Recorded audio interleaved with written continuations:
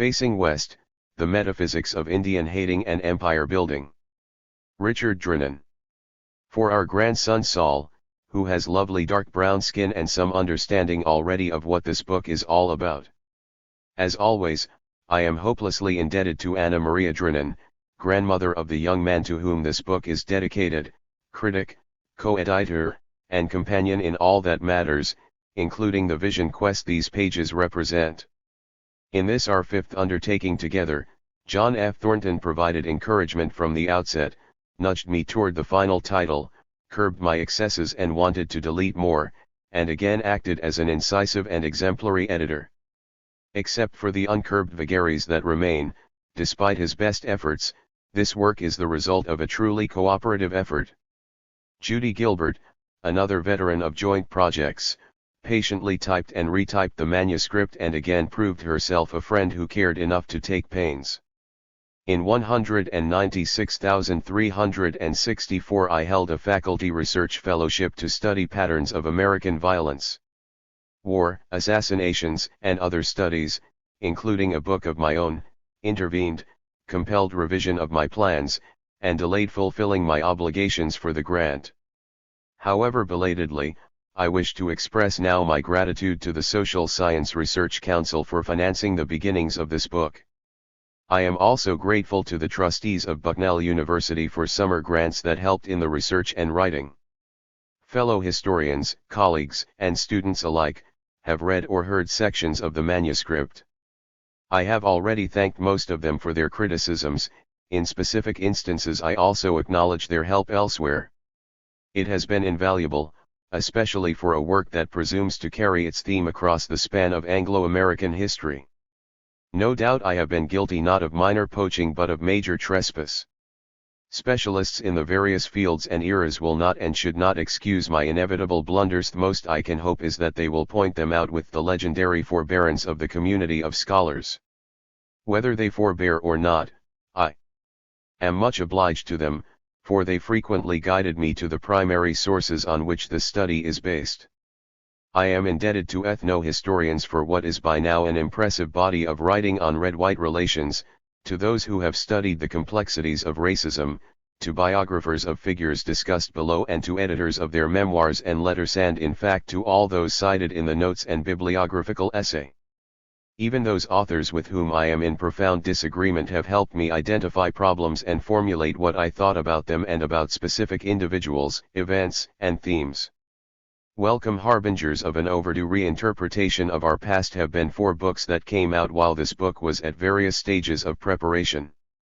Richard Slotkin's Regeneration Through Violence, The Mythology of the American Frontier, 16001860, 1973, and Francis Jennings's Invasion of America, Indians, Colonialism, and the Cant of Conquest, 1975, came to my desk after I had substantially completed my chapters on the 17th century, but elsewhere I have taken advantage of their insights and findings. For an appraisal of Jennings's contributions, see my Ravished Land in the Indian Historian, 9 Fall 1976, 2426. In Fathers and Children, Andrew Jackson and the Subjugation of the American Indian, 1975, Michael Paul Rajan imaginatively harnessed together depth psychology and political theory to relate the man to his times and vice versa. I drew directly on Rajan for my understanding of Jackson and the First Seminole War and have been instructed by his example elsewhere. For more extended analysis of Rajan's work, see my evaluation in the New York Times Book Review, June 15, 1975.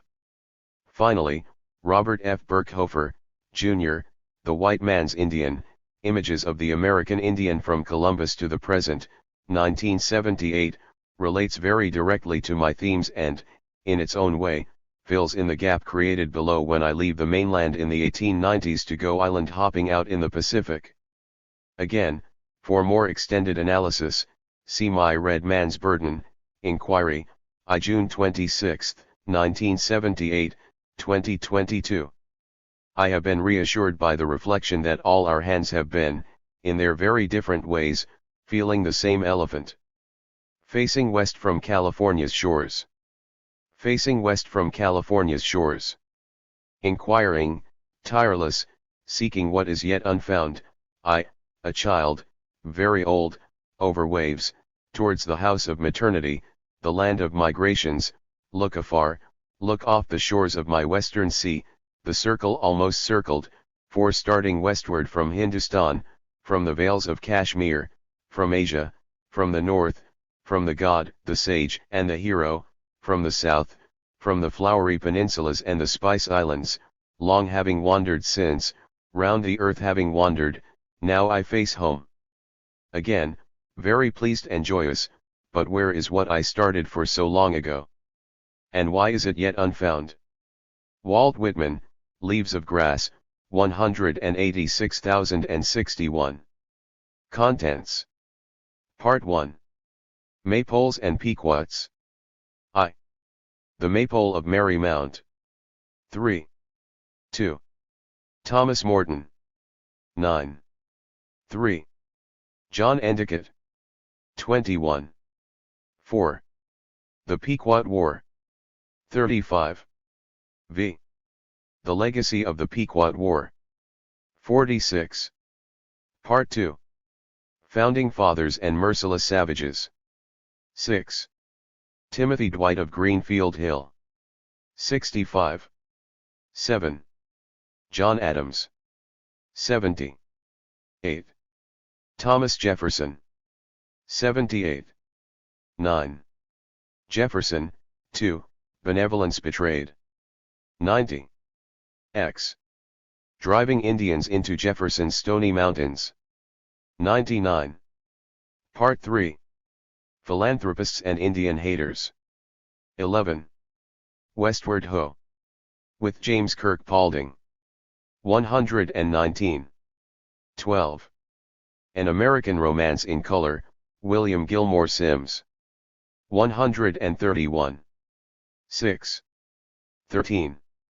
Nix in the Woods, Robert Montgomery Bird. 147. 14. Friend of the Indian, Colonel McKenney. 165. 15. Professional Westerner, Judge Hall. 191. Part 4. Civilizers and Conquerors. 16. The American Rhythm, Mary Austin. 219. 17. The Manifest Destiny of John Fiske. 232. 18. Outcast of the Islands, Henry Adams. 243. 19. The Open Door of John Hay. 255. XX. Insular Expert, Professor Worcester. 279. XXI. The Strenuous Life Abroad, Mark 70s in the Philippines. 307. XXII. The Strenuous Life at Home, to and Beyond the Louisiana Purchase Exposition. 333. Part 5. Children of Light. XXIII. The Occident Express, from the Bay Colony to Indochina. 355.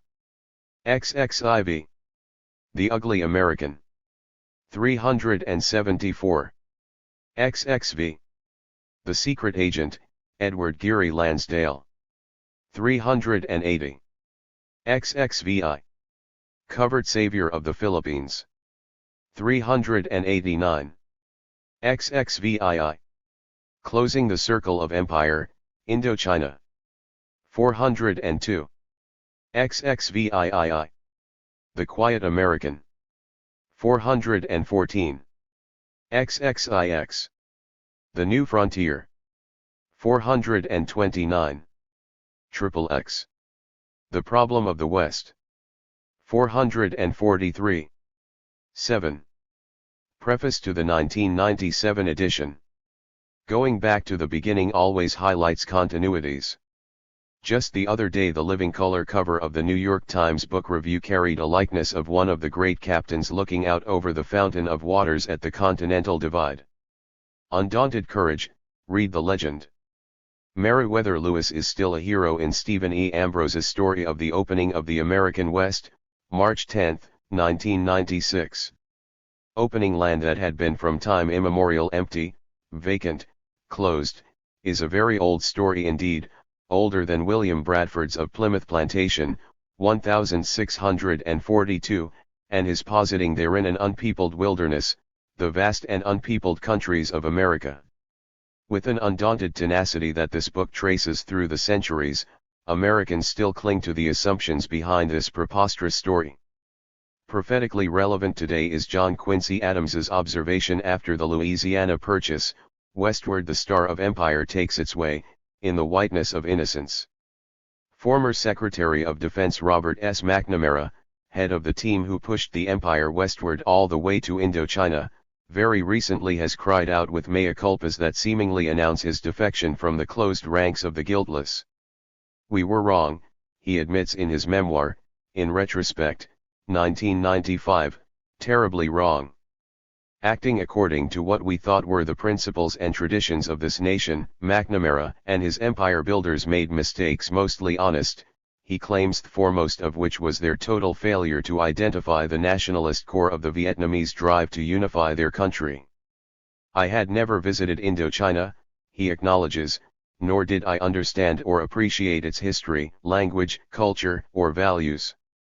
Moreover, thanks to the purging of top State Department Asia hands in the McCarthy 50s, he and other officials in the Kennedy and Johnson administrations lacked experts for us to consult to compensate for our ignorance about Southeast Asia. But this supposed dearth of experts is itself suggestive.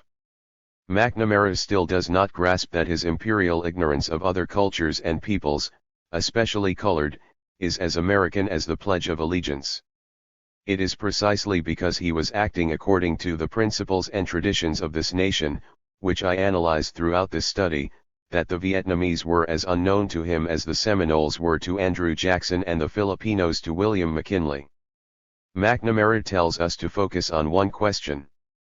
The right question is, did you rely on the wrong strategy, conventional military tactics, instead of winning the hearts and minds of the people? And the answer to that is yes. It was totally wrong. But here he is simply recycling the counterinsurgency thesis of his erstwhile special assistant, Edward G. Lansdale, the master scene shifter I try to keep up with in my concluding chapters, and in my 1990 preface. What went terribly wrong was not the empire's westward destination but the flawed strategy that kept it from getting there and to all those hearts and minds. Here shines still the whiteness of innocence. In my text I used the word genocidal as descriptive of John Endicott's orders before he sailed for Block Island in 1636, p. 34, and to characterize Puritan intentions toward New England tribes, p. 44. Later, in a note, I made explicit that I was drawing directly on the definition of genocide formulated by the United Nations General Assembly in 1946, p. 324n. In a 1991 essay, The Pequot War Reconsidered, New England Quarterly, LXIV, 20624, Stephen T. Katz remonstrates against my usage and that of other errant historians. A professor of Jewish studies at Cornell University, Katz starts by discarding the UN definition in favor of his own, more stringent, use of the term to mean an intentional action aimed at the complete physical eradication of a people. He uses that as a springboard for giving Puritans the benefit of more doubtful factors than we can possibly consider here, and finishes by brandishing his conclusion. Such factors suggest that while the British could certainly have been less thorough, less severe, less deadly in prosecuting their campaign against the Pequots, the campaign they actually did carry out, for all its vehemence, was not, either in intent or execution, genocidal. Why not? Well, because his stringent definition had ruled it out from the beginning. Some Pequots having escaped the vehemence, their tribe was not completely eradicated. As recently as the 1960s, Pequots were still listed as a separate group residing in Connecticut, and Katz might have added, some survivors were still there playing bingo as recently as the 1990s. In American Holocaust, 1992, p. 318n, David F. Stannard wonders what Professor Katz would say to a professor of Native American studies who went out of his way to write an essay claiming the Holocaust was not genocidal, because, after all, some Jews survived, a number of them even live in Connecticut today. What defensive professors say about genocide can be unintentionally revealing. What protective politicians do about it, or rather did not do for 40 years, is perhaps still more significant. On December 9, 1948, the General Assembly of the United Nations unanimously passed a genocide convention to prevent, and punish, the mass killing of racial, ethnic, religious, and national groups. It became international law in 1951 upon ratification by the necessary 20 member nations, and scores of others soon signed on. But the United States left it bottled up in the Senate Foreign Relations Committee for decades and withheld ratification until 1988. Leo Kuper, who is after Raphael Lemkin the leading student of genocide, cites this extraordinary delay and the obvious reluctance of the United States to ratify this basic human rights convention as framework for just the right question: did it fear that it might be held responsible, retrospectively, for the annihilation of Indians in the United States, or its role in the slave trade, or its contemporary support for tyrannical governments engaging in mass murder? Asterisk. Who knows?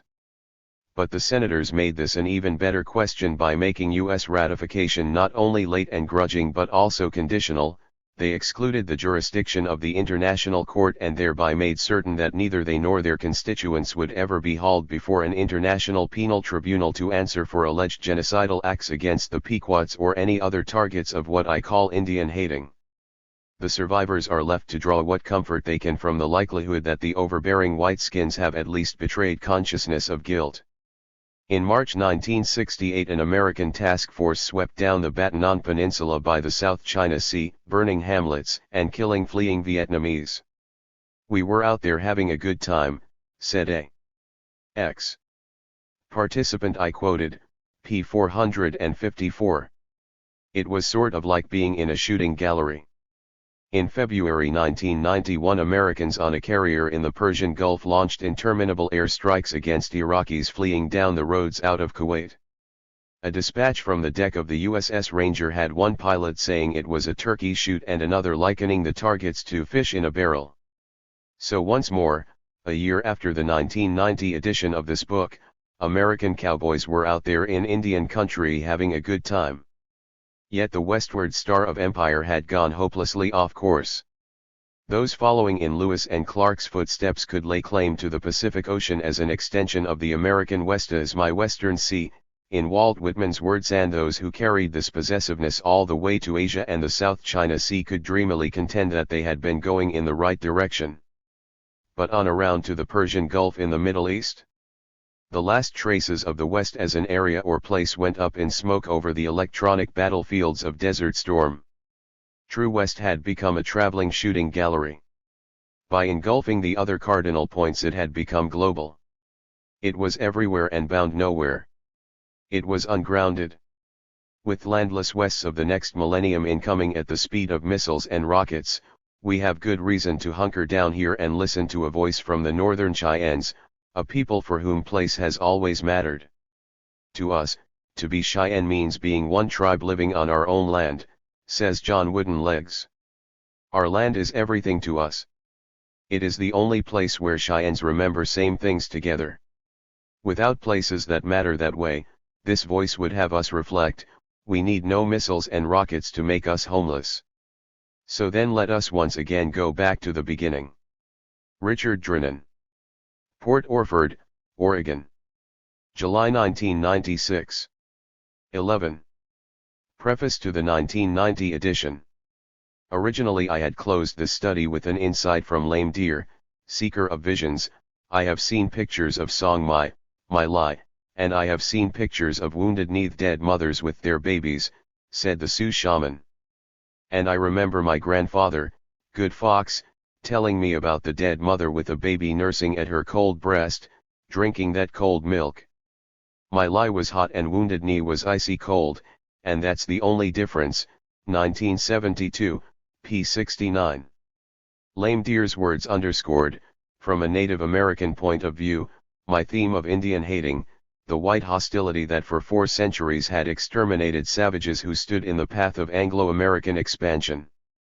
But my job-like editor rightly pointed out that the extract hardly provided an upbeat note on which to conclude, and, besides, if readers had not been persuaded of the inner identities of the 2 massacres by that point, nearly 500 pages along, they never would be. I agreed, cut the paragraph from the galleys, and concluded instead by voicing what I thought was a modest, sharply qualified hope: with Indians taking the lead, Americans of all colors might just conceivably dance into being a really new period in their history. Enter Ronald Reagan, the Hollywood cowboy, former lieutenant in the 14th Cavalry Regiment, and campaigner for cutbacks in federal programs. First, reconsider the doom of those proto-victims called Pequots. In Part 1 I accompany the punitive Puritan expeditions of 1637 that made some 400 Pequots as a fiery oven in their village near the Mystic River, and later finished off 300 more in the mud of Fairfield Swamp. For these proceedings, said 12. Captain John Underhill, we had sufficient light from the Word of God. At the head of parts 2 through 5 I place epigraphs that suggest how every generation of Anglo-Americans down to the present has followed the pattern set then and has repeated, with minor variations, such justifications for burning natives in their villages and rooting them out of their swamps. Understandably, the Puritans had not intended to have that pattern of oppression associated with the tribe they destroyed. Rather they sought, as Captain John Mason reported, to cut off the remembrance of them from the earth. The name Pequot had become extinct, declared the Connecticut General Assembly, and no survivors should carry it. Yet scattered individuals did, and both the name and the remembrance lived on in them. In a recent lawsuit they joined to reclaim lands taken illegally, and finally in a bill, unanimously approved in both houses of the Congress, that would have given them $900,000 to buy 800 acres of their own reservation.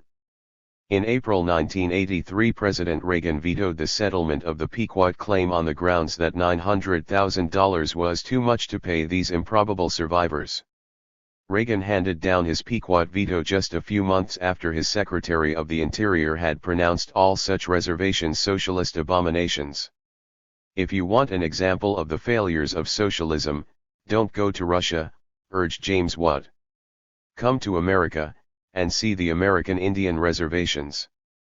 If Indians were allowed to be liberated, they'd go out and get a job, and that guy, the tribal leader, wouldn't have his hand out as a paid government official. Washington Post, January 20, 1983. Watt's reasoning echoed that behind the 1950s termination bills, the series of acts that liberated nearly 100 tribes and bands from their inherited treaty rights, trust status, and reservations. Cut off from their land sanctuaries, they lost those places where Indians remember same things together, as John Wooden-Legs once said of his tribe's Cheyenne reservation.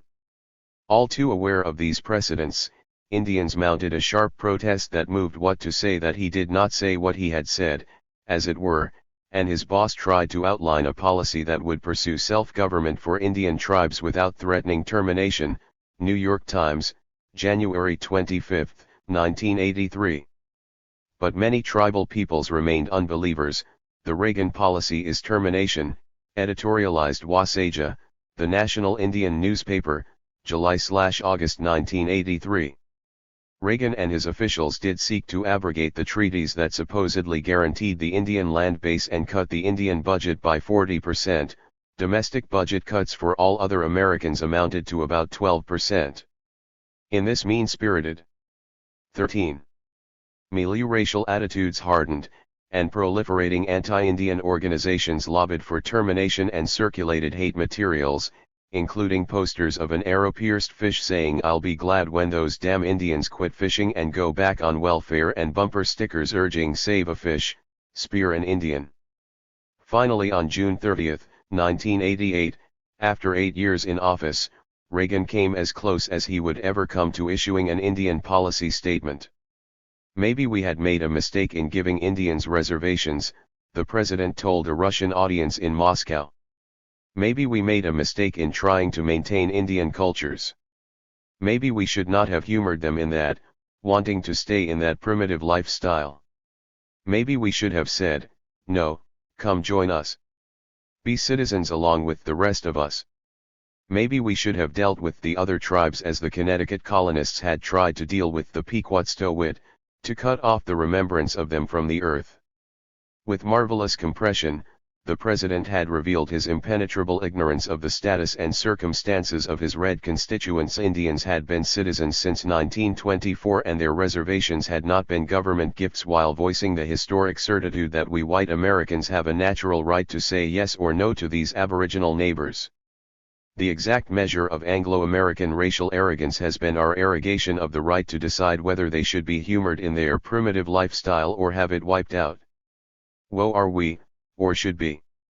In his Indian statement, the great communicator surely spoke for most of the rest of us white Americans and thereby made the study of Indian hating as timely as yesterday's headlines. And had we collectively stepped back or even inched back from the primordial tradition of disrespect he so effortlessly articulated, then the modest hope of my 1980 conclusion would seem less embarrassingly immodest today. 4 centuries after Columbus, Frederick Jackson Turner had pronounced the continental frontier gone, and with its going has closed the first period of American history.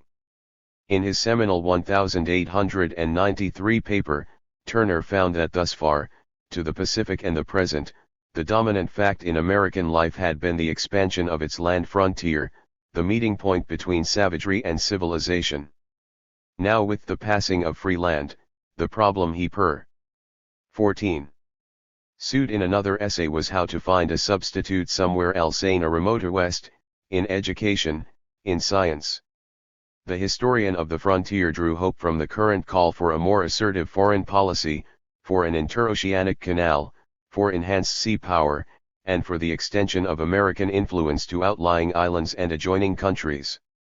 What was to stop the winning of the West from taking to the high seas?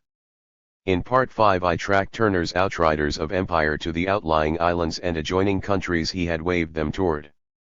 There they waged wars of subjugation shaped by attitudes toward native peoples, Gugus and Gooks, that made the massacres in Vietnam's Indian country in the 1960s consistent with those of Filipinos in Batangas at the turn of the century and with those of Indians on the continent earlier. My lie back to Wounded Knee connection drawn by lame deer so aptly across space and time.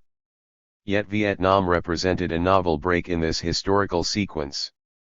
For the first time Anglo-Americans had hurled themselves westward against a human barrier that proved insurmountable. The rollback of empire from the far Pacific Rim marked a decisive reversal and the close of Turner's second period in American history. I saw that we had overreached ourselves, said Look foreign editor J. Robert Miskin on his return from a trip to Vietnam. America's historic westward driving wave has crested, November 18, 1969. In chapter XXX I quoted Miskin approvingly but hedged by adding quickly that what Turner said of the second period applies with a vengeance to the third period of American history.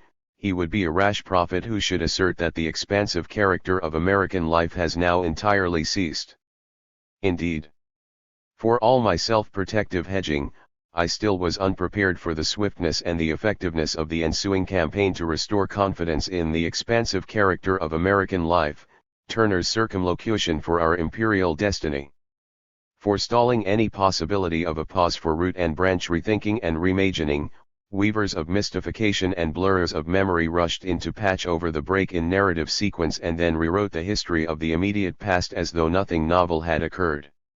Scholarly fabulists even contrived to have American innocence emerge, unblemished as ever. In America in Vietnam, the most elaborate apology, Gunter Louis reached the reasoned conclusion that the sense of guilt created by the Vietnam War in the minds of many Americans is not warranted, 1978, p. 6. Now you see the million bodies, now you don't. 15.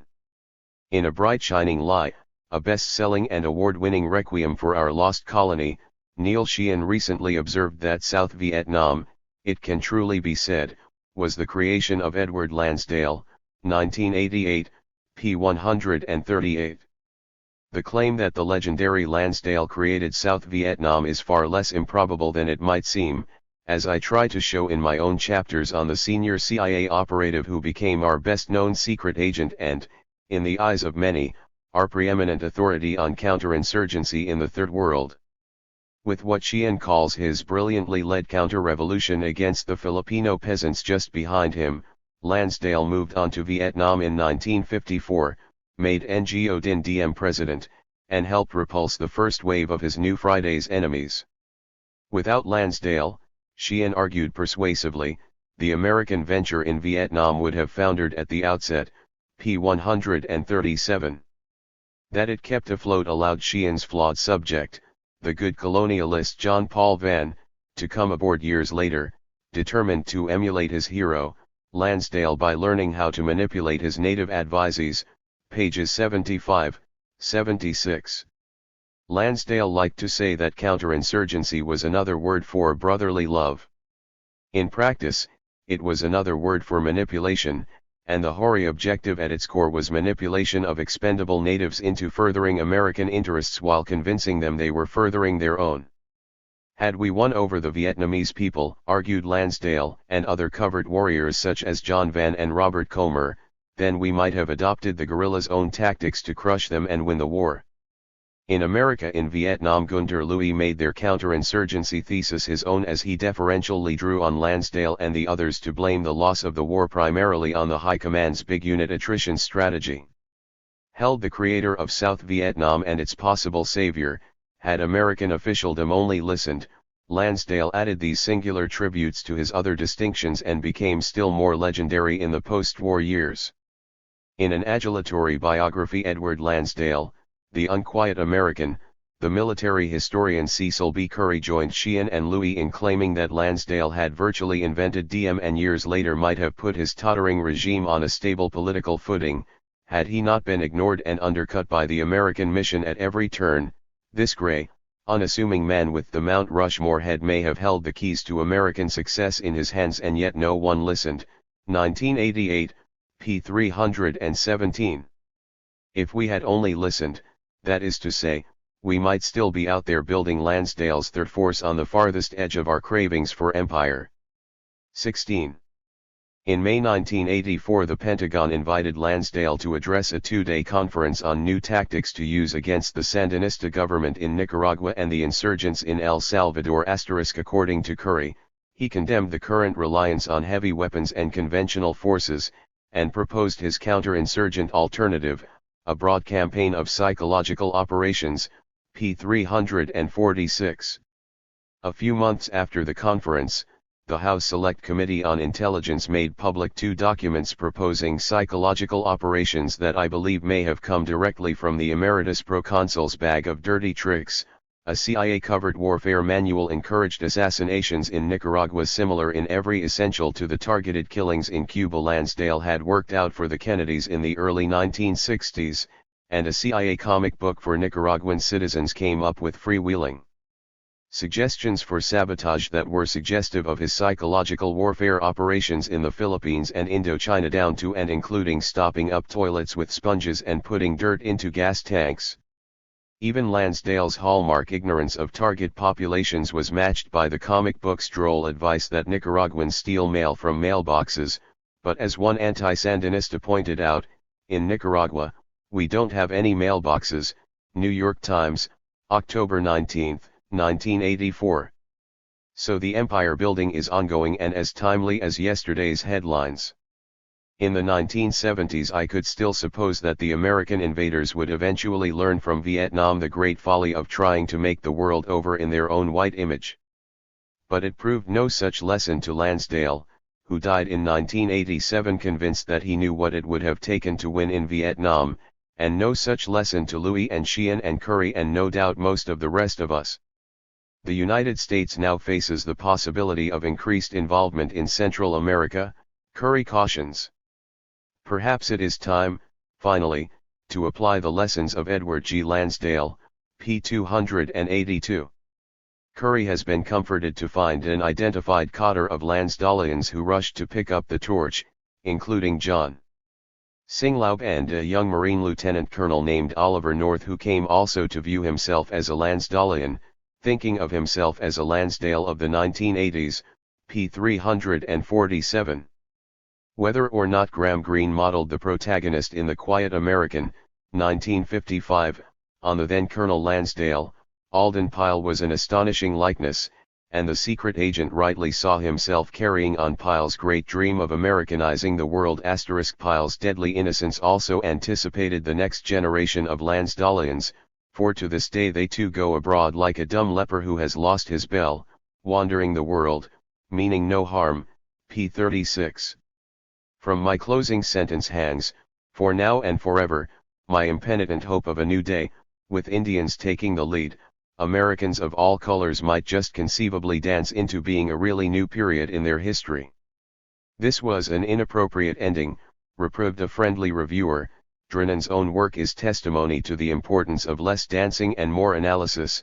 Inquiry, September 22, 1980, p. 26.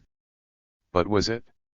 Equally unmoved by the prospect of discerning the land's rhythms, a moderately hostile reviewer disliked my dark, dancing tribesman and undertook to teach me the realities of tribal life. One cannot look to Native American societies, past or present, for models of life without repression, projection, sadism, ethnocentrism, God is red, and violence. The noble savage is also a racist stereotype. New Mexico Historical Review, October 1981, p. 413. But savages, noble or ignoble, had entered my pages only as inner demons of the white invaders. So had I really earned this admonition? Finally, a thoroughly disgusted reviewer lamented my want of propriety. When Thomas L. McKenney reveals the sexual limitations of his Quaker upbringing after observing an Indian dance, Drinnon makes some revelations of his own. If McKenney had let go, surmises 18. Drinnon, a dancing counterpart, might have leaped out of him, joined the circle, chanted, copulated, and run off into the free and boundless forest. McKenney may well have entertained such infantile fantasies, but at least he had the good sense to repress them. Western Historical Quarterly, October 1981, pages 43,334. But what if the first head of our Indian service had been a great voluptuary who welcomed this embrace of the shaggy new world? What if he had acted out the fantasy, including that hair-raising copulation, would that have been so awful? Worse than awful, answer this vexed historian and the long line of his predecessors with the good sense to share his loathing of the body's rhythms, though they used other words to condemn them. In the beginning, Increase Mather plainly had such infantile fantasies or something like them in mind when he warned in his Danger of Apostasy, 1679, that people are ready to run wild into the woods again and to be as heathenish as ever, if you do not prevent it. Yes, on this turtle continent God may indeed be red, for all we non-Indians know. Unwilling to let go, grasp the outstretched hands, and join the circle, we have seen in those feet thumping and caressing the earth only what we must be prevented from becoming, wild running bodies, dusky dancing reminders of our own inescapable mortality. Outside the circle always, we have walled ourselves off from experiencing these ritual reaffirmations of the relatedness of everything. Repressing our yearnings, we have failed even to see the existence of a tribal metaphysics that calls into question the universality and beneficence of our cherished binary oppositions, including subjective/objective, imagination/understanding, reason/passion, spirit/flesh, and not least, civilization/savagery. As opposed to the white metaphysics I pursue in this book, the shut-out red metaphysics affirms rather than negates, and asks us to lift ourselves to the Sioux truth: we are all related. To lift ourselves so high would be, no doubt, to fall down into the circle again, into Mather's heathenism, my disgusted critic's infantilism, and assorted aberrations we have all been warned against, including animism, romanticism, and those primitive lifestyles that worry presidents. It would elicit courteous calls for less dancing and more analysis, and blunt reminders that the noble savage is also a racist stereotype. So be it, for somehow we must transcend a recorded history that has sung hallelujahs for the conquerors of our red relatives.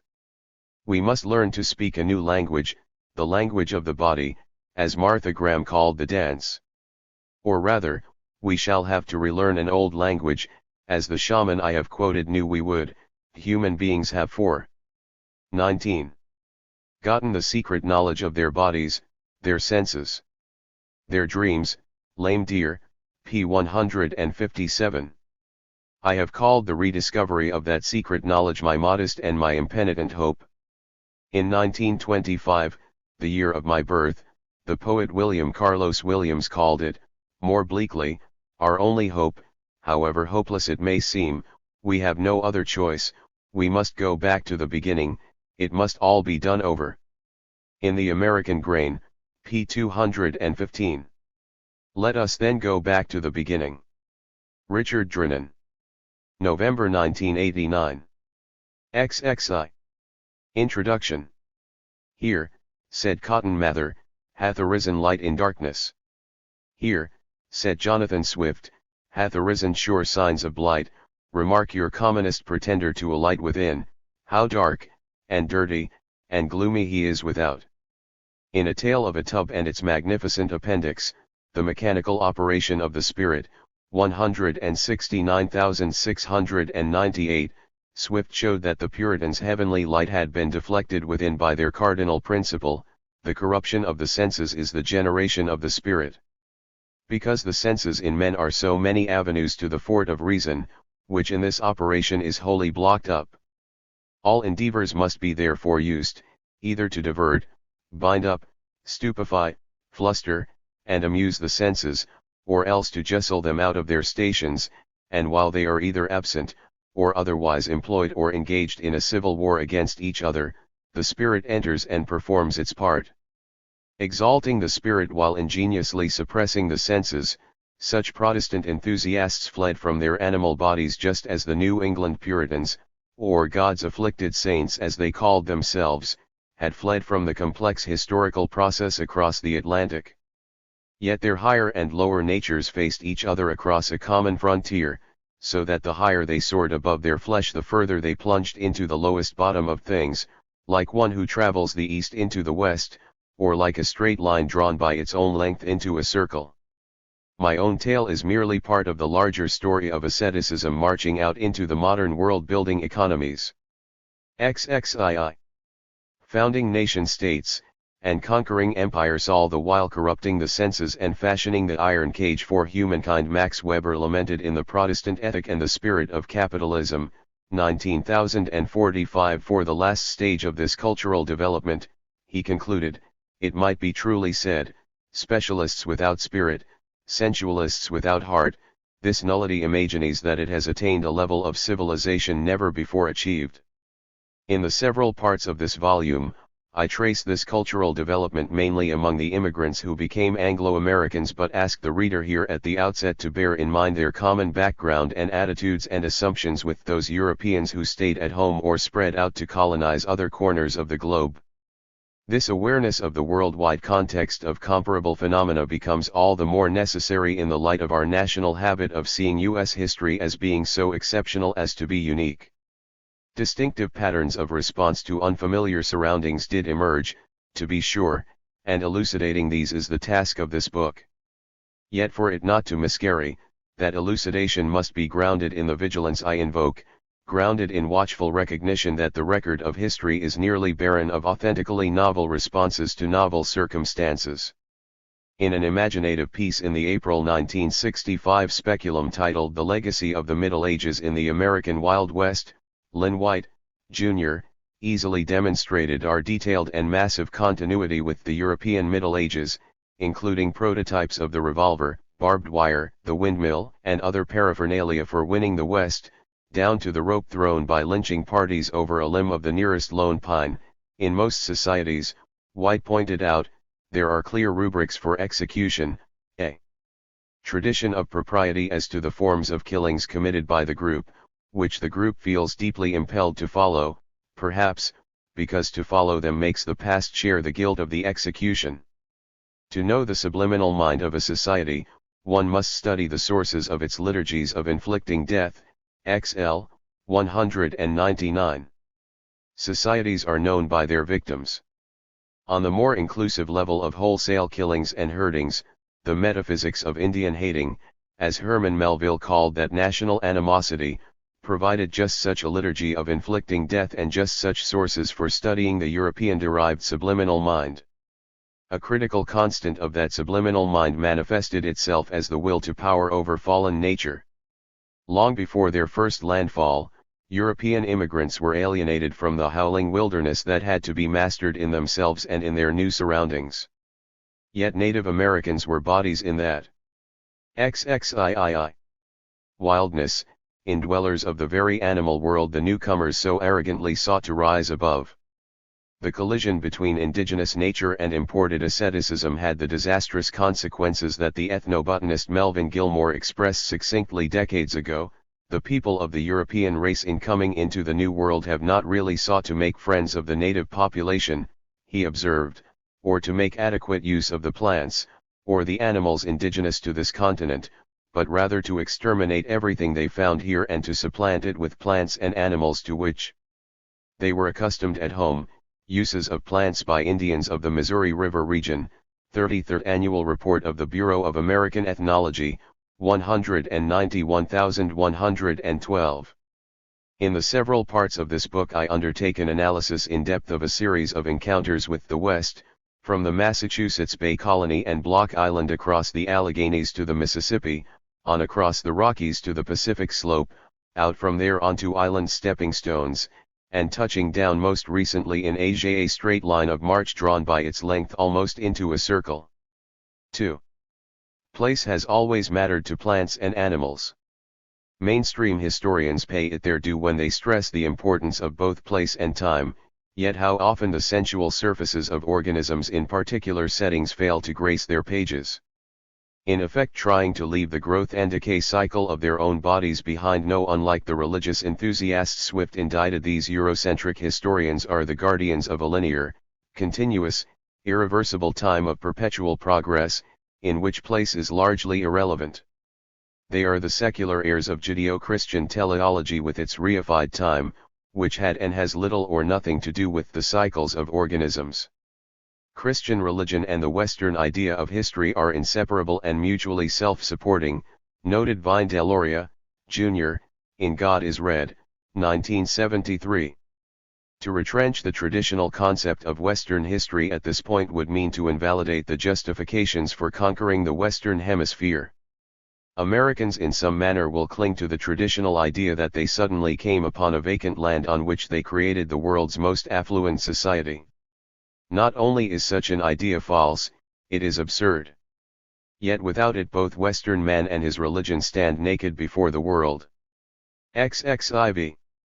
To avoid similar absurdity, I have adopted a view of time that is more akin to the one advanced by Duwamish Chief Seattle in a great and sad speech of 1854, tribe follows tribe, nation follows nation, like the waves of the sea. My study begins with Robert Lowell in the 1960s, swings rapidly back past Nathaniel Hawthorne in the 1830s to Thomas Morton and John Endicott in the 1620s, then turns about and returns more slowly past Thomas Jefferson and the Founding Fathers, past Herman Melville and others to the volunteers in the Philippines at the turn of the century, and concludes with the nation builders in Indochina in the 1960s and a little beyond. But like a tree trunk's concentric rings, my completed cycle contains smaller cycles, 5 parts, like so many Indian round dances of life and death, within which time internal to individuals, groups, and complex events receives the scrupulous attention it merits. After all, as a Western historian I have a certain vested interest in time. But since I perceive the same sort of massive continuity that Lynn White perceived between the Middle Ages and the Wild West, I occasionally swing or shuffle from one episode to another, to make or renew acquaintances and point to consistencies in preceding and succeeding generations. To reflect that only 6 generations of their family separated the immigrant Henry Adams in the 1630s from the historian Henry Adams in the 1890s, for instance, puts the past into a less linear framework, and to learn that successive waves of Adamses had a relatively fixed view of natives says much about their society's subliminal mind. If the reader does not become too disoriented by this process, my heretical method will, I hope, make the present help explain the past and the past help write the history of the present. On a spatial level, the strategy of this book is embarrassingly simple-minded.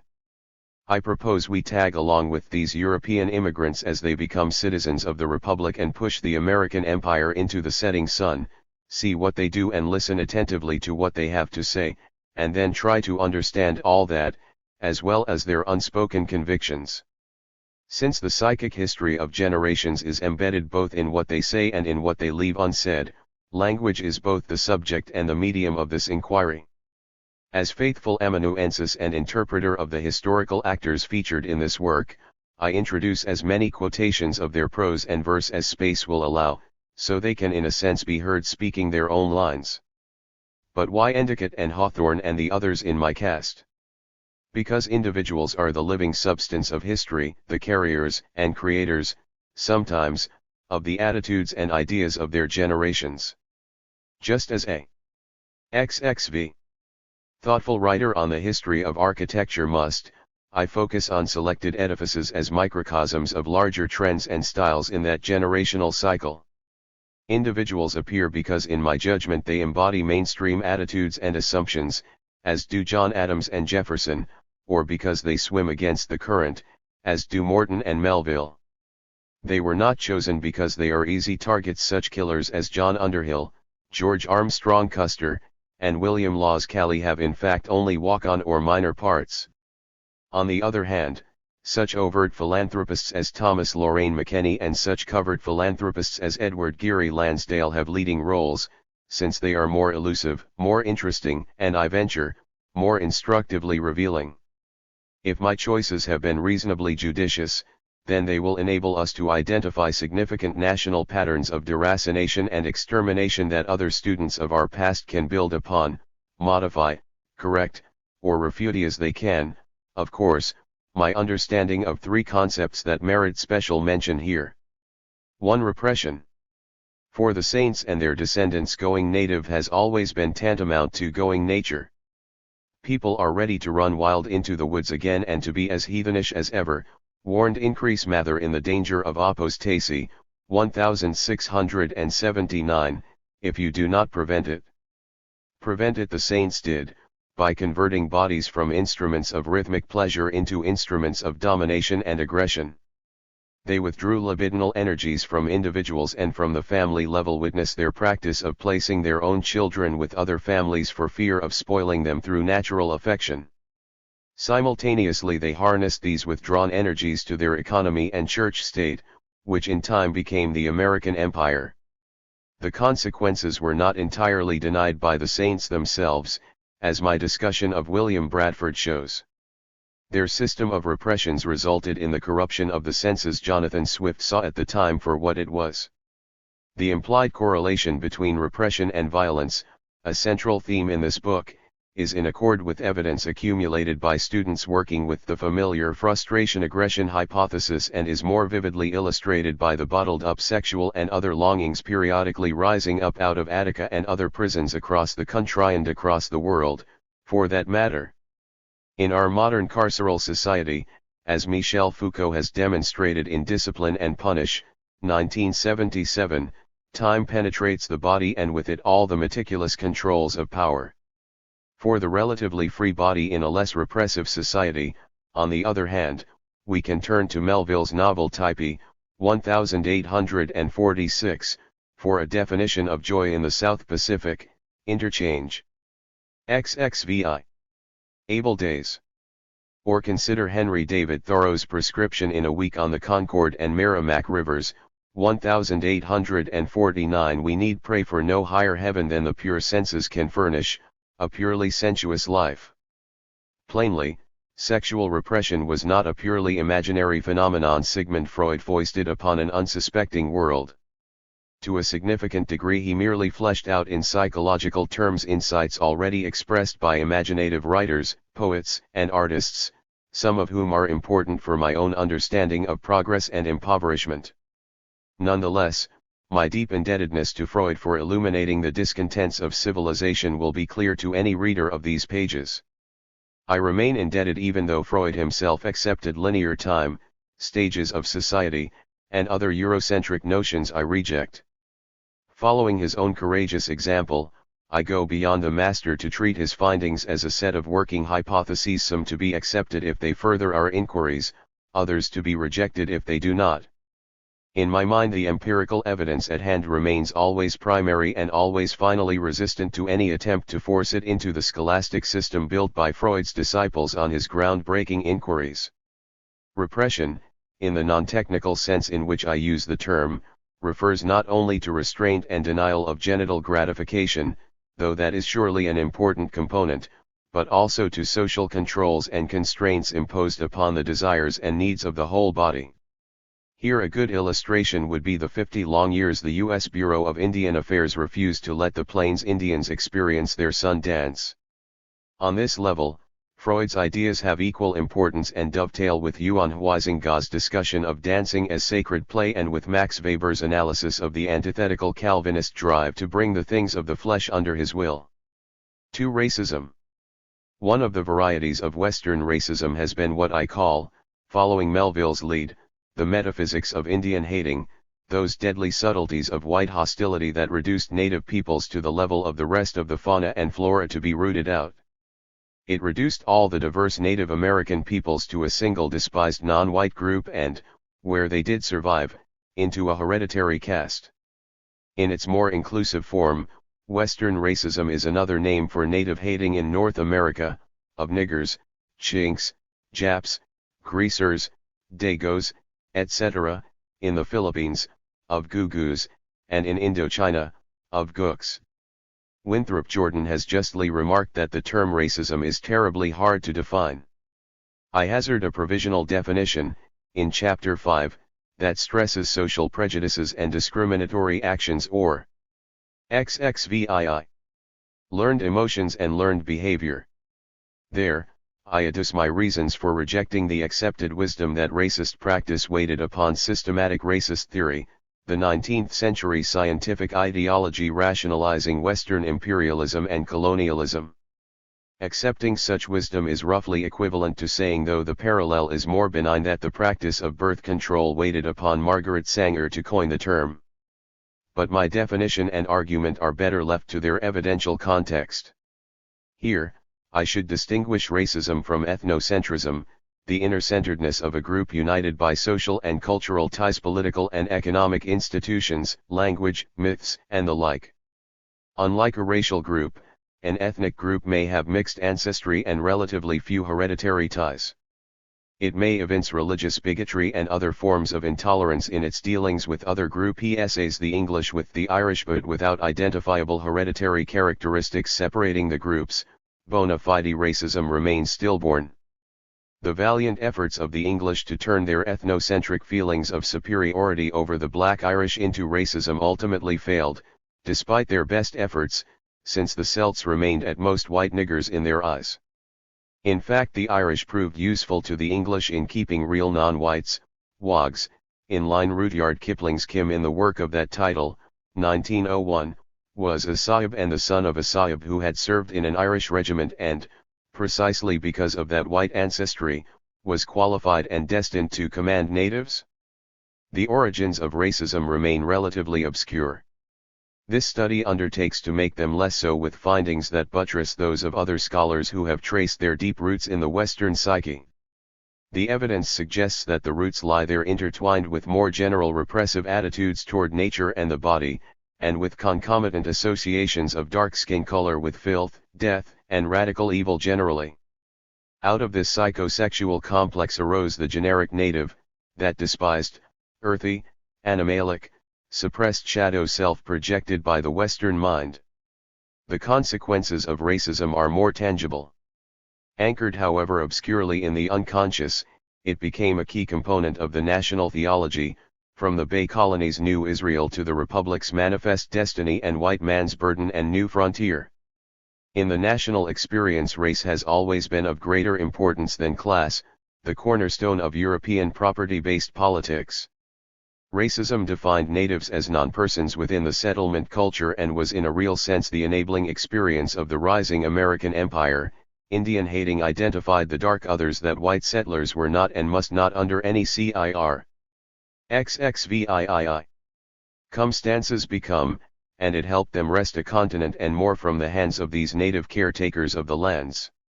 This book is about that racism. 3. Civilization. Western writers, including Freud, have not used this term interchangeably with culture, so that other peoples might have other civilizations. Instead, they have used it to distinguish Western superculture, or the one true civilization, from so-called primitive cultures. This ethnocentricity with its unmistakable racist overtones led to what Weber properly scoffed at, the nullity, imagining that it had attained a level of civilization never before achieved. To guard against such nonsense, I have fenced in this expansionist term with ironic quotation marks. 3. On a clear day you can see Block Island from the place on the Rhode Island coast where I wrote most of this book. It is a visible reminder that Captain John Endicott's 1636 expedition to kill all the adult males on the island was an expedition to the Saints' first west after the Bay Colony. Other wests followed hard after, in the Connecticut Valley and across the continent to the New England of the Pacific, as historian John Fiske called Oregon. I grew up on the Pacific slope there, the son of belated pioneers. Norwegian immigrants, my mother's people, the Tweeds, settled first in Iowa and then, after a cyclone had leveled their farm buildings, continued their westering to the Pacific, relocating in the lush Willamette Valley. That was in the 1890s, just as Frederick Jackson Turner had announced the passing of the frontier and free land. Of Irish and German stock, my father, John Henry, was born and raised near the Cumberland Gap in the Boone and Crockett country of Kentucky and Tennessee. A good man with an axe and a rifle, Jack, as we called him, valued vigilance and always slept with a loaded revolver under his pillow or close at hand. He worked his way west at the turn of the century and, Turner notwithstanding, took up free land in the Columbia River Basin. I can still vividly recall one of Jack's stories about homesteading on those dry lands. It pivoted around the popular local pastime that made all squaws in the field, except the very old, fair sexual game for mounted ranchers. A twist in the usual upshot of squaw chasing came one day, it so happened, when one quick thinking XXIX quarry squatted down and threw sand up into her privates, as Jack always called them, before her ardent pursuer could haul her in with his lariat. The image of the thwarted rider of the purple sage and perhaps memories of the old days always raised belly laughs from Sherm Wilcox and Jack's other homesteading cronies, as though they were hearing the tale for the first time. I myself liked it hugely, which is to admit that I also grew up an unthinking and unfeeling heir to the contempt for the land and its peoples that I have portrayed in this book. As a boy I shot 2 of the few remaining native pheasants in the Willamette Valley, just as perhaps a few decades earlier I might have delightedly shot 2 of the remaining Native Americans. In college, Turner became one of my favorite historians, and from him I assuredly learned nothing that would have led me to question the triumphant saga of my people's march across a land that was deemed vacant save for the few wretches whose savagery had to be ended. I mention these autobiographical fragments not to establish my bona fides as a sourdough but to present my own early unconscious presuppositions. In a way every inquiry into Western history, into reified repressed time, implicitly raises the question, how have we become so alienated from ourselves and from the land?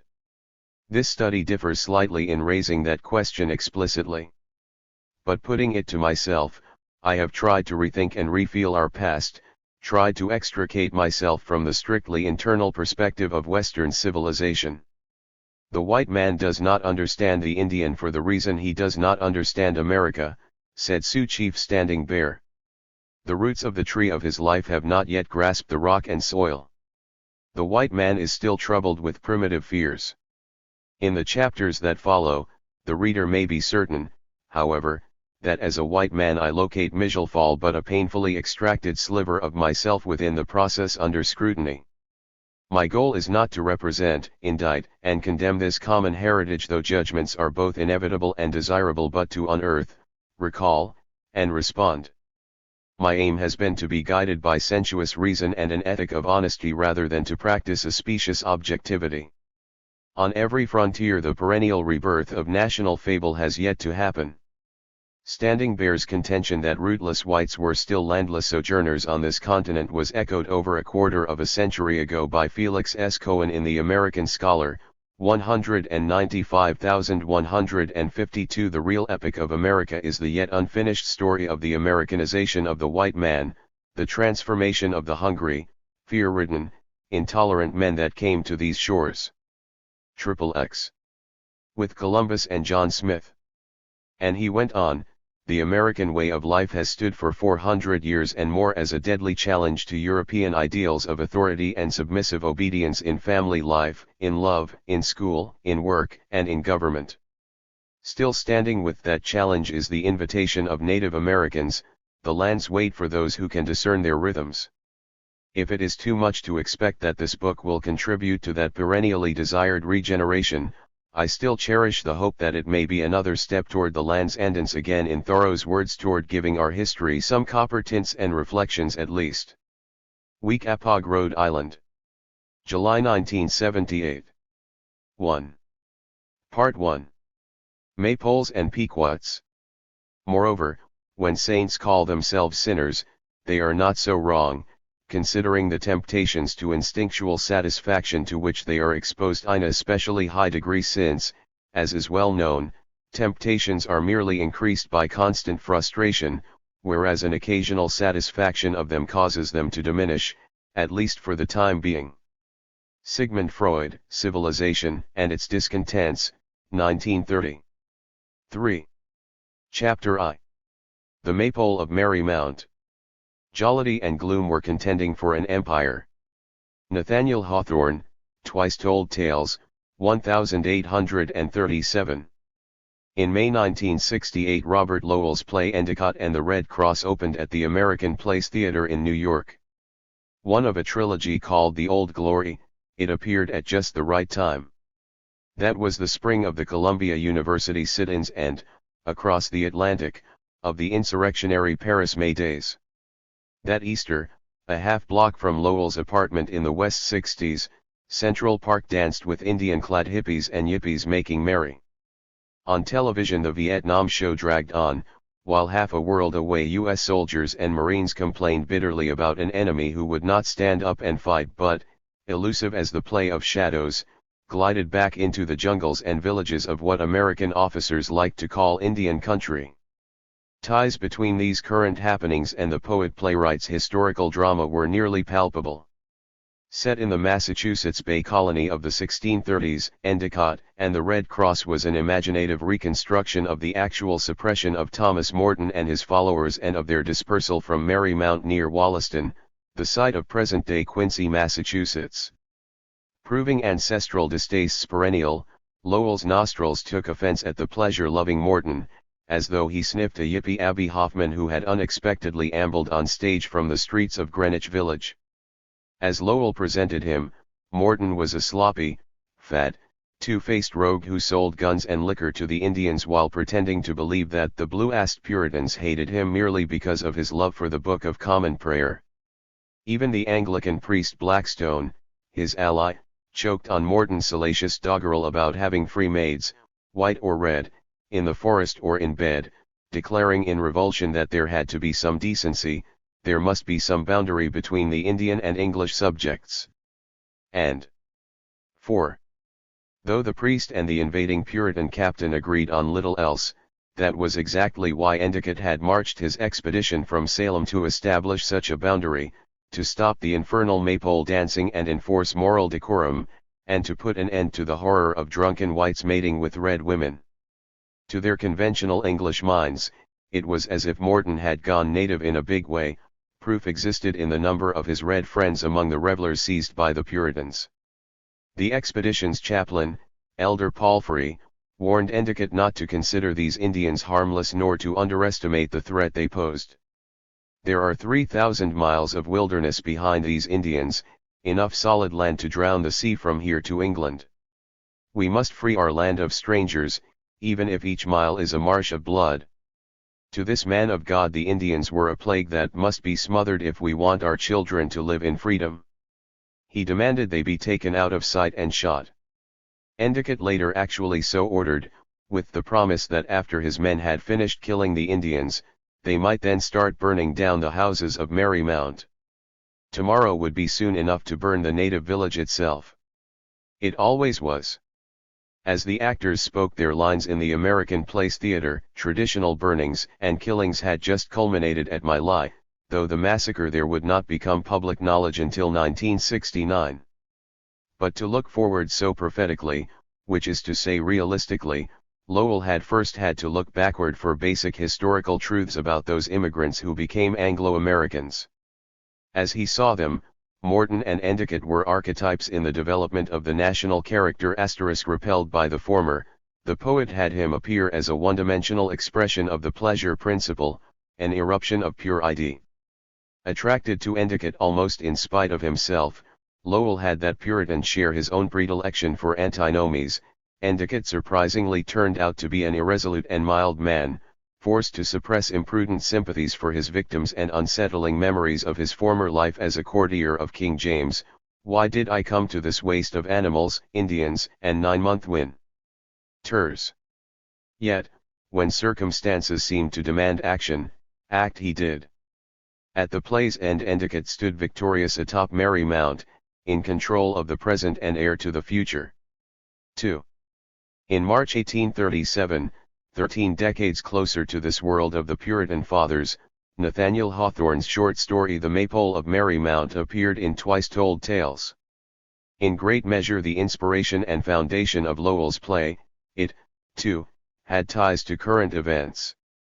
The Second Seminole War was dragging on, with U.S. soldiers and Marines trying to root the Indians out of their swamps and damning them for not standing up and fighting. The year before, President Andrew Jackson had urged that Seminole women and children be tracked down and captured or destroyed, but even those tactics had not brought the Indians to heel.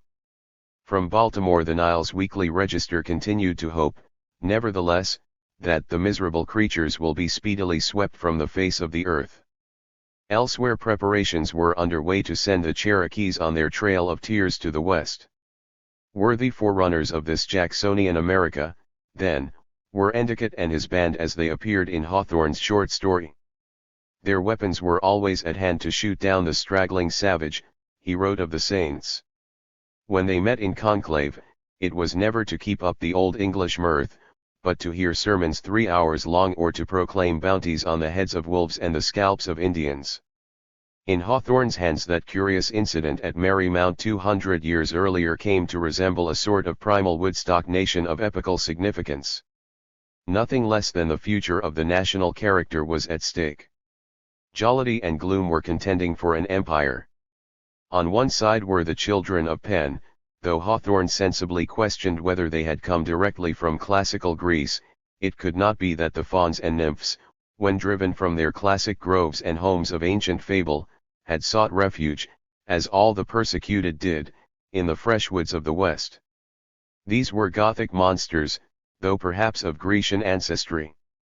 That the great god was their ancestor was more certain than probable, however, for one comely youth showed the beard and horns of a venerable he-goat, while another appeared scarcely less monstrous with the head and antlers of a stag on his shoul. 6. Durs. Green boys and glee maidens all, they loved 20 different colors but no sad ones, they wore fool's caps and had little bells appended to their garments, tinkling with a silvery sound responsive to the inaudible music of their gleesome spirits. Flower children who dressed their maypole in blossoms so fresh and dewy that they must have grown by magic on that happy pine tree, they acted out a wild philosophy of pleasure that made games of their lives. Once, it is said, they were seen following a flower-decked corpse with merriment and festive music to his grave. On the joyous occasion Hawthorne described, the jovial priest Blackstone crowned a lightsome couple Lord and Lady of the May and prepared to join them in pagan wedlock, for they were really and truly to be partners for the dance of life. In other, quieter times, the Marymounters were said to have sung ballads, performed juggling tricks, played jokes on each other, and when bored by their nonsense, made game of their own stupidity and began a yawning match. Yet their gay veneration of the maypole was quite serious, they danced around it once, at least, in every month, Sometimes they called it their religion or their altar, but always it was the banner staff of Mary Mount. Theirs was no narrow creed of the elect, however, for sometimes they could be seen playing around the great shaft and exerting themselves to entice a live bear into their circle or to make a grave Indian share their mirth. Onto this sun-bright field rushed the saints, black shadows sworn to eternal enmity against such mirth, and at the same time waking thoughts bent on scattering the fantasies of such dreamers. They displayed a taste for the funereal, the colors of death, their songs were psalms, their festivals, fast days. Among them, woe to the youth or maiden who did but dream of a dance. Mingling with the merry mounters that nuptial night, they suddenly turned on their unsuspecting hosts and captured the dancers one and all. Their leader's command followed swiftly. Wherefore bind the heathen crew and bestow on them a small matter of stripes apiece as earnest of our future justice.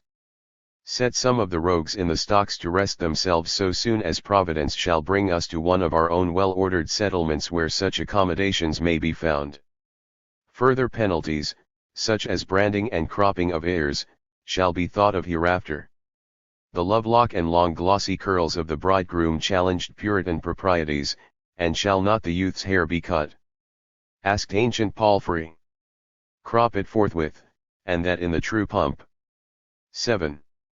Kinshell fashion, answered his commander. No unmanly sentiments tempted the latter to heed the youth's pleas to spare his bride, do what they would with him. Not so, replied the immitigable zealot. We are not wont to show an idle curiosity to that sex which requireth the stricter discipline. As for the dancing bear, shoot him through the head, said the energetic Puritan. I suspect witchcraft in the beast. The zealot at the head of the invaders was, of course, John Endicott, the severest Puritan of all who laid the rock foundation of New England. As indecisive as an avalanche, Hawthorne's Endicott was seemingly much less complex than Lowell's and much more grim and forceful, so that the whole man, visage, frame, and soul, seemed wrought of iron gifted with life and thought, yet all of one substance with his headpiece and breastplate. To be sure, the early love of the bridal pair softened him a little and led him to command that after the boy's hair was cropped, they be brought along more gently than their fellows. But this order betrayed no second thoughts or inner misgivings. To Endicott's mind the boy was a likely recruit for his armed band, since he promised to become valiant to fight and sober to toil and pious to pray. The girl was a welcome addition, since she had the makings of a fit mother in our Israel. They merited special treatment, for one day they would join Israel in its holy war for the American wilderness, but now shall it be seen that the Lord hath sanctified this wilderness for his peculiar people, as Endicott had already declared. Woe unto them that would defile it. Yet Hawthorne saw in this man of iron, with his unswerving singleness of purpose, an essential side that Lowell passed by. The latter, in his preoccupation with inner hesitancies and divisions, created a figure not unlike himself and his age, a figure torn by doubts and frustrations, by ambiguous feelings of historical guilt, and by treacherous sympathies for the victims of New Israel. Hawthorne did not lack ambivalences of his own, of course, and was very much a man of his generation, still he burrowed within himself and back through the centuries to come up with an insight of critical importance. Endicott had enjoyed being a key part of the system of repressions. From all their deposits of self-denial he and other Puritan fathers had made furtive withdrawals of gratification in the suppression of others in cropping ears, placing reprobates in stocks, and branding and whipping them. That clearly was what Hawthorne meant when he said that the whipping post might be termed the Puritan maypole. Around it the saints got their kicks, albeit of a different sort from those of the gay sinners. 8. 3. In all of American literature there is perhaps no greater metaphoric epiphany than when Hawthorne's Endicott, immediately after capturing the dancers, assaults the maypole with his keen sword. Nor long did it resist his arm. It groaned with a dismal sound, it showered leaves and rosebuds upon the remorseless enthusiast, and finally, with all its green boughs and ribbons and flowers, symbolic of departed pleasures, down fell the banner staff of Mary Mount. As it sank, tradition says, the evening sky grew darker and the woods threw forth a more somber shadow. There it all was, a tableau as memorable as the castration of Uranus, except this time the victim was Penn and he was emasculated in an American setting. The fall of the maypole shadowed forth, as Endicott proclaimed triumphantly, the fate of light and idle mirth makers among us and our posterity. It was Hawthorne's genius to see an orgiastic dimension in Endicott's wanton act, to cast the act as a sexual assault, and to have him carry it out with all the frenzied sadism of a remorseless enthusiast. Any doubts that Hawthorne was consciously clothing his insight in this splendid symbolism are put to rest by the one regret he allowed Endicott to voice. I thought not to repent me of cutting down a maypole. Yet now I could find in my heart to plant it again and give each of these bestial pagans one other dance around their idol. It would have served rarely for a whipping post. Endicott's suppressed sexuality rose up here, in his vision of whipping pagans around the upright symbol of their bestiality. And just as his pleasure was perverse, Hawthorne made plain, so were many other Puritan violent delights. 9. Chapter 2. Thomas Morton. After this they fell to great licentiousness and led a dissolute life, pouring out themselves into all profaneness. And Morton became lord of misrule. William Bradford, of Plymouth Plantation, 1642. In the Maypole, Hawthorne said, the facts recorded on the grave pages of our New England annalists have wrought themselves almost spontaneously into a sort of allegory. Of course facts rarely work themselves into any kind of symmetry, and it was only while digging for the deep and aged roots of his family that the writer had found those facts in the first place. Nevertheless, in his obsessive search for a usable personal past, Hawthorne had unearthed the collective repressions that surfaced on his pages with such near spontaneity. His art fused these emergent repressions with facts into an allegory that has profound historical meaning. It was as though the long-silenced Thomas Morton, the very antithesis of his grave New England annalists, had finally been allowed, in the gay and colorful part of the story, to say a few words on his own behalf. For almost 2 decades, from 1627 through 1645, the colonial authorities had sought to silence Morton forever. Their straining efforts to wrench him out of their systems by sending him off in chains might well be thought of as a prototypical case. It pretty much set the pattern for an unending series of attempts to purge the country, always once and for all, of rebels and heretics, savages and barbarians, familists and antinomians, loose livers and free lovers, and all other undesirable species. It came first, and it was no less pregnant with issues than the cases against Roger Williams and Hutchinson, the Quakers, and those that followed. That it remains so largely unknown today is the measure of the triumph of Morton's enemies. They discovered that if they could not spit him out of the country to be forgotten, they could 10. Swallow him, as it were, by having him rot away in prison to be forgotten. Almost. The campaign to silence Morton had 3 distinct stages. The first dated almost from his arrival in 1625. He traded extensively with the Indians, prospered, and raised his maypole in 1627. The following year Captain Miles Standish and 8 men from nearby Plymouth invaded Merrymount, captured its host, and hauled him off to their settlement. From there, in the late summer of 1628, he was shipped to England, in the charge of John Oldham, to stand trial for selling guns and spirits to the Indians. The allegations and evidence against him were so insubstantial, however, that the case collapsed before it reached the courtroom. Within a year from his deportation, Morton returned mockingly to Plymouth and soon re-established himself in his old home at Merrymount. About Christmas of 1629, John Endicott, then in charge of Massachusetts Bay, tried to have Morton arrested for not submitting to his own good order and government, but the unrepentant scoffer did but deride Captain Littleworth, as he called Endicott, and easily eluded his pursuers.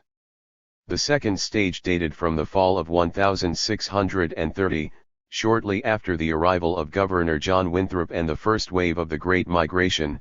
The enlarged body of magistrates met for the first time and issued a warrant for Morton's arrest. He was brought before them on September 17, for which session Endicott came down from Salem. Never was a kangaroo court more summary. Morton's words of self-defense were cut off short so he could hear the verdict against him.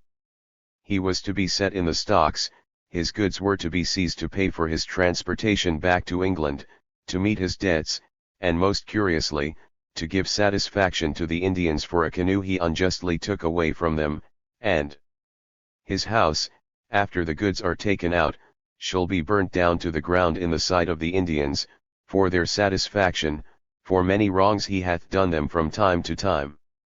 These were the men, as Morton ironically observed in his own account, who had come prepared to rid the land of all pollution. In imposing sentence, he added, Winthrop had explained that Mary Mount was to be burned to the ground because the habitation of the wicked should no more appear in Israeli. 4 months later Morton was finally hoisted over the side of the Handmaid by tackle, since he refused to go aboard voluntarily. Only then, as he was shipped off into exile a second time, was his house burned down in his sight, and not simply in sight of the Indians, leaving behind, as Morton recorded, bare ashes as an emblem of their cruelty. 11. Again set free in England, for this set of spindly charges had even less chance of surviving an Atlantic passage than the first, Morton promptly mounted a counterattack. A solicitor and member of Clifford's Inn before his emigration in the early 1620s, he was competent, angry, and possessed of an energy that made him a more formidable adversary than Winthrop and Endicott could have anticipated. He handled legal work for Sir Ferdinando Gorges, the dominant figure in the Council for New England and active foe of the Bay Puritans, and spearheaded an assault on the charter of the Massachusetts Company. By 1634 he and his associates had been so successful that the colony was in a state of panic that their patent and powers would fall to an expedition headed by Gorges, the newly appointed Governor-General, and seconded by his aide-de-camp, the despised Morton. And it was during this heady period, with his high-handed enemies squirming, that Morton wrote New English Canaan, to which we shall turn presently. At all events, apparently only lack of funds kept the expedition from being launched, with Gorges, Morton, and their associates bidding fair to win all the stakes in both Old and New England. But their fortunes were tied to those of Archbishop Laud and Charles I. The rush of events toward civil war put an end to their hopes. In the summer of 1643 Morton reappeared at Plymouth as nothing more, in the unkind words of his editor, than a poor, broken down, disreputable, old impostor, with some empty envelopes and manufactured credentials in his pocket. The third stage was short and bitter. Morton was closely watched in his temporary refuge at Plymouth. When he made preparations to go to Maine in the spring of 1644, Endicott, by then governor, had a warrant issued for his arrest but was unable to serve it. A few months later, however, Endicott's officers grabbed Morton, perhaps as he tried to slip through the province, and brought him before the Court of Assistance in September 1644. This time his alleged offense was having appealed to the King's Privy Council against the actions of the colonial government. When even this singular crime could not be proved, he was thrown into jail until more evidence could be accumulated. He was still locked away in May 1645 when he addressed an appeal to the court to behold what your poor petitioner hath suffered in these parts. The list of sufferings concluded with his most recent, the petitioner coming into these parts, which he loveth, ungodly gentlemen's employments, and your wars hips having a former jealousy of him, and a late untrue intelligence of him, your petitioner hath been imprisoned monye monettes and laid in irons to the decaying of his limbs, lying chained in an unheated cell through 12. A New England winter might have broken the health of a much younger man. Now ill and enfeebled old and crazy, as Winthrop would have it, Morton was fined and turned loose to die somewhere, as he finally obliged the authorities by doing a couple of years later. Out of this medley of unproved accusations and summary judgments emerged one awkward fact: the colonial authorities never once had compelling evidence that Morton had committed any punishable offense under English law. It was not a crime, at least on any formal level, to fraternize with natives. It was not a crime to have a maypole, and especially not since 1618 when King James had issued a decree encouraging maypole dancing. and least of all was it a crime to petition the Crown through proper legal channels for redress of grievances.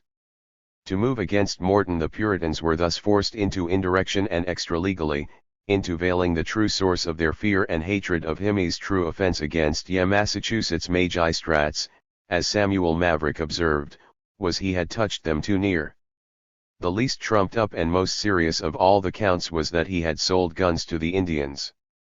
This was never established in open court, and in fact there was no English law against it. King James's Proclamation, 1622, against the practice did not have the status of law and was in any event of doubtful application to Morton.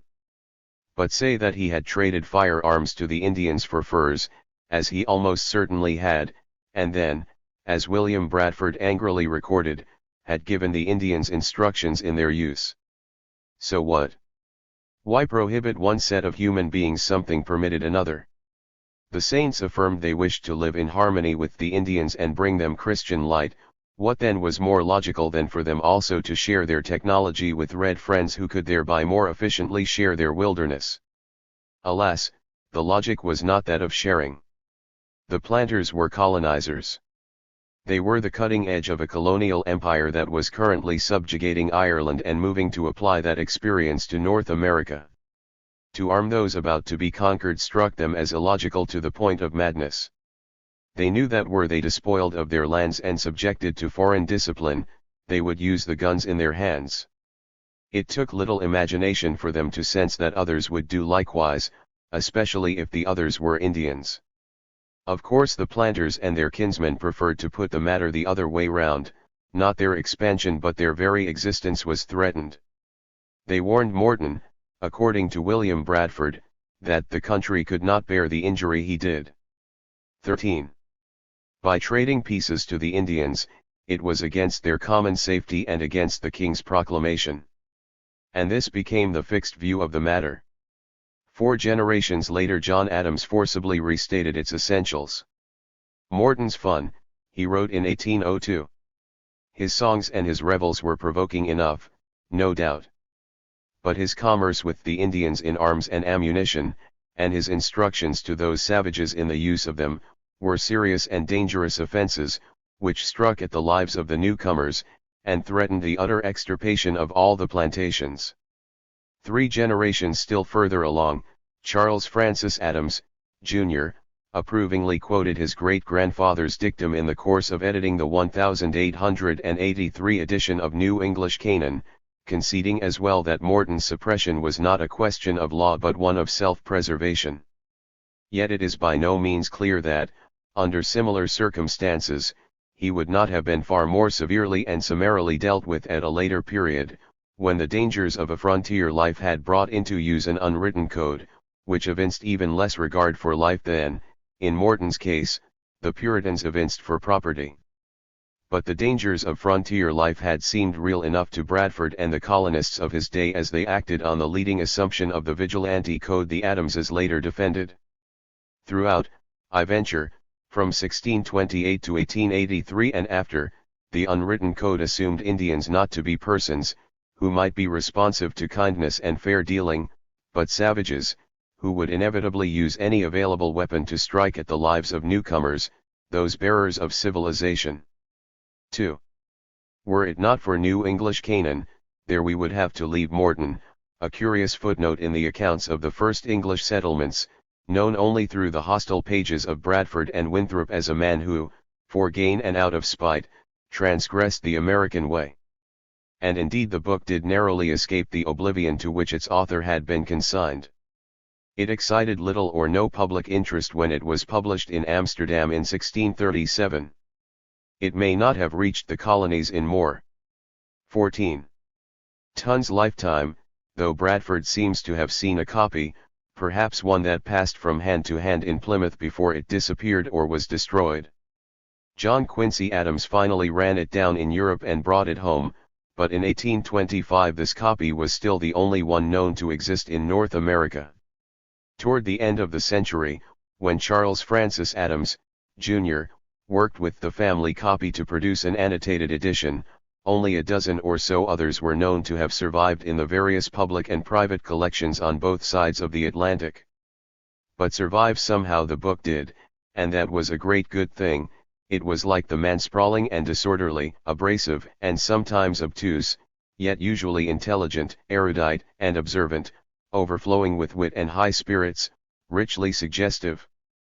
Morton's ironic title took his courteous reader back beyond the Judeo-Christian tradition, with its conquistador hostility toward nature, to the first promised land and to the heathen Canaanites who lived happily therein till driven off or exterminated by the Israelites. Spiritual descendants of the latter, the saints had stepped off their ships into what they could only see as a menacing waste. As Bradford mused, what could they see but a hideous and desolate wilderness, full of wild beasts and wild men? What could they see indeed? Only another land of milk and honey, retorted New English Canaan, only an enchanting green land full of game and friendly red men. Morton shared the old English passion for field sports in full measure. He was a good shot and avid fisherman, and had scarcely arrived before he called his dogs and took to the woods and streams and bays. Everywhere he discovered astonishing fecundity. Often he had 1,000 wild geese before the mouth of my gun. The black ducks were so plentiful it was the custom of his house to have every man's duck upon a trencher, and then you will think he a man was not hardly used. Wild turkeys sallied by his door in great flocks, there to be saluted by his gun in preparation for a turn in the cook-room. Never was he without venison, winter or summer, flesh which was for sweeter than the venison of England. As for dangerous wild beasts, there were no lions.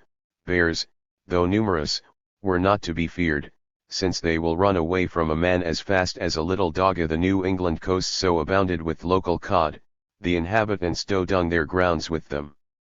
Oysters were at the entrance of all the rivers, fat and good. Morton had seen an oyster bank a mile at length. Of mussels and clams there were an infinite store. Striped bass teemed in the rivers and bays, so that I myself, at the turning of the tide, have seen such multitudes pass out of a pound, that it seemed to me that one might go over their backs dryshod.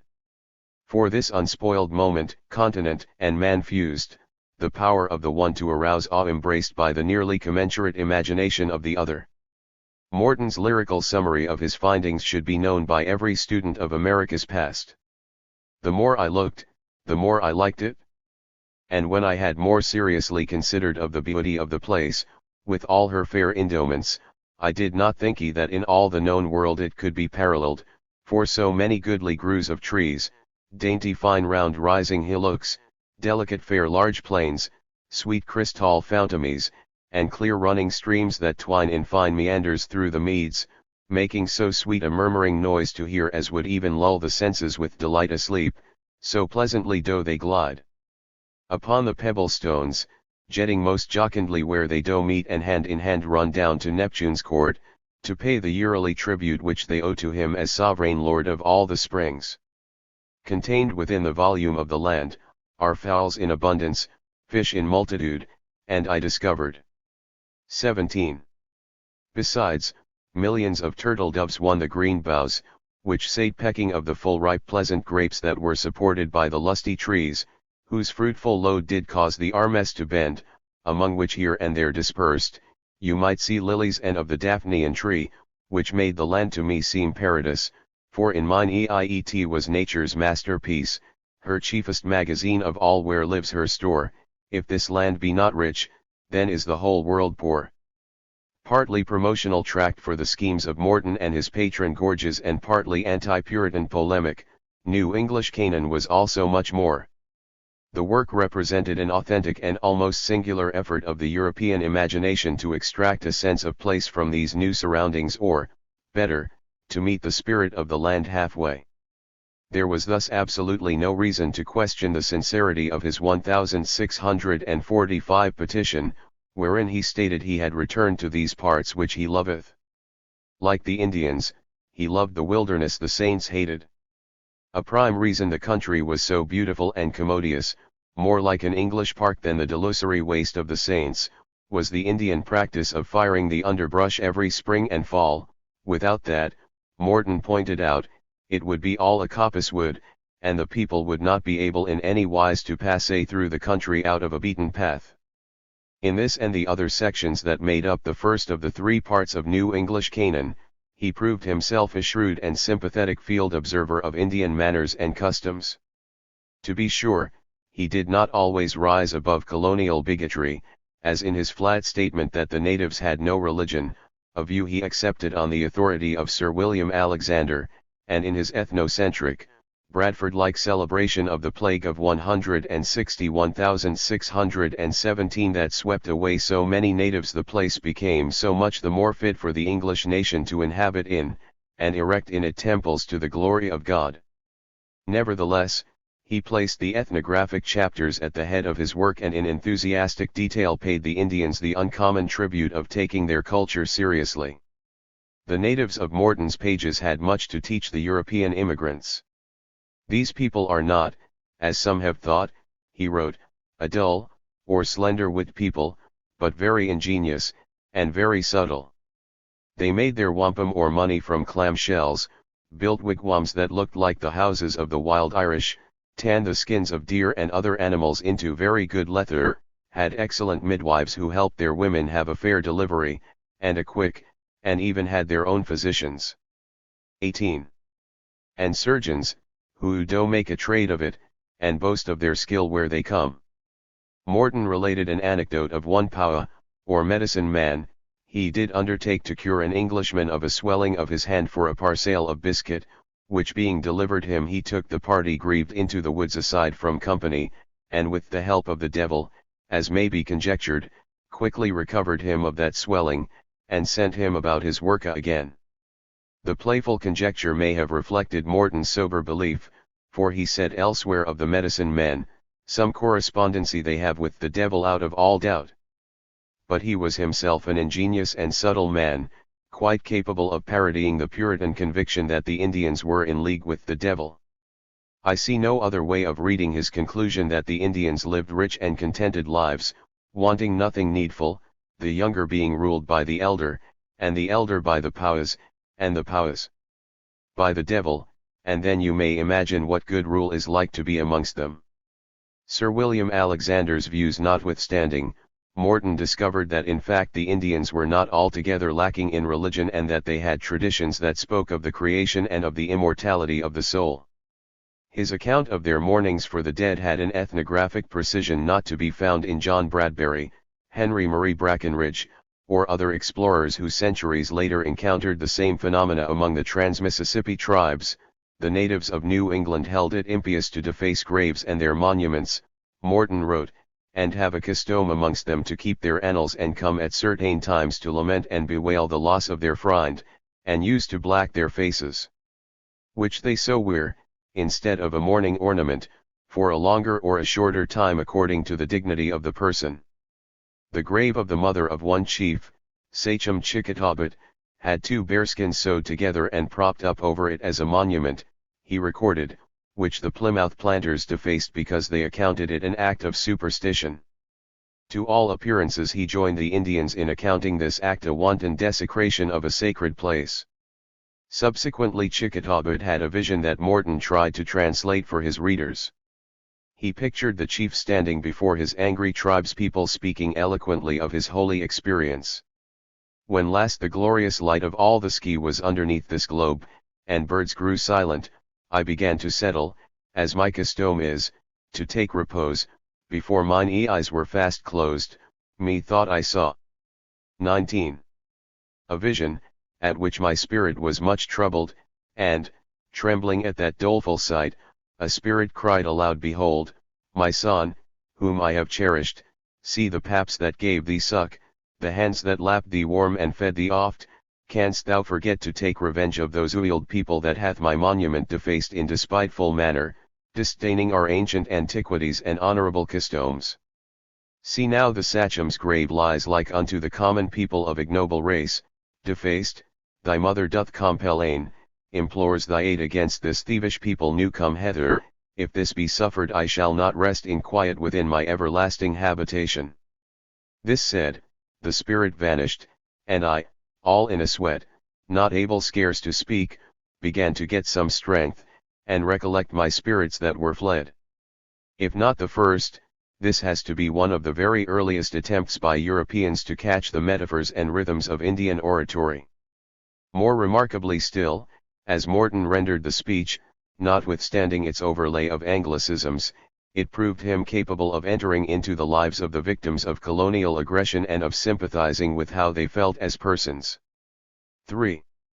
So did New English Canaan pose the ultimately subversive question, who were the real Afield people? The Indians. They were at home in the land, treated Morton and other planters hospitably, shared what they had, as in Plato's Commonwealth, danced as a form of communal art, and derived other innocent delights from living in their bodies. Or the saints. They hated the land, had already massacred some of its inhabitants, defaced their graves and otherwise abused their hospitality, clutched avariciously at property and things, forbade dancing, and generally denied the pleasures of their bodies. Even the careless reader could not miss Morton's answer, I have found the Massachusetts Indians more full of humanity than the Christians, and how had much better quarter with them, yet I observed not their humors, but they mine. He perceived at its inception the stereotype of the treacherous savage and rejected it out of hand. The saints demanded of every newcomer, he wrote, full acceptance of the new creed that the salvages are a dangerous people, subtle, secrete and mischievous, and that it is dangerous to live separate, but rather together, and so be under their lee, that none might trade for beaver, but at their pleasure, as none do or shall do there. 20. Beside the radicalism of Morton's challenge, Roger Williams's questioning of Puritan title to Indian land seems innocuously liberal. Morton asserted the superior humanity of the Indians and then went dangerously far toward establishing that claim by living among them in amity. As a living example he undermined, just as they were establishing it, the colonizers' notion of the treacherous savage and their need to see themselves as a tightly knit armed band of Christians perched on the edge of hostile territory. Now we return to the verdict of Winthrop, Endicott, and the other magistrates in 1631. Morton's house was to be burnt down to the ground in the sight of the Indians, for their satisfaction, for many wrongs he hath done them from time to time. The judgment showed commendable Christian concern for the natives, one the magistrates doubtlessly hoped would reach its mark in England, but it really had to be tipped over on its head to be understood rightly. His house was to be burned for the many rights he had done the Indians from time to time.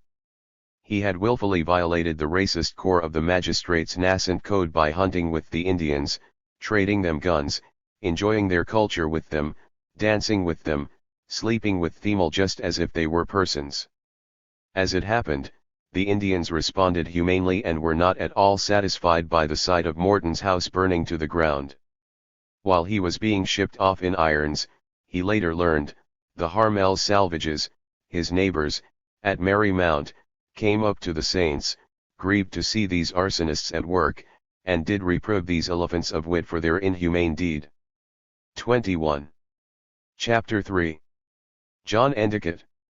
A fit instrument to begin this wilderness work, of courage bold undaunted, yet sociable, and of a cheerful spirit, loving and austere, applying himself to either as occasion served. Edward Johnson, Wonder-working Providence, 1653. For good reason John Endicott figured centrally in the Maypole of Marymount while Morton was nowhere to be seen. More scrupulous than Lowell in his use of sources, Hawthorne curbed any temptation to achieve dramatic unity by staging a showdown that did not and could not have occurred. In fact, Morton was on his way into exile for the first time, in the late summer of 1628, when Endicott landed with the Puritan forerunners at Salem, then Naumkeag. Shortly afterward Endicott did lead an expedition to Marymount and no doubt regretted his inability to get his hands on mine hoste who had thus unavoidably been detained elsewhere. According to Bradford, Endicott merely rebuked the remnant of Morton's band for their profaneness and admonished them to look there should be better walking, that is, they should walk the straight and narrow path of Puritan virtue. Beyond that we know next to nothing, save for the one detail Hawthorne found so critically important. Seeing the magnificent banner staff still standing, Endicott fell upon it and did in historical truth cause that maypole to be cut down.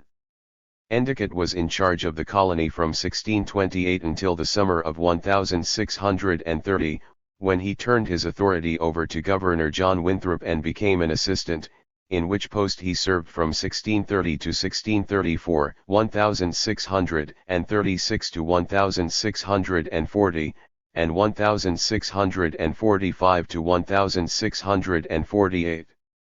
He was deputy governor from 1641 to 1643 and in 1650 and 1654.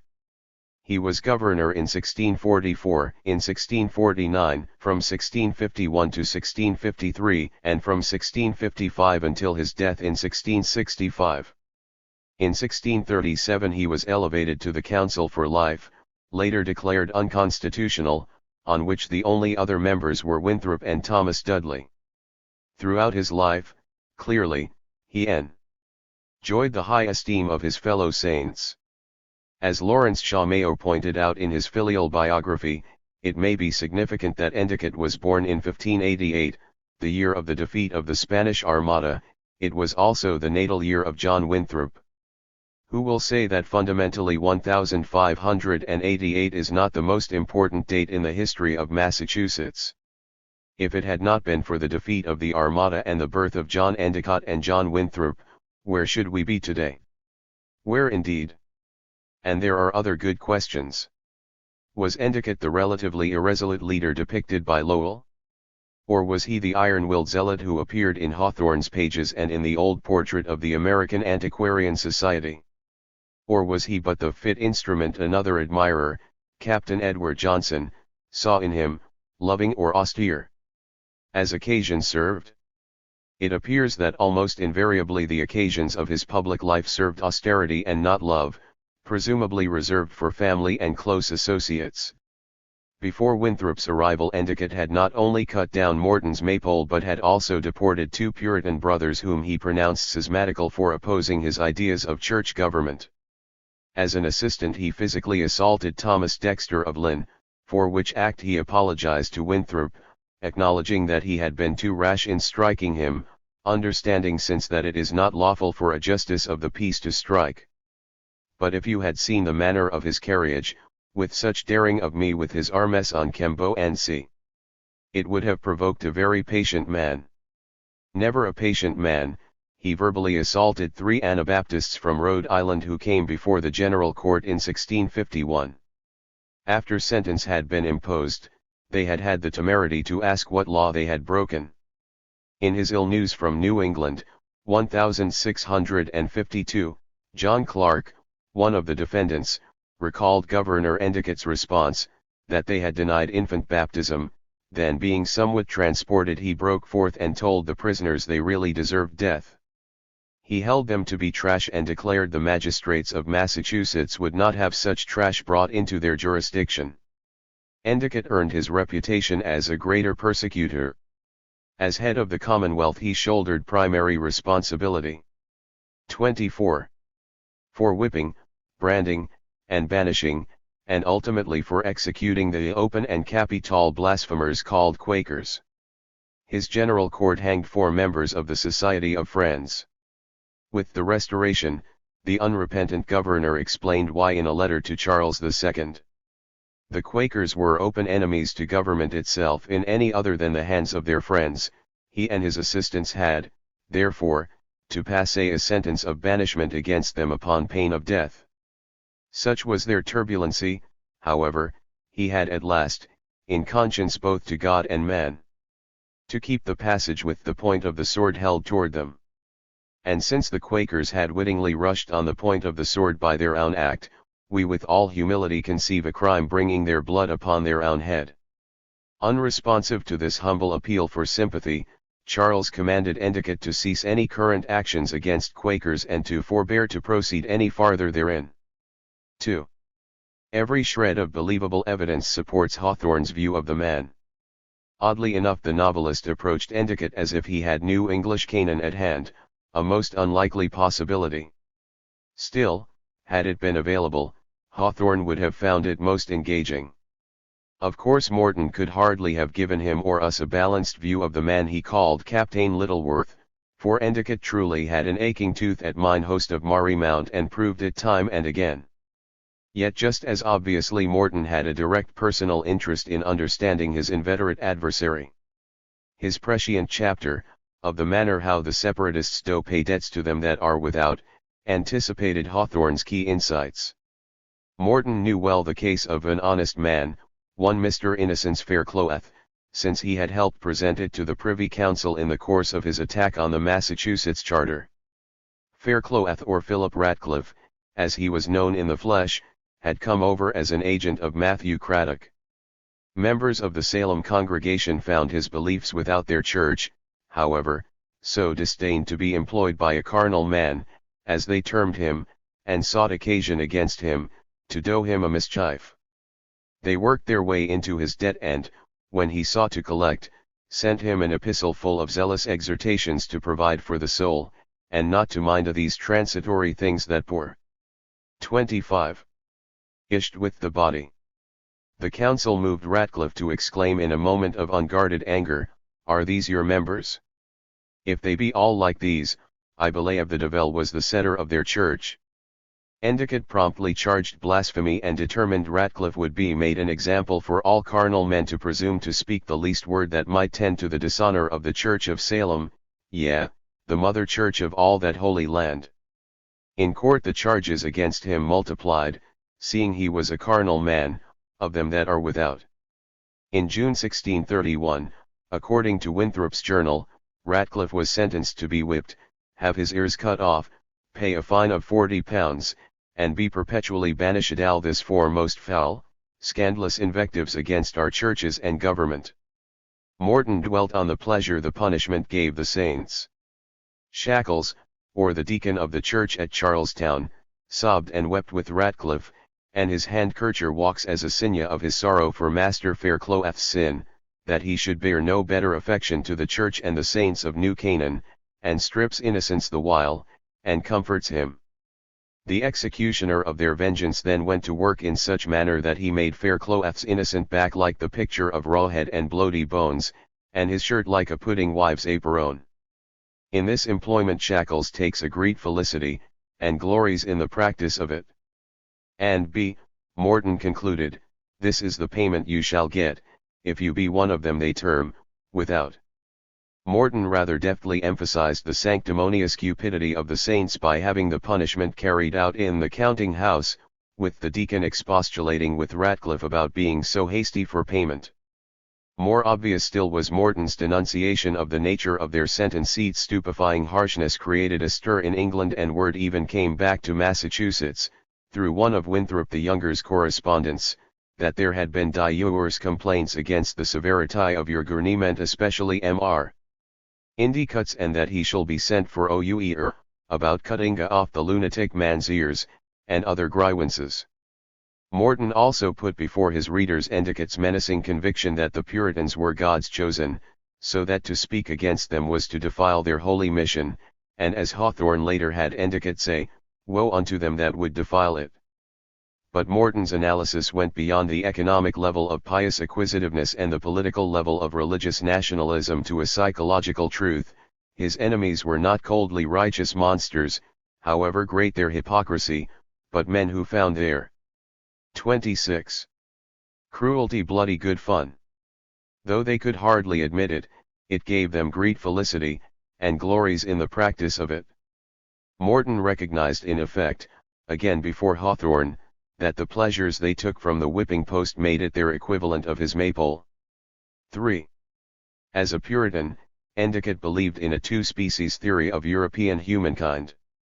Outside the true faith were the carnal men like the libertine Morton, whose carnality was palpable, the traducer Ratcliffe, the blasphemous Quakers, and the Anabaptist trash from Rhode Island, concupiscent, rational animals scarcely more worthy of consideration than the dancing bear Endicott ordered shot through the head in Hawthorne's story.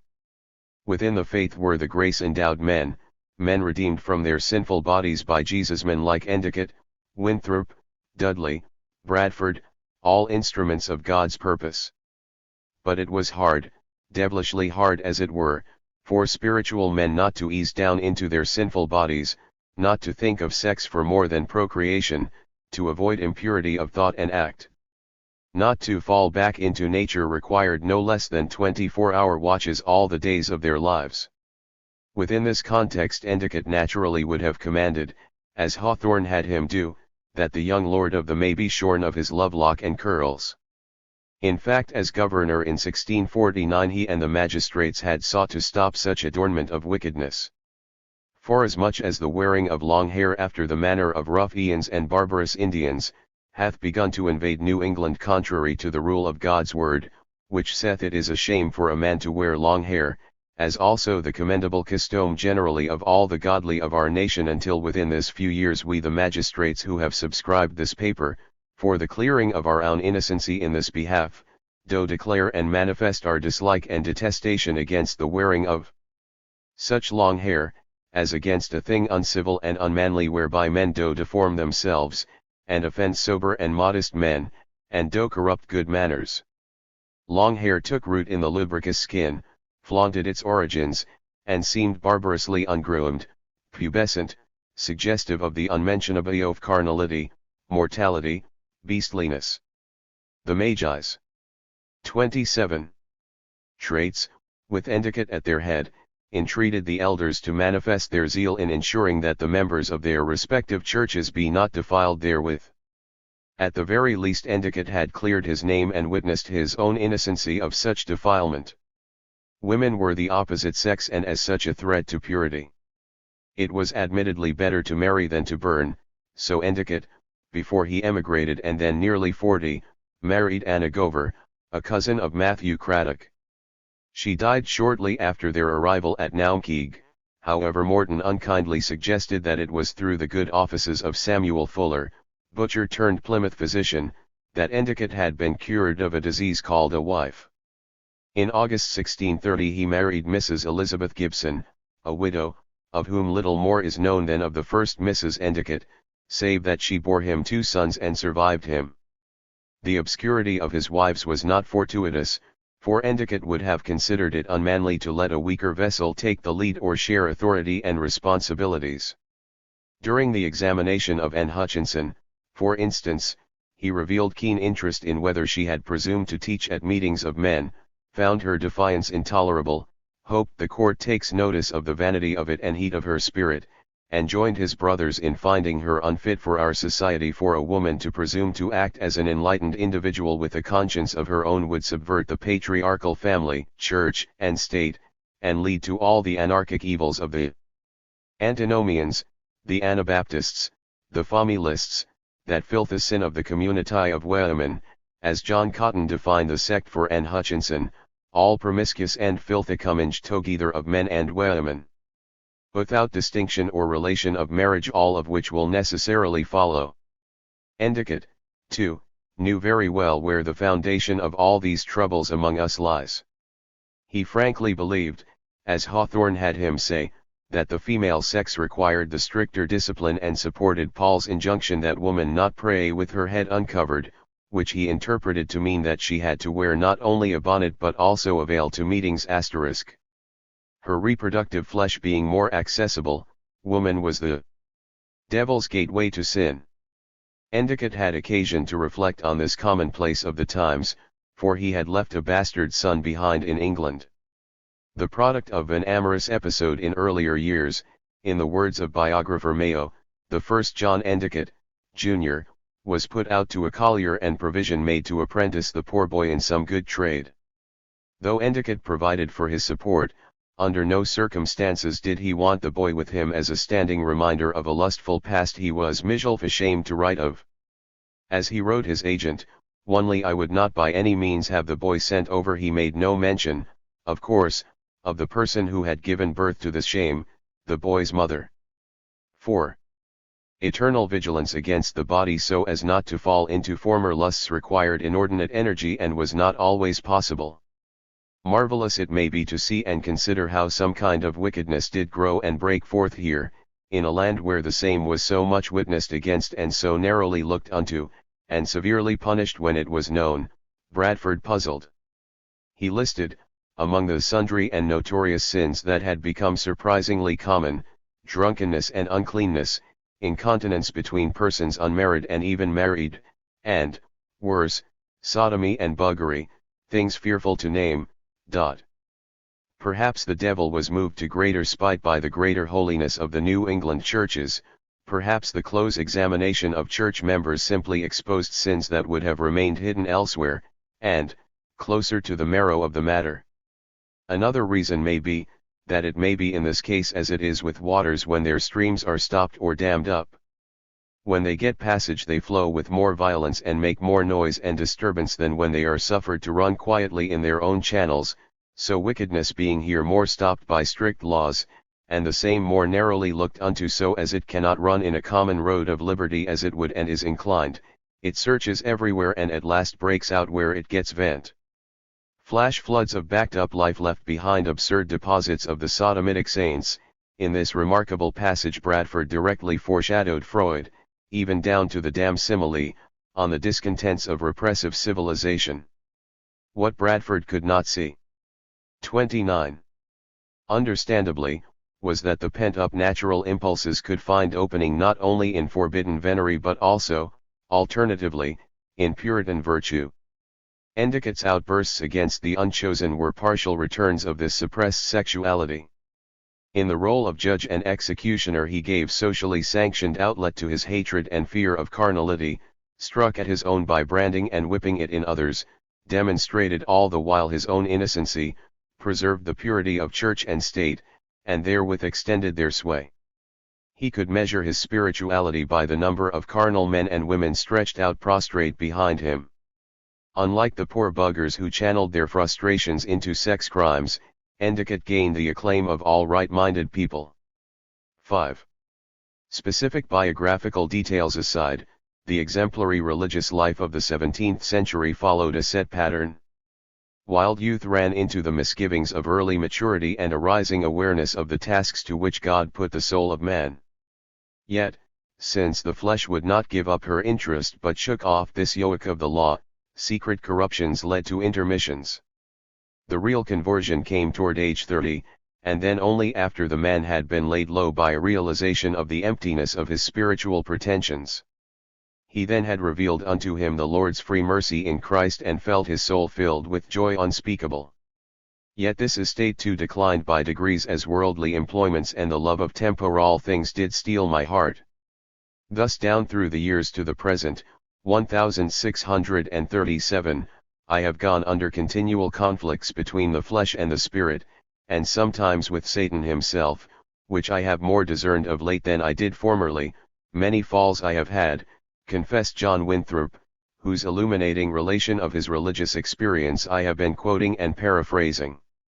So Winthrop summed up his spiritual odyssey on his 49th birthday, but so might his age-mate John Endicott, and so might many other saints. Oh, I lived in and loved darkness and hated light, said Oliver Cromwell of his unregenerate life as another country gentleman. I was a chief, the chief of sinners. Continual conflicts between the flesh and the spirit were the trademarks of Puritanism on both sides of the Atlantic. The saints, as Christopher Hill and others have established, came generally 30. From the industrious middle classes of town and country. Country gentry such as Winthrop and Cromwell, soldiers such as Endicott newly returned from the lowlands, ministers such as Cotton, merchants such as Craddock, these and other middling men fought to control their own lusts within while resentfully witnessing what they took to be the triumphant advance of the flesh without, at both ends of the social scale. It flaunted itself in court debauchery, of course, and in the voluptuous theatre and the sensuous arts. It taunted from bypath and lane in the voices of masterless men turned out upon the countryside by enclosure. It spread with the rogues, beggars, unemployed artisans, peddlers, strolling players, and vagabonds, all of whom increased alarmingly in number with the break-up of traditional society and the first measures of death control, piled up in London and other cities, and menaced from the slums as that many-headed monster, the mob. It even lurked in the fens and highlands and in such forests as Dean, Arden, and Sherwood, where lived analogues of New World savages Woods people said by one sober witness to be as ignorant of God or of any civil course of life as the very savages amongst the infidels. Diligence, thrift, sobriety, and prudence were the sharpest weapons in the Puritan arsenal. The most urgent task, wrote Max Weber, was the destruction of spontaneous, impulsive enjoyment, and the most important means was to bring order into the conduct of its adherents. In his classic Protestant Ethic and the Spirit of Capitalism, 1945, Weber noted not only the fundamental antagonism to sensuality but also Puritan fascination with the idea of total control. The Calvinist was fascinated by the idea that God in creating the world, including the order of society, must have willed things to be objectively purposeful as a means of adding to his glory, not the flesh for its own sake, but the organization of the things of the flesh under his will. The active energies of the elect, liberated by the doctrine of predestination, thus flowed into the struggle to rationalize the world. These energies did in fact flow into efforts to drain the fens of water and their lewdness, to deforest Dean and other shelters for those without the law, and shortly to raise the axe against hiding places of New World infidels. They flowed also into the Royal Society, a large majority of whose original members were Puritans, and into experimental science generally, attracted by the correspondence of values and perhaps above all pushed along, as Robert K. Merton concluded, by the active ascetic drive which necessitated the study of nature that it might be controlled. Puritans were not, therefore, merely responding to current footlooseness. That they 31. Abhorred, admittedly, but they were driven against it by a goal that shot so far ahead of their times as to make them almost modern. They sought nothing less than to master the masterless natural man and, for good measure, the rest of nature. Their total victory would have meant the world defleshed, its bones picked clean. Fortunately the Protestant ethic never got quite that far, though it did take the 17th century a long stride in our direction and over the intervening centuries did shape or mishape lives and our notions of what is possible and desirable. At the time, however, there were other, more libertarian responses to the experience of masterlessness, such as that of the vulgar royalist libertine discussed in the preceding chapter and such as those of the men and women Christopher Hill lovingly discussed in The World Turned Upside Down, Radical Ideas During the English Revolution, 1972. What produced alarm and anxiety in some was an opportunity for others, Hill pointed out, though not an opportunity for climbing up the normal social ladder.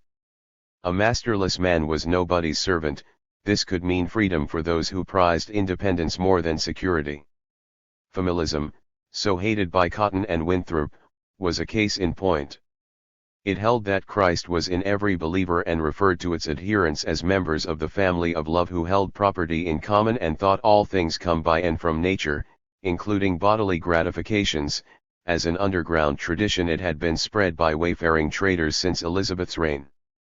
It was accused of begetting others, antinomians, seekers, levelers, diggers, ranters, and more quietly, Quakers. Ranters shocked George Fox, the founder of the Society of Friends, with their boisterous scenes of singing, whistling, and dancing. The name they accepted for themselves was My One Flesh, a designation that took them to the opposite pole from the saints. Their pantheism in fact had close parallels with Native American reverence for our Mother Earth. They sought to keep Dionysus from being banished, celebrated the body, and warned against the power or bondage so dear to the Puritans. In 1649 Abiezer Kopp, a truly extraordinary man, formulated the ranter goal very nearly in Morton's words: men should go quickly to spiritual Canaan, the living Lord, which is a land of large liberty, the house of happiness, where, like the Lord's lily, they toil not but grow in the land flowing with sweet wine, milk, and honey. Without money. As we know, this threatened countercultural revolution never happened. The land of large liberty was neither Puritan nor Restoration England. Cromwell lumped 32. Together milder men than Kopp as a despicable and contemptible generation, as persons differing little from beasts. Yet Cromwell and his associates never freed themselves completely of counterculture pockets among the people poor and seditious, not even after the suppression of the Levellers in 1649 and the scattering of the Diggers the following year. Nor did they ever work themselves clear of the ongoing conflict with traditional aristocratic culture, not even at the height of the Revolution. And therein lies the fact of critical importance for understanding the initial basic difference between the Puritans who stayed behind and those who withdrew to fight the war against the flesh on the other side of the Atlantic. The great migration of Puritans sailed in the conviction that the fight for purity had already failed in England.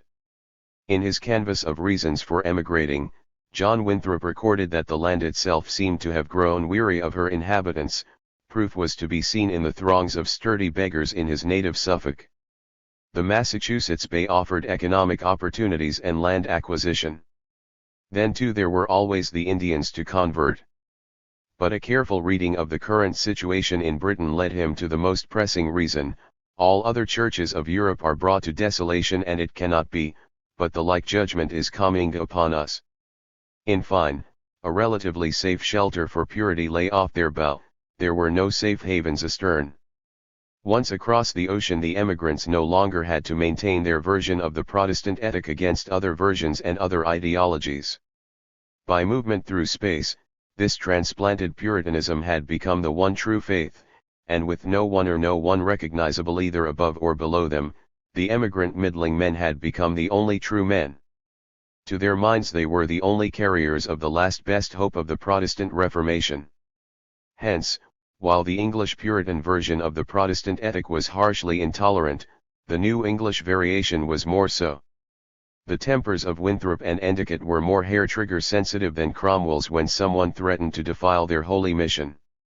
Abroad, to be sure, Cromwell hunted down the Irish, but he still fell short of the unyielding fury the saints turned on the New England specimens of those differing little from beasts, those savages who had both a different culture and a different color. 6. Precisely because he lacked Winthrop's introspective power, facility with language, and inner complexity, John Endicott more directly symbolized the New England saints. His rough, soldierly exterior stood for their will to harness all human energies to the chariot of their church and state, or, better, could more transparently express their drive to bring the flesh with her interest under the yoke of the law. In this sense he was Hawthorne's Puritan of Puritans, a pure embodiment of their lust for total power.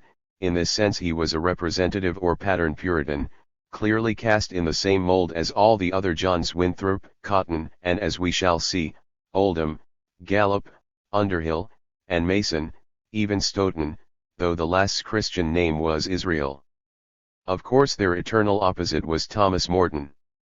After Morton's return from his second deportation, Governor Endicott issued a warrant for his arrest, as we have noted, and wrote Winthrop for speedy advice on what else to do about the sinister movements of their old enemy. It is most likely that Jesuits or some that way disposed have sent him over to do us mischief, to raise up our enemies round about us, both English and Indian. But Morton was merely the most visible link between subversive forces within the colony and savages lurking on its borders. There were others. Endicott waged war on the lot. In the arresting words of biographer Mayo, Endicott had an interest in the welfare of the better type of American Indian. Unfortunately he had no opportunity to show more of this side of his character, for that sort was evidently in short supply, short-lived, or both. In 1629 Matthew Craddock, head of the Massachusetts Bay Company in England, had instructed him to bring Indians to the gospel but to be cautious and distrustful. Endicott never worked out how to proselytize distrustfully, and in any event was more at home dealing with avowed enemies. In 1636 he was. Footnote continued from the previous page. Israel Stoughton, who returned in 1643, became a lieutenant colonel in the regiment of Colonel Rinborough. But the most famous fighting chaplain in the Roundhead forces was the Reverend Hugh Peter, who became a fiery exhorter of troops before battle and a recruiter without peer. He too commanded a regiment in Ireland, and his valor there, according to a contemporary, General Cromwell himself so highly extols as to reckon this one preacher worth 100 soldiers, always the first in attacking a rampart, he is followed by the rest so punctually that already he has taken several towns in Ireland by his sheer alacrity. Quoted by William L. Sachse, The Migration of New Englanders to England, 1640-1660, American Historical Review, LIII, January 1948, 271. 34. The natural choice to command a punitive expedition against the Indians. He had reportedly seen service in the Netherlands against the Spanish, still bore the title of captain, and was the last man to question his explicitly genocidal orders. As Winthrop summarized them in his journal, Endicott was to put to death the men of Block Island, but to spare the women and children, and to bring them away, and to take possession of the island, and from thence to go to the Pequots to demand the murderers of Capt. Stone and other English, and 1,000 fathom of wampum for damages, etc., and some of their children as hostages.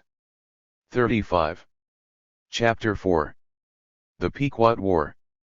Their quarrel being as antient as Adam's time was propagated from that old enmity between the seed of the woman, and the seed of the serpent, who was the grand seigneur of this war in hand.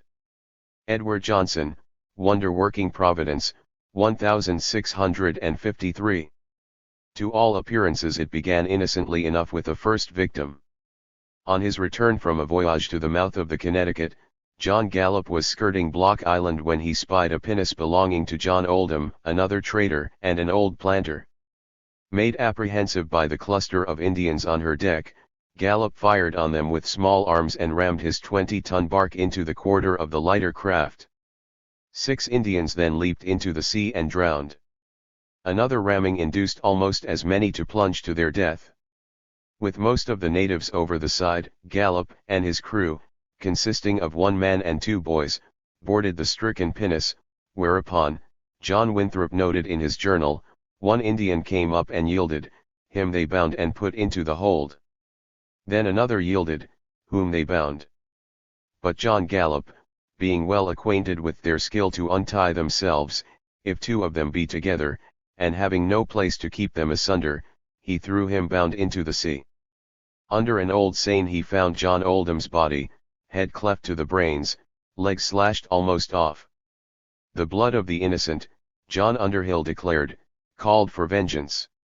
In late August 1636 vengeance sailed from Boston in the person of Captain John Endicott, who commanded 3 pinnaces containing some 80 men, 2 shallops, and 2 Indians.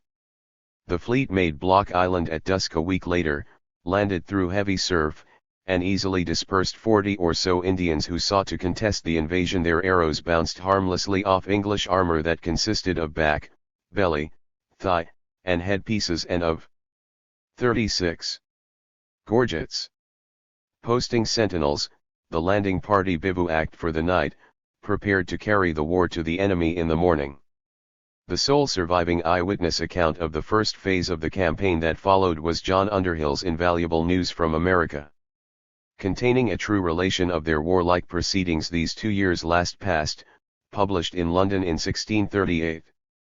One of Endicott's captains, Underhill had also been a professional soldier in the lowlands before his conversion to Puritanism, came to the Bay early and was one of the first deputies from Boston to the General Court, imprudently took N. Hutchinson's side in the antinomian controversy, and was to suffer for that later, and was withal a promoter of New England lands and opportunities.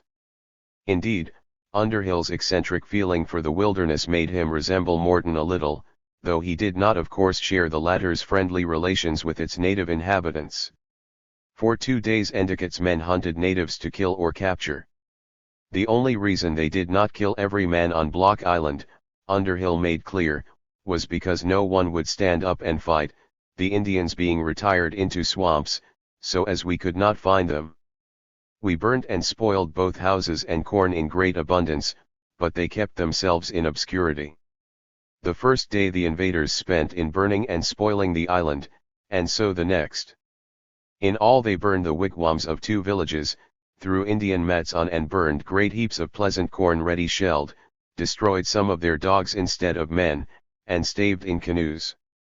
But with the Indians playing least in sight, the attackers could claim a body count of no more than 14. The Narragansetts later related they had killed only one man.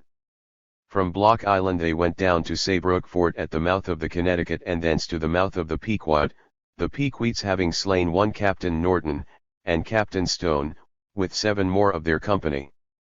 As they sailed along the shore, Indians came down to the water's edge, crying, "What cheer, Englishmen, what cheer, what do you come for?" Hoping to have the more advantage of them, Endicott's men answered them not, so the Indians persisted, "What, Englishmen, what cheer, are you hungry, will you cram us? That is, are you angry, will you kill us, and do you come to fight?" Windbound at Saybrook, the expedition lay over 4 days before being able to make its way back up the coast to the mouth of the Pequot. Once Endicott's party had cast anchor, the Pequots sent on board a grave senior to demand of us what the end of our coming was. Endicott told him he came for the heads of the murderers of Captain Stone and Norton. The elder statesman, 37, explained that their chief sachem, Sassacus, was away, denied any Pequots had knowingly slain any Englishmen, and asked them to stay on their vessels while he conferred with his tribesmen.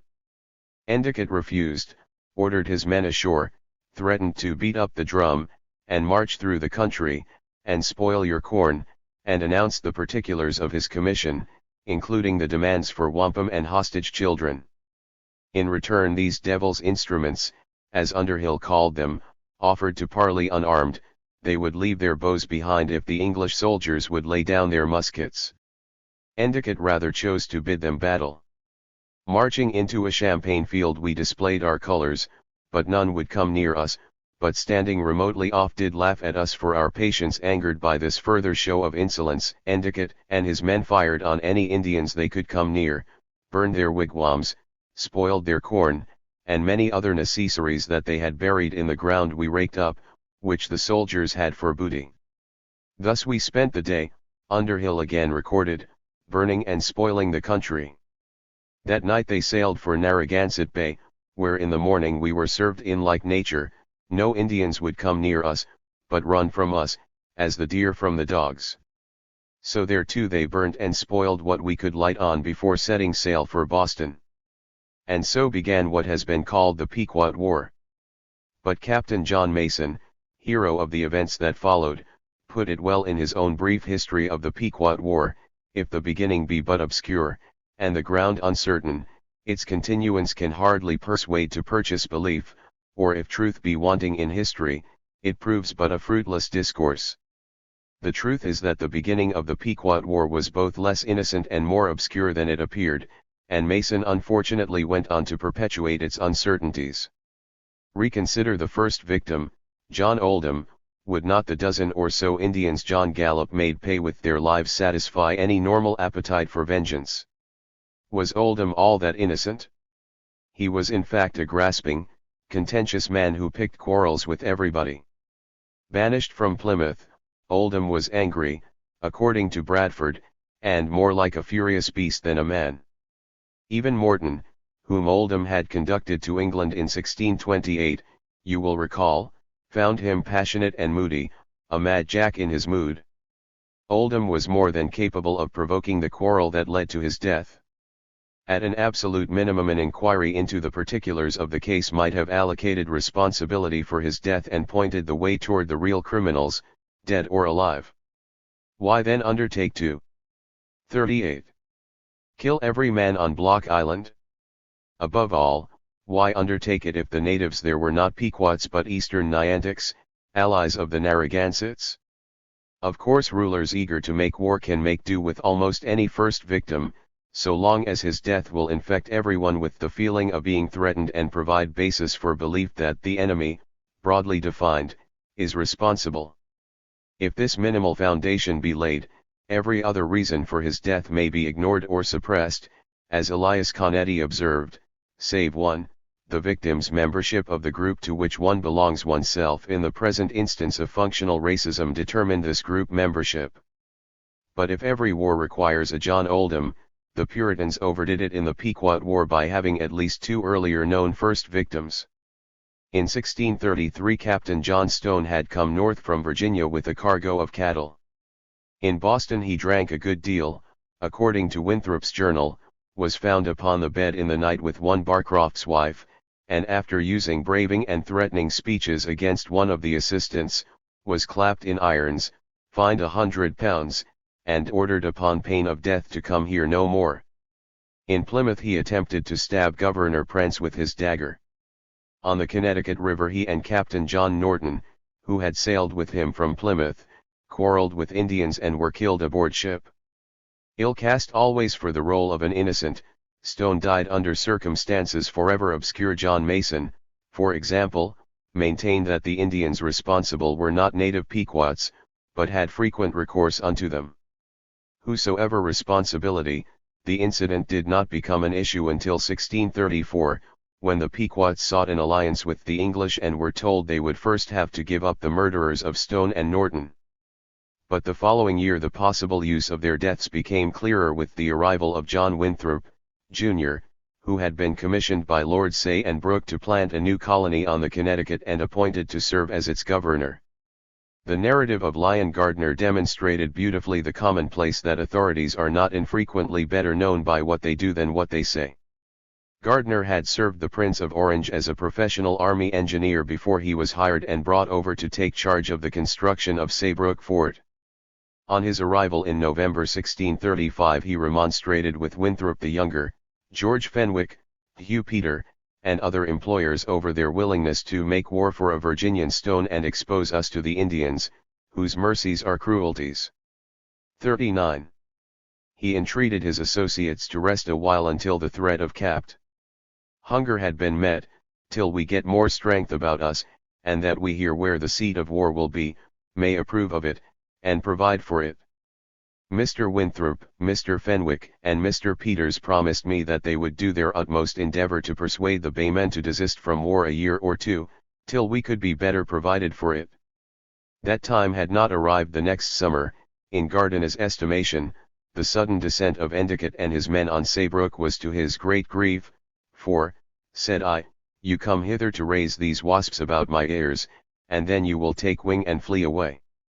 The Endicott expedition came against his will and left against his will, after having killed one Pequot, and thus began the war between the Indians and us in these parts, and thus were all the improbable first victims shown to be largely incidental to the expansionist plans of the colonists. 2. Naturally the Pequots had their own victims, and a basic lack of concern for the tribe as persons has made the history of their time the fruitless discourse Mason warned against. They were an Algonquian-speaking division of the Mohegans, who in turn have traditionally been considered a branch of the Hudson River Mohicans. The name of the last two tribes meant wolves, and both were sometimes called Mohicans. The European invasion of the Atlantic seaboard in the early 1600s led to a series of conquest wars among coastal tribes such as the Pequots, as whites claimed lands and pushed their trade up the river valleys. The Pequots established effective control of the Connecticut, of the coast from Saybrook, or Niantic, to Pawcatuck, and offshore of eastern Long Island. But by 1632 they could no longer keep whites downriver and were forced to yield a trading site to the Dutch at what is present-day Hartford. The following year, over the objections of both the Pequots and the Dutch, who had signed a treaty for the first trading post, the Plymouth planters established a post at present-day Windsor. This intrusion stirred up Indian recollections of old wrongs, as when Thomas Hunt, erstwhile associate of Captain John Smith, had seized 27 natives under pretense of trading, pushed them into the hold, and in 164 had carried them to Spain, where a number of them wound up as slaves. Sassacus, who emerged as their chief sachem, was further enraged in 1633 when the Dutch killed his 40. Father Wapaguaith and several of his warriors. This context perhaps helps explain the deaths of Stone and Norton, for the Pequots said that they did not distinguish between Dutch and English and that Stone had attempted to abduct two braves.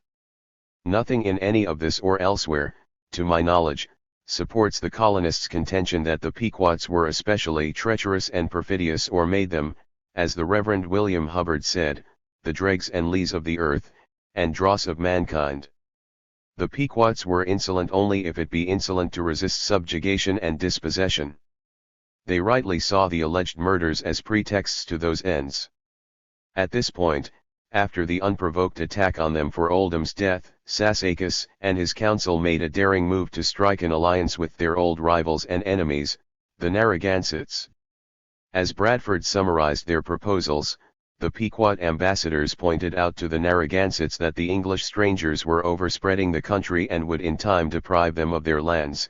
If they helped the English subdue the Pequots, they did but make way for their own overthrow, for if the Pequots were rooted out, the English would soon take occasion to subjugate them.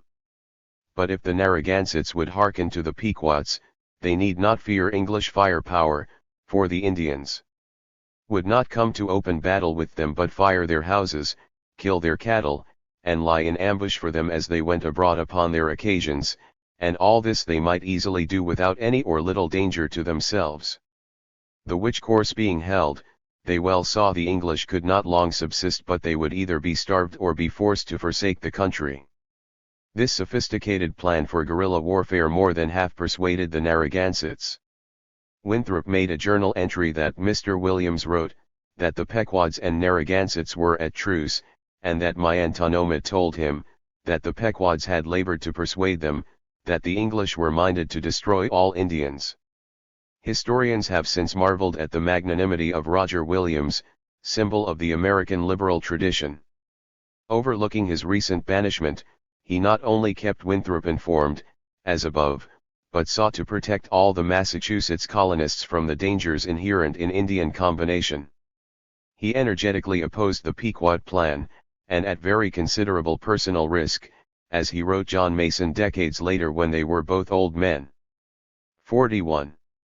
When, the next year after my banishment, the Lord drew the bow of the Pequot War against my country, the Lord helped me immediately to put my life in my hand, and scarce acquainting my wife, to ship myself all alone in a poor canoe, and to cut through a stormy wind with great seas, every minute in hazard of my life, to the Sachem's house. 3 days and nights my business forced me to lodge and mix with the bloody Pequot ambassadors, whose hands and arms reeked with the blood of my countrymen, murdered and massacred by them on the Connecticut River, and from whom I could not but nightly look for their bloody knives at my own throat also. Ultimately his friends the Narragansetts, who had given him shelter and granted him land, listened to his counsel against the Confederation.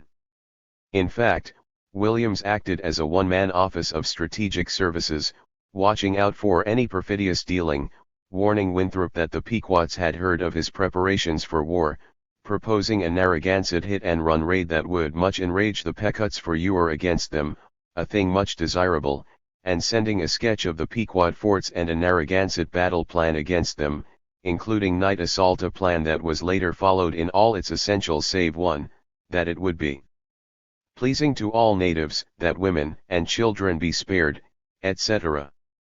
On their part the Pequots, exasperated by the Endicott expedition and forced to go it alone, effectively harried Gardner and his men at Saybrook and launched guerrilla raids that killed some 30 persons in the upriver plantations. In response, as their substitute for the detested maypoles and other festivities celebrated elsewhere on May Day, OS, 1637, since regarded as the proper birthday of Connecticut, the General Court met at Hartford, declared offensive war against the Pequots, levied 90 men, and appointed Captain John Mason their commander. 3. Mason thus took up where Endicott left off.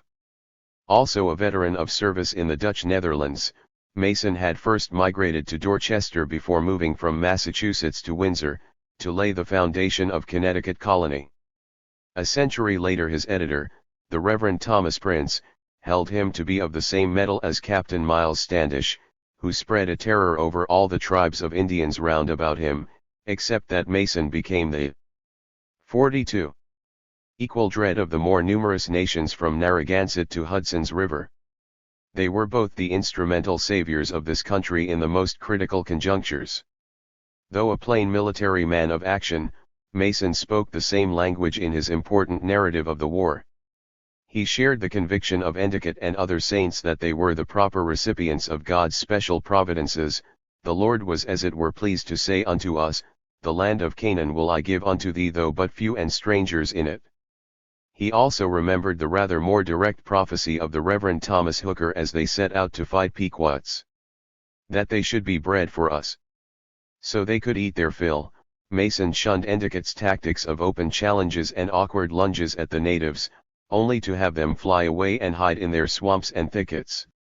Instead, after a skirmish established his presence on their western borders, Mason picked up Underhill and some Massachusetts militia at Saybrook, and with a force of nearly 80 men sailed up the coast as though he were afraid to challenge Pequot power by landing from the sea. At Narragansett Bay he disembarked and marched his men back overland from the east to come upon their backs.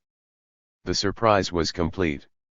The Pequots were delighted that danger had sailed by them, and those in their fort near the Mystic River had just held a festival of gladness and were deep in sleep when the English attacked on Friday, June 5, May 26, OS 1637. Just before dawn Mason stormed one entrance of the fort and Underhill the other. The sounds themselves must have been terrifying, with Pequot shouts of alarm, "Oanux! Oanux! Englishmen! Englishmen!" mixed with war whoops, screams of women and children, musket shots, barked orders. Warriors within the wigwams pelted the English with their arrows so effectively they made the fort too hot for us, Underhill admitted. Most courageously these Pequots behaved themselves.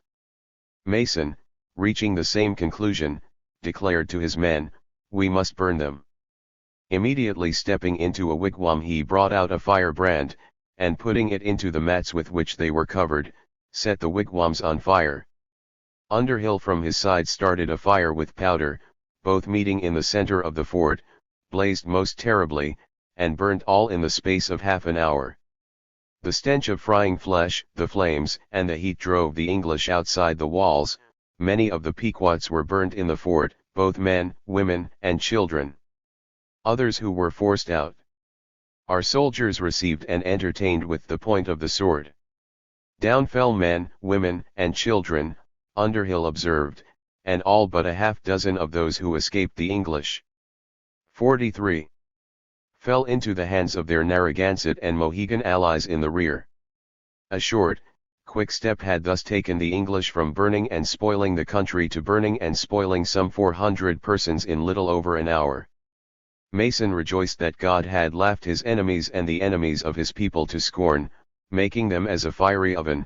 Thus were the stout-hearted spoiled, having slept their last sleep, and none of their men could find their hands.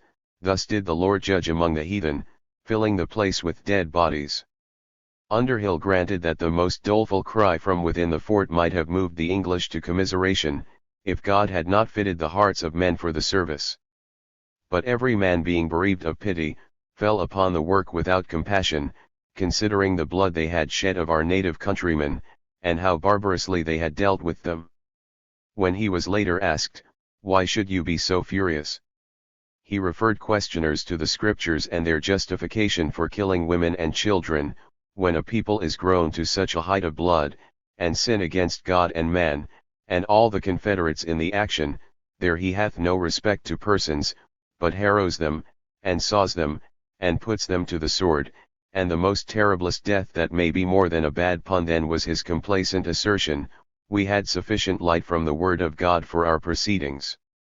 Our Indians, as Underhill called them, came up afterward and much rejoiced at our victories, and greatly admired the manner of Englishmen's fight, but cried, "Mock it, that is, it is not, because it is too furious, and slays too many men."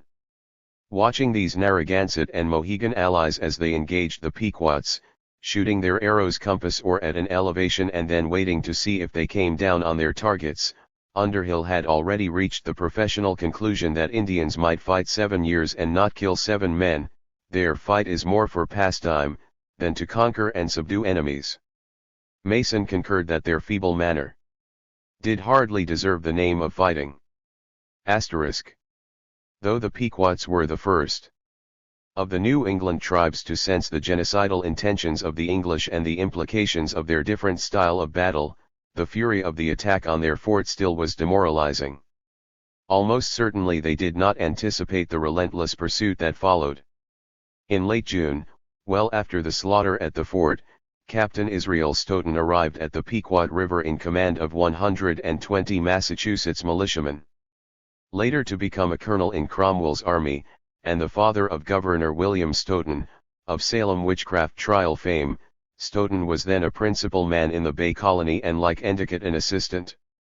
He came from Dorchester, whose inhabitants had early complained of lack of room and many of whom like Mason had moved overland to hive at Windsor in 1635. His own very concrete interest in Pequot lands had already been made explicit in a letter, ca. June 1636, to Winthrop the Younger. Stoughton asked the new governor of Connecticut for land on which to build a warehouse to store the goods of his former neighbors from Dorchester, and then closed with a motion to you in particular for myself, for some small portion, resoluing if you would shew me that for to count myself no small debtor to you for your. Shortly after his arrival Stoughton was guided by Narragansetts to a swamp 12 miles from the mouth of the Pequot, where about 100 refugees had taken cover. When they were surrounded, the Pequots surrendered without a fight. Stoughton turned the men over to skipper John Gallup, whom we first met off Block Island during the Oldham naval action. No doubt remembering his earlier exploit and enlarging on it, Gallup took 20 or so captives a little beyond the harbor and threw them bound into the sea, or, as a Puritan historian exulted, fed the fishes with them. Stoughton sent the women and children to the bay and informed Winthrop the shipment was on its way. In his letter, dated late June 1637 and also reproduced in the Winthrop papers, Stoughton revealed intriguing aesthetic preferences in his personal request for one that is the fairest and largest that I saw amongst them, to whom I how geo in a coate to cloath her. It is my desire to how her for a servant if it may stand with your good liking, else not. There is a little sqa Stuart Calicot desireth. Footnote continued from the previous page. Noted that Indians were more peaceful internally than European nations and no more ferocious externally. His evidence suggested that the Pequots, for instance, were startled to learn their Puritan enemies considered women and children fair game. And that all war is cruel, horrible, and socially insane is easy to demonstrate, but the nationalist dwells upon destiny, glory, crusades, and other such claptrap to pretend that his own kind of war is different from and better than the horrors perpetrated by savages. This is plainly false. The qualities of ferocity and atrocity are massively visible in the practices of European and American powers all over the world, p. 170. 45. Stoughton was then joined by Mason with 40 Connecticut troops, and together they set off in pursuit of the starving families of Pequots, who, as Mason put it, could make but little haste, by reason of their children, and want of provision, being forced to dig for clams, and to procure such other things as the wilderness afforded.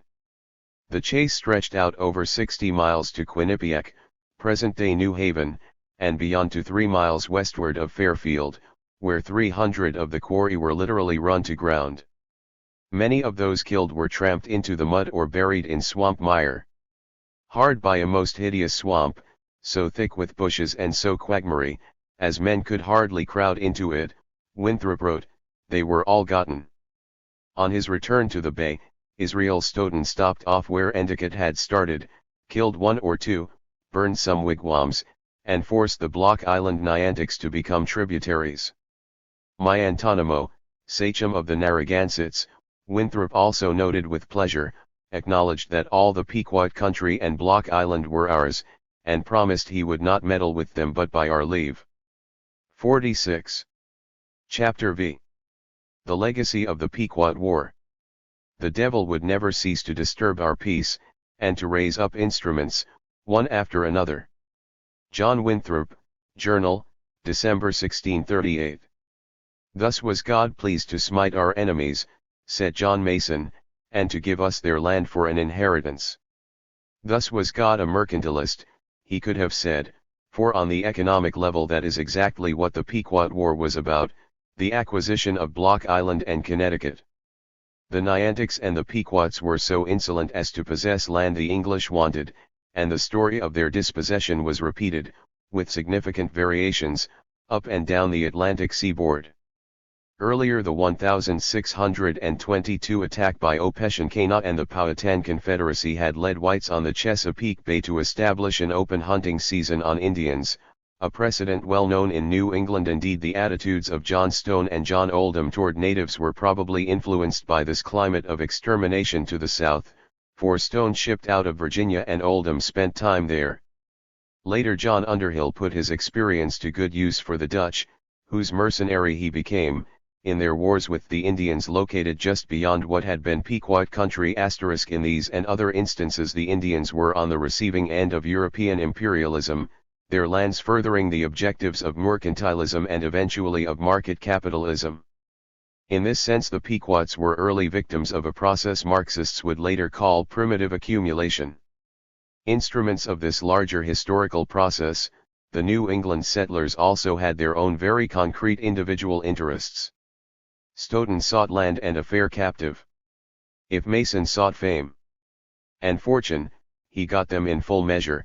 He was made a major general of all the Connecticut forces, the staff of his post being handed to him by the Reverend Hooker, who, as Thomas Prince observed, like an ancient prophet addressing himself to the military officer, delivered to him the principal ensign of martial power, to lead the armies and fight the battles of the Lord and of his people. Mason enjoyed the psychic income accruing to an instrumental savior and tangible assets as well, including an island of 500 acres at the mouth of the Mystic that he claimed by right of conquest.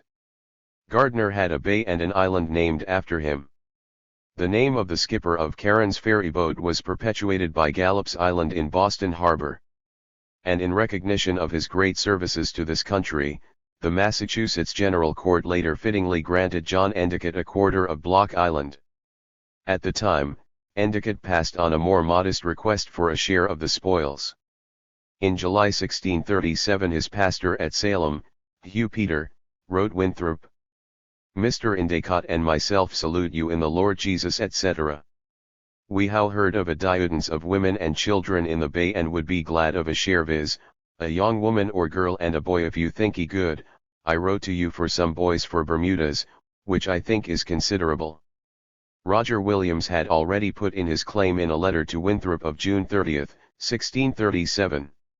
"It having again pleased the Most High to put into your hands another miserable drow of Adam's degenerate seed, and our brethren by nature, I am bold, if I may not offend in it, to request the keeping and bringing VP of one of the children. I have fixed mine eye on this little one with the red about his neck, but I will not be peremptory in my choice but will rest in your loving pleasure for him or any etc."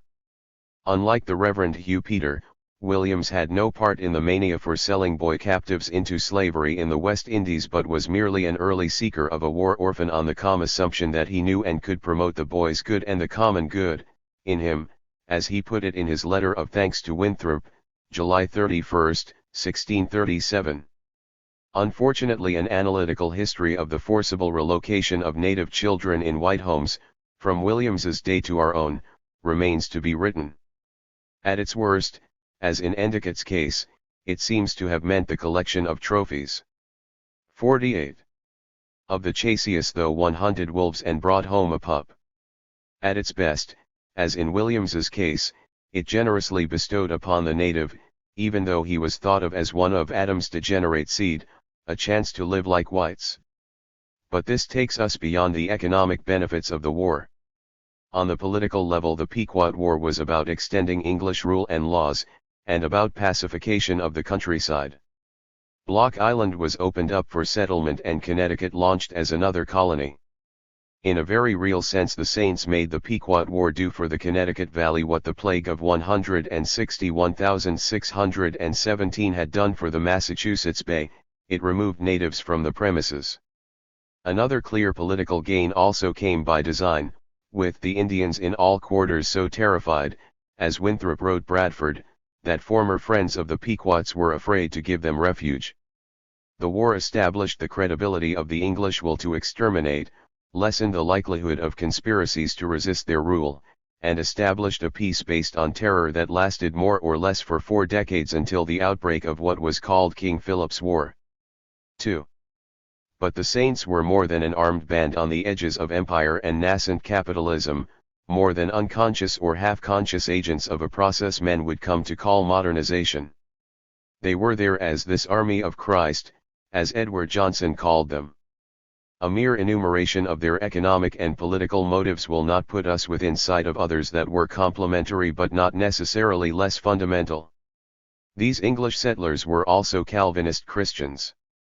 And to answer the question put to Underhill, why should you be so furious, we must first try to sort out what the Indians meant to him, to Endicott, and to their comrades in arms.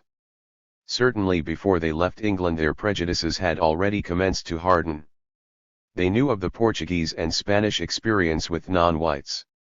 Though they could compliment themselves on their presumed moral superiority to the Spanish, whose cruelty had already become proverbial through the writings of Bartolomé de las Casas, that did not mean they themselves were not wondering about the issues debated at Valladolid in 155,051, namely, whether the Indians had rational souls and deserved the name of men, nor of course did it mean that as Protestants they 49.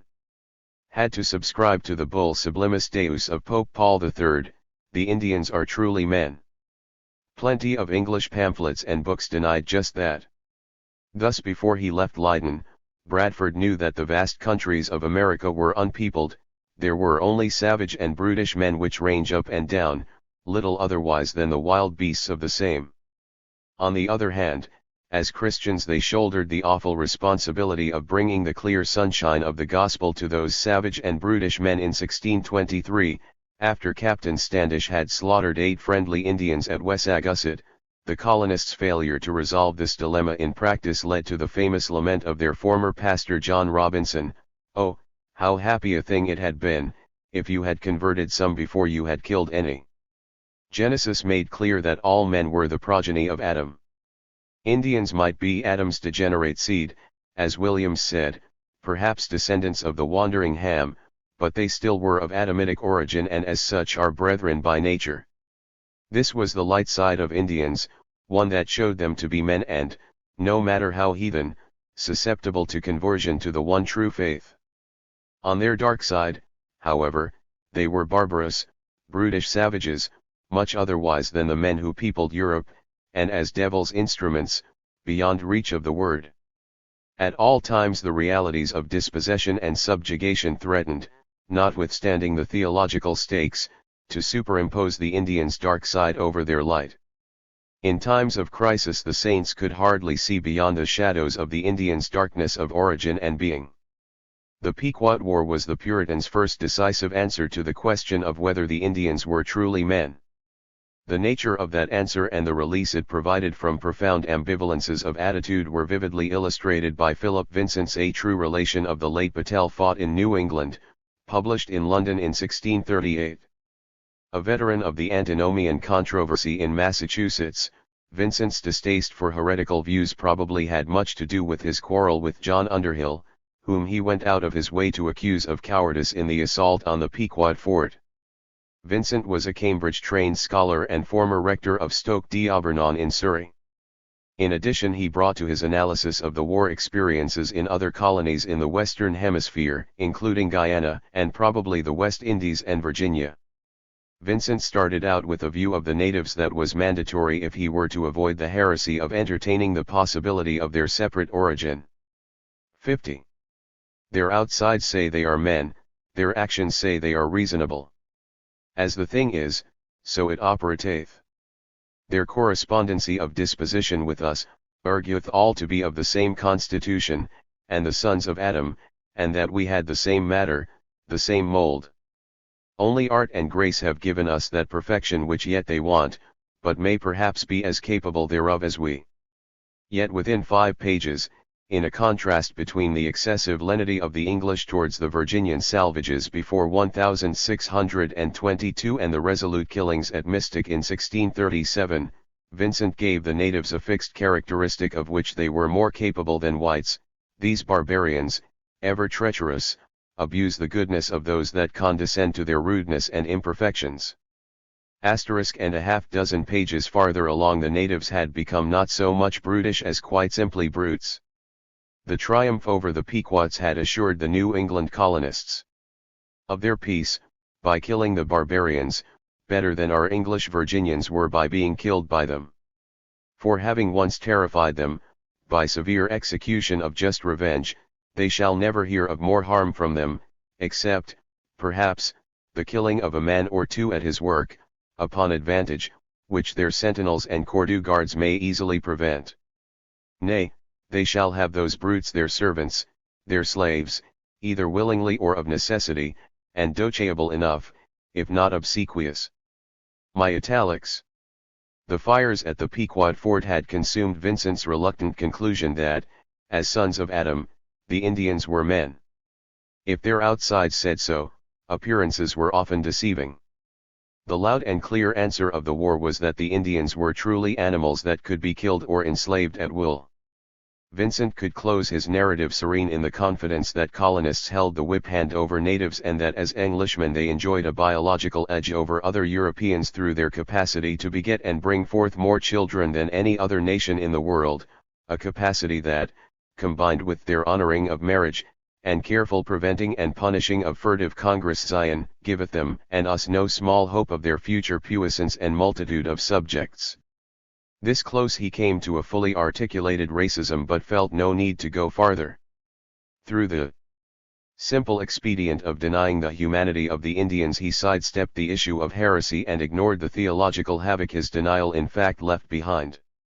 The received views on the unity of mankind were presumably left untouched if Indians were not men but brutes.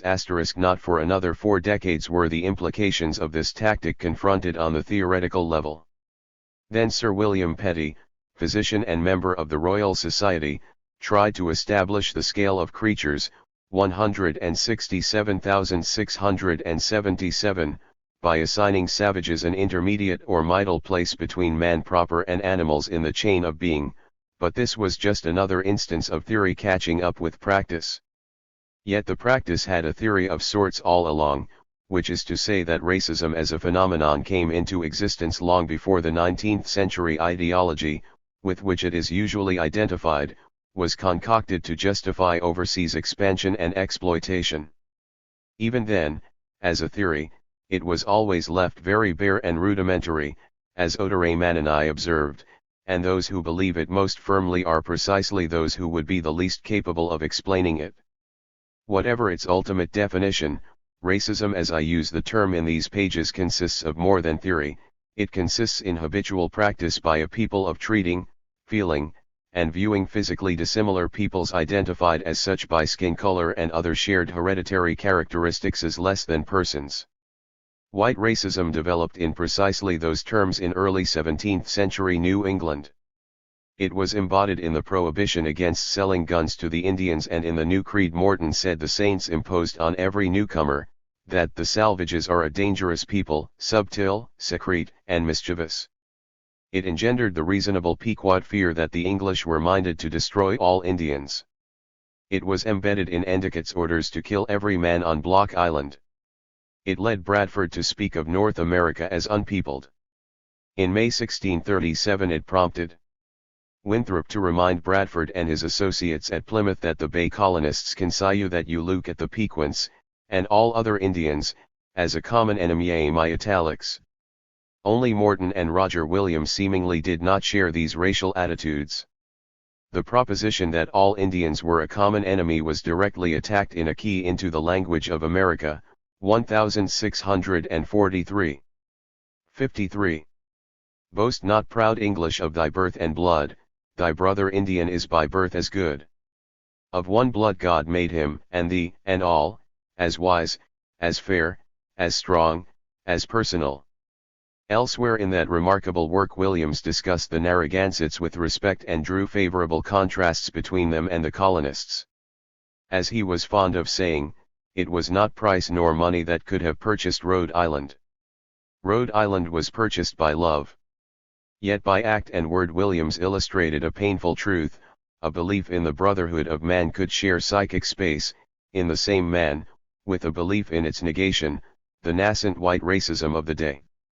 In a crisis, as we have seen, Williams instantaneously took the part of his countrymen against the barbarous Though he saw some sparks of true friendship in my Antonimo, he wrote Winthrop, the Narragansetts lacked all fear of God, and thus all the cords that you were bound the barbarous to foreigners were made of self and covetousness, July 1637.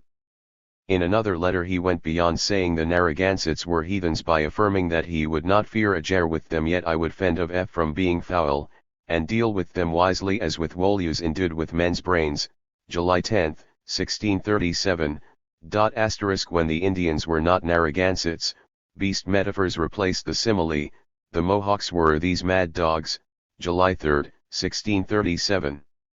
To stop a conlutination or league between them and the Pequots, Williams urged Winthrop that better now than hereafter the pursuit be continued of the fleeing bands of Pequot survivors, June 30, 1637. He returned to the need to track them all down in a letter of July 15, 1637. The general speech is, all must be rooted out, etc. The body of Pekin men yet lie yo, and are only removed from their dens, the good Lord grant, that the Mohawks and they, and the whole of the last night not. For mine own lot I can not be without suspicions of it. The phrase I have italicized echoed down through the decades and centuries of American history, from Williams's day to Andrew Jackson's and beyond. In times of trouble natives were always wild animals that had to be rooted out of their dens, swamps, jungles. 3. The Pequots were rooted out as a tribe. Winthrop put the body count at between 8 and 900. In 1832 one observer counted only about 40 souls, in all, or perhaps a few more or less living in the township of Croton. In the 1960s the official figure was 21 Pequots in all of Connecticut *, and there would have been no known living members of that tribe had the colonizers had their way. They sought, as Mason said, to cut off the remembrance of them from the earth. After the war, the General Assembly of Connecticut declared the name extinct. No survivors should be called Pequots. The Pequot River became the Thames, and the village known as Pequot became New London, in remembrance, the legislators declared, of the chief city in our dear native country. The Saints were an armed band of Christ with a need to unpeople the country and make it into New England, and that they did. They also had a keen need to engage the forces of darkness. The stirs at Boston over Anne Hutchinson and her followers had already put their nerves on edge, and battle with the Pequots, Lars Erzif pointed out, offered an outlet for their sense of baffled righteousness. After they had exterminated the Pequots and banished the Antinomians, the Reverend Thomas Shepard, Hooker's successor at Newtown, made the connection explicit in his thankful observation that the Lord had delivered the country from both the Indians and Familists, who arose and fell together. To their minds the Antinomians beckoned men to licentiousness, all promiscuous and filthy cumminged together of men and women, as John Cotton warned, and threatened an anarchic breakdown of lawful order and regimented reason. But the bestial Indians already were the nature that colonists would fall back into should they yield to such impulses. That is, the Antinomians were carnal men like the libertine Morton, the Indians were carnal beasts concupiscent, but not rational, animals. They were the flesh with her interest outside the yoke of law. They flew to the thickets and swamps of their female wilderness the way dark inner secret corruptions eluded spiritual authority. Now, as an armed band of Christ, the saints took pleasure in executing God's will. Vengeance is mine, saith the Lord, I will repay it. Endicott, Mason, and the others naturally were pleased to act as his agents. But their racial attitudes made certain that repaying Indians would heighten their pleasure. On the clear moonlight night before the assault on the Pequot fort, Mason recorded, we appointed our guards and placed our sentinels at some distance, who heard the enemy singing at the fort, who continued that strain until midnight, with great insulting and rejoicing, as we were afterwards informed. The Pequot festival of gladness, with the singing, rejoicing, and no doubt dancing, along with other animal pleasures, made our assault before day all the sweeter to contemplate. The reality even in retrospect moved the stern old soldier to rhapsody. I still remember a speech of Mr. Hooker at our going aboard, that they should be bread for us. And thus when the Lord turned the captivity of his people, and turned the will upon their enemies, we were like men in a dream, then was our mouth filled with laughter, and our tongues with singing, thus we may say the Lord hath done great things for us among the heathen, whereof we are glad. Praise ye the Lord. Why should they be so furious? At mystic the saints' suppressed sexuality at last broke out and found vent in an orgy of violence. Like men in a dream they burned and shot the flesh they so feared and hated in themselves, the breaking of the dam filled them with delight, their mouths with laughter, their tongues with singing. After the slaughter at Fairfield Swamp, John Winthrop wrote William Bradford of the Lord's great mercies towards vs. in our prevailing against his, and our enemies, that you may rejoice, and praise his name with verses. His concluding remarks suggested that those who threw themselves into such violent delights were refreshed but likely to become addicts, vengeance junkies. Footnote continued on the next page. 57. Praise ye the Lord, Morton never had a better time around his maypole. 4. By contrast, Morton's unrepressed joys at Merry Mount had hurt no one. True, as Bradford charged, he and his friends drank, erected an 80-foot maypole, and danced about it many days together, inviting the Indian women for their consorts, dancing and frisking together like so many fairies, or furies, rather, and worse practices. But the dancing and worse practices were between and among consenting adults, you might say, and helped free the participants from that oppressive starvation of life that Hawthorne maintained could not fail to cause miserable distortions of the moral nature. To paraphrase Bradford a little, Morton's wickedness was not stopped by strict laws and thus did not flow destructively back upon the self, nor did it flow outward to find projective vent in negating nature and nature's children, the Indians. Unlike Endicott, Morton experienced no need to scourge bestial pagans and to burn and spoil their country. By contrast, he indulged in good clean fun. Of the Revels of New Canaan suggests that Morton indulged in much more. Filled with humor, this fascinating chapter of New English Canaan poked fun at the saints for impoverishing their lives by troubling their brains more than reason would require about things that are indifferent. He thumbed his nose at them with a drinking song to illustrate the harmless mirth of his young men, Hawthorne's sons of Pan, who had invited lasses in beaver coats to come away and made them welcome to us night and day. The chorus went. Footnote continued from the previous page. Our people are all in health, the Lord be praised, and all hawk they had marched in their armes all the day, and had been in fight all the night, yet they professed they found themselves so fresh as they could willingly have gone to such another bus ines. July 28, 1637. Just this kind of refreshment had been promised by the Reverend Thomas Hooker's Anthropophagus send-off, they should be bread for us. With the slaughter of Indians, the saints swallowed at one sitting the carnality of wilderness creatures and their own inadmissible fantasies and yearnings. They rose up with new powers that would help make these Englishmen into Americans, as Richard Slotkin has argued persuasively in Regeneration Through Violence, The Mythology of the American Frontier, Middletown, Con, Wesleyan University Press, 1973. 58. Drink ye and be merry, merry, merry boys. Let all your delight be in the hymens. Oh yes. Joe Y. to Hymen, now the day is come. About the merry maypole take a room. The song was a relatively straightforward celebration of drink and sex, though one had to know that Hymen was the Greek god of marriage rites, a beautiful youth who carried his bridal torch to a virgin's vagina. The poem at the head of the chapter, on the other hand, was really a riddle, and it demands full quotation. Rise Oedipus, and, if thou canst, unfouled. What means Charybdis underneath the mold?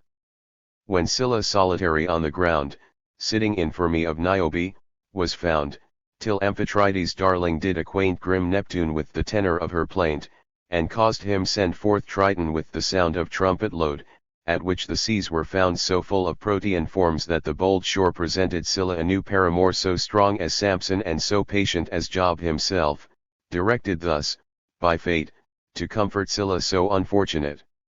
Ido prophecy, by Cupid's beauteous mother. Hera Scogan's coys for Scylla, and none other, though Scylla sick with grief, because no signa can there be found of virtue masculine. Aesculapius come, I know right well. His labours lost when you may ring her knell. The fatal sister's doom none can withstand, nor Cytherea's power, who points to land with proclamation that the 1st of May at Mari Mount shall be kept holiday. All this was enigmatically composed, Morton chuckled, and puselled the separatists most pitifully to expound it. Twitting those moles for their blind presumption in thinking they could expound hidden mysteries, he grandly expounded it himself in terms that left the reader no less pitifully puzzled. Better at explaining why Morton should not have traded guns to the Indians, Charles Francis Adams, when preparing his annotated edition of New English Canaan in the late 19th century, gave up on the verse in disgust, denouncing it for its incomprehensibility. And its Sphinxian inscrutability was Bef. 59. Fling to all save an Oedipus or perhaps a Renaissance Platonist. To unfold its hidden meaning the reader had to reach for the understanding that pagan gods and goddesses of fertility functioned as metaphors for universal forces in nature. Tides of fecund seas flowed in so full of protean forms that the bold shore presented the yearning Scylla with a new paramour. To apprehend Morton when he did prophecy, by Cupid's beauteous mother, the reader had to know that Cupid, or Eros, was born of Venus, or Aphrodite, the goddess of beauty and love, who in turn rose from the sea's white foam where Uranus' sex organs had fallen. The creative power and physical passion then swept in with such force no one could withstand them. In the final 3 lines the alert reader could be expected to perceive that May Day was to be kept a holy day, but would have to be quick and something of a classicist to know that by Cytherea's power Morton invoked the Ionian island of ancient Cythera, site of a center of the cult of Aphrodite, and still quicker to understand that Morton was proposing another such center at Mary Mount. This reading of Morton's allegory makes it closely resemble Botticelli's as depicted in The Birth of Venus, Uffizi, Florence in the painting The Goddess of Love rises up newborn from the white foam of the waves and is blown by spring winds on the shore as a symbol of generative power. Once deciphered, the poem confirms Morton's deep interest in what Edgar Wynne called pagan mysteries in the Renaissance, 1958. Like Sir Thomas More in Utopia, 1551, Morton defended pleasure, and like Marsilio Ficino, the Florentine Neoplatonist who influenced Botticelli, he manifestly believed voluptas should be reclassified a noble passion. Like other Renaissance men with a taste for Bacchic mysteries, he spoke in riddles and deliberately composed enigmatically because he believed, with Dionysus, that the divine ray cannot reach us unless it is covered with poetic veils. These poetic veils were what Pico della Mirandola, another 15th-century Florentine Neoplatonist, called hieroglyphic imagery. All pagan religions had them, he maintained, to protect divine secrets from profanation. These were the hidden mysteries the host of Mary Mount flaunted before the saints. Morton's use of hieroglyphics also ironically brought him closer in feeling and thought to the salvages he invited to the revels. Old World and New World pagan entered into communion with the beyond through figurative speech, rites, songs, and dances, and not through denotative language, ratiocination, and 3-hour sermons. Above all, the dance, hated by the saints as barbarous madness, brought Morton close to his Indian neighbors. The 60. Fusion he sought between Old and New World paganism became visible around the Maypole, as hand reached out to hand and rhythms of breath and blood within matched vibrations from the wilderness without suddenly man and his environment were a harmonious unit. 5. But the dance was over, and so was this great opportunity to see if whites and reds could live with themselves, each other, and the land. As Morton smilingly confessed, he that played Proteus, with the help of Priapus, put their noses out of joint, as the Proverb is. According to tradition, Proteus could change himself into any shape he pleased, but if caught and held, he would foretell the future. Caught and held, Morton warned carnal white and carnal Indian alike that the Puritans would cut off their ears, and worse, if you be one of them they term, without. So it came to pass that when the future marched forward with Endicott's remorseless stride, men and countryside were burned and spoiled. Some presentiment of this destiny led my Antonimo, after having listened too long to the kindly Roger Williams, to repeat the Pequot proposal for an Indian alliance. According to Lyon Gardner, my Antonimo told the Indians on Long Island. So are we all Indians as the English are all English, and say brother to one another, so must we be one as they are, otherwise we shall be all gone shortly, for you know our fathers had plenty of deer and skins, our plains were full of deer, as also our woods, and of turkeys, and our coves full of fish and fowl. But these English have gotten our land, they with scythes cut down the grass, and with axes fell the trees, their cows and horses eat the grass, and their hogs spoil our clam banks, and we shall all be starved. In 1643 the commissioners of the United Colonies of New England decreed that Uncas, the Mohegan sachem, might kill my Antonimo, their former ally because, as Winthrop recorded, he was head of a general conspiracy among the Indians to cut off all the English, because he was of a turbulent and proud spirit, and would never be at rest, and because of lesser reasons. So it was that Uncas's brother slipped up behind the great Narragansett sachem and clave his head with an hatchet, some English being present. 61. Lyon Gardner wrote his account of all these events 15 years before King Philip's War. By then an old man, preoccupied with Indian plots and in fear to see and hear what he thought would ere long come upon us, he nevertheless still believed that although there hath been much blood shed here in these parts among us, God and we know it came not by us.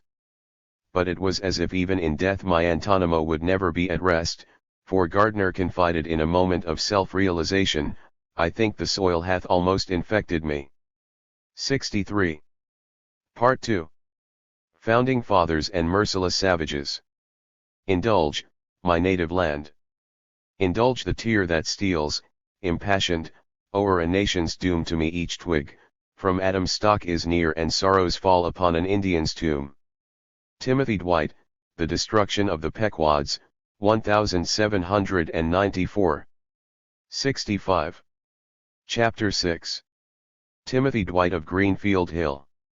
I am clear in my opinion, that policy and economy point very strongly to the expediency of being upon good terms with the Indians, and the propriety of purchasing their lands in preference to attempting to drive them by force of arms out of their country, which is like driving the wild beasts of ye forest. When the gradual extension of our settlements will as certainly cause the savage, as the wolf, to retire, both being beasts of prey, though they differ in shape. George Washington to James Duane, September 7, 1783. In the Young Republic, critics and admirers alike agreed the Reverend Timothy Dwight was a giant of Puritan values and attitudes.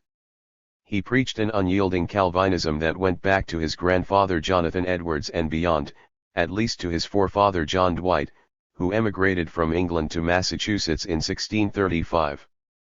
His religious doctrine and political views would have been accounted sound by John Endicott and John Mason. He was, as Vernon Lewis Parrington said in the Connecticut Wits, 1926, a walking repository of the venerable status quo. Chaplain of the Connecticut Continental Brigade during the Revolution, he inspired troops with the old-time religion and composed patriotic songs to cheer them on. After Yorktown he was ordained pastor of the Congregational Church at Greenfield Hill, Fairfield Township, Connecticut. And of course after his election in 1795 he became the legendary president of Yale College. As a young man Dwight strove to become the American Homer. In America, or, a poem on the settlement of the British Colorado. 66. Niece, circulated at Yale in manuscript in the early 1770s, he anticipated the American centuries to come by envisioning a vast empire of light and joy. Thy power shall grow. Far as the seas, which round thy regions flow, through earth's wide realms thy glory shall extend, and savage nations at thy scepter bend. Round the frozen shores thy sons shall sail, or stretch their canvas to the Asian gale. His patriotic songs also fused the Puritan sense of mission with the messianic nationalism of the Revolution. Everywhere people sang his Columbia. Columbia, Columbia, to glory arise. The Queen of the world, and child of the skies. In America's first epic poem, The Conquest of Canaan, 1785, Dwight decisively identified the causes of ancient Israel and the new United States of America and therewith repudiated the promise of Thomas Morton's New English Canaan. The Conquest of Canaan was in fact an expanded and allegorized version of the book of Joshua's account of the heroic struggle to bring the children of Israel to the land of Canaan. Dwight dedicated the epic to Washington, the Mason-like savior of his country, and made him the American Joshua who triumphed over fiendish, wolf-like Canaanites with their childish rage. Parallels with the Puritan justification of the destruction of the Pequots were drawn tighter in the poem's justification of the killing of lovers and babies, later prone to sodomy and unspeakable acts. So God be witness sin's unchanging foe, should then these infants to dread manhood rise/what unheard crimes would smoke through earth and skies. America was the last stop on the westward march of empire, in fine, the sole heir apparent of Israel's mission to found an empire, and to rule a world. 2. The Pastoral Greenfield Hill, a poem in 7 parts, 1794, was Dwight's last major poem. From the eminence of the sweet smiling village of which he was minister, the poet looked out on a landscape that had over the generations become my much loved. 67. Native land. The villagers flourished, and in the surrounding countryside men owned the land they worked, fields where every farmer reigns a little king. A visitor would see no nobles or serfs here, for one extended class embraces all to be sure. Yon poor black singing gaily reminded the poet of slavery, but the laughing mind of that son of Africa bore witness he was kindly fed and clad and treated and took his portion of the common good. As for savages, through the warpath the Indian creep no more but peace, and truth, illume the twilight mind.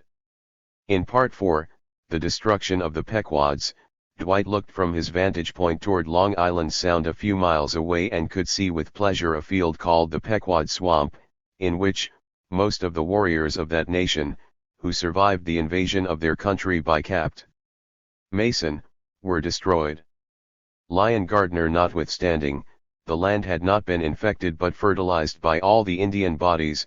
Even now, perhaps, on human dust I tread, Dwight mused, perchance on that of some ambitious chief who roused his followers to deeds sublime and soared Caesarean heights, the phoenix of his age.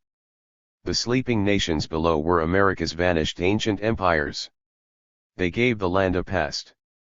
And, oh ye chiefs! In yonder starry home, accept the humble tribute of this rhyme. Your gallant deeds, in Greece, or haughty Rome, by Maro sung, or Homer's harp sublime, had charmed the world's wide round, and triumphed over time. Moreover, without Indians the forefathers would have had no way to prove themselves in trials by ordeal as they wrested the wilderness from stiffening red hands. Glowing Mason, later by generous Stoughton joined, claimed the fiends of blood in battle and in the pursuit that came to an end just down the hill. Mason, Mason, rung in every wind. Nor should a grateful posterity forget hapless Stone, gallant Norton, and generous Oldham. Finally even the Indians, as men from Adam's stock, made claims on the poet's faith and generous humanity that led him to indulge the tear over their savage woes severe. But Dwight took pleasure in treading on human dust at unreckoned peril. On his body-strewn pages, not so much the land as truth itself in blood was drowned. To establish that the Puritans had fought the Pequots in self-defense he had to engage in sheer projection. Pequots resolved to attempt the destruction of the 68th English, with the strength of their own tribes only. His glorification of their slaughter smashed head-on into his insistence that the heroic forefathers were gentle followers of Christ. From the wreckage he retrieved only a Sunday school story. In the beginning meek Christians had abandoned Europe, that land of war, and woe to come o'er th Atlantic wild, by angels born. The pilgrim bark explored its western way, with spring and beauty bloomed the waste forlorn, and night and chaos shrunk from newborn day. Dumb was the savage howl. The dusky mind of the savage was lit with wisdom's beam, transformed to that of the meekly child. Even the Pequots received kind ministrations.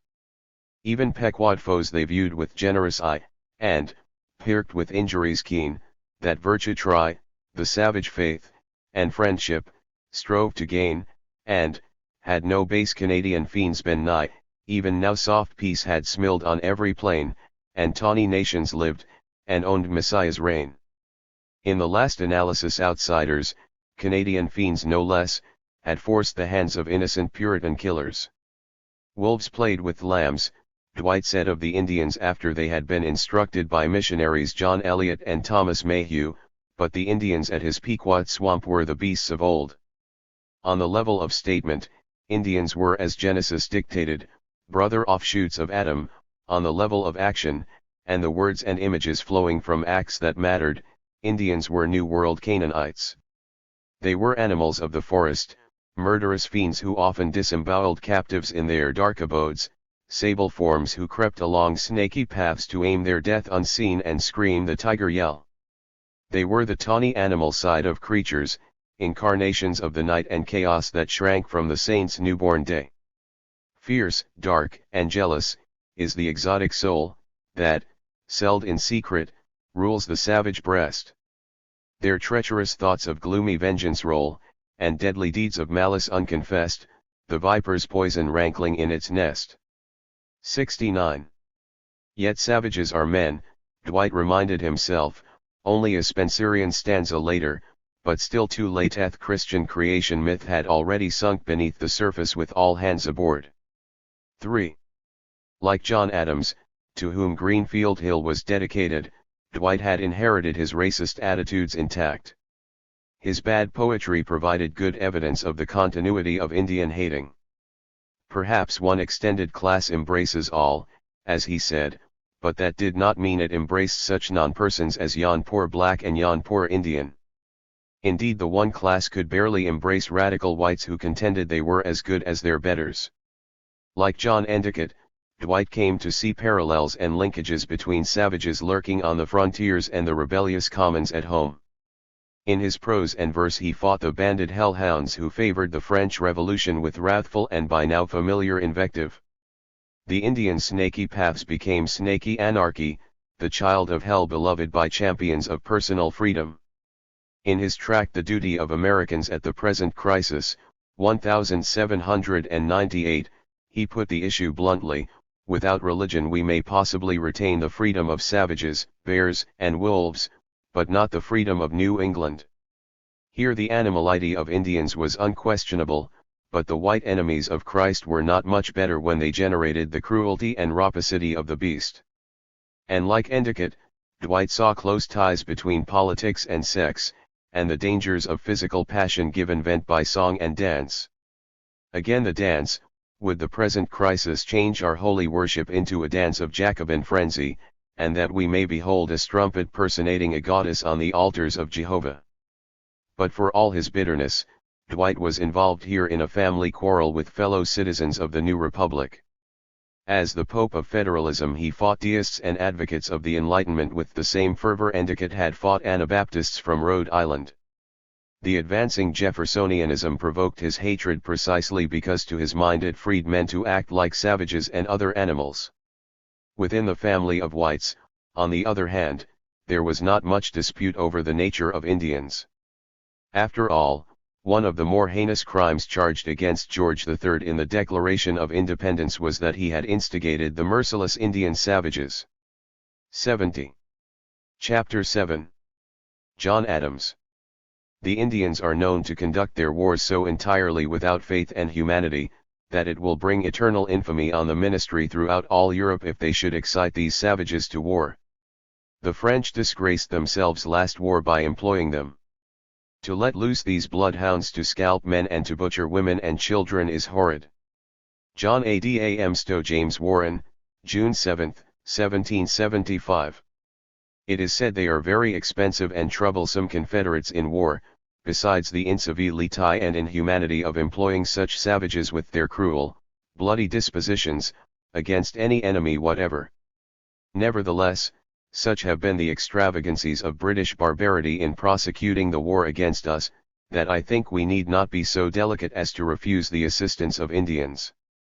John Adams to Horatio Gates, April 27, 1776. John Adams served with Thomas Jefferson on the committee of 5 appointed to draft a declaration, and collaborated effectively with him in the diplomatic service following the Revolution.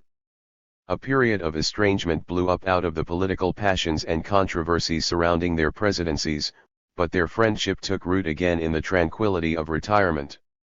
They were brought back together by another signer of the Declaration of Independence, Benjamin Rush, a mutual friend who had a keen sense of their historic importance as fellow laborers in erecting the great fabric of American independence.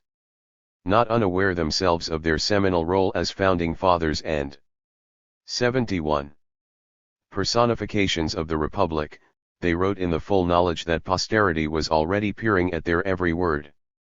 Their correspondence from 1812 to their deaths in 1826 was nevertheless rich and, on occasion, revealing. Close upon their reconciliation, Adams announced, October 12, 1812, an event of singular oddity. After he had himself searched for Thomas Morton's New English Canaan for half a century, John Quincy Adams had finally found and purchased a copy at an auction in Berlin.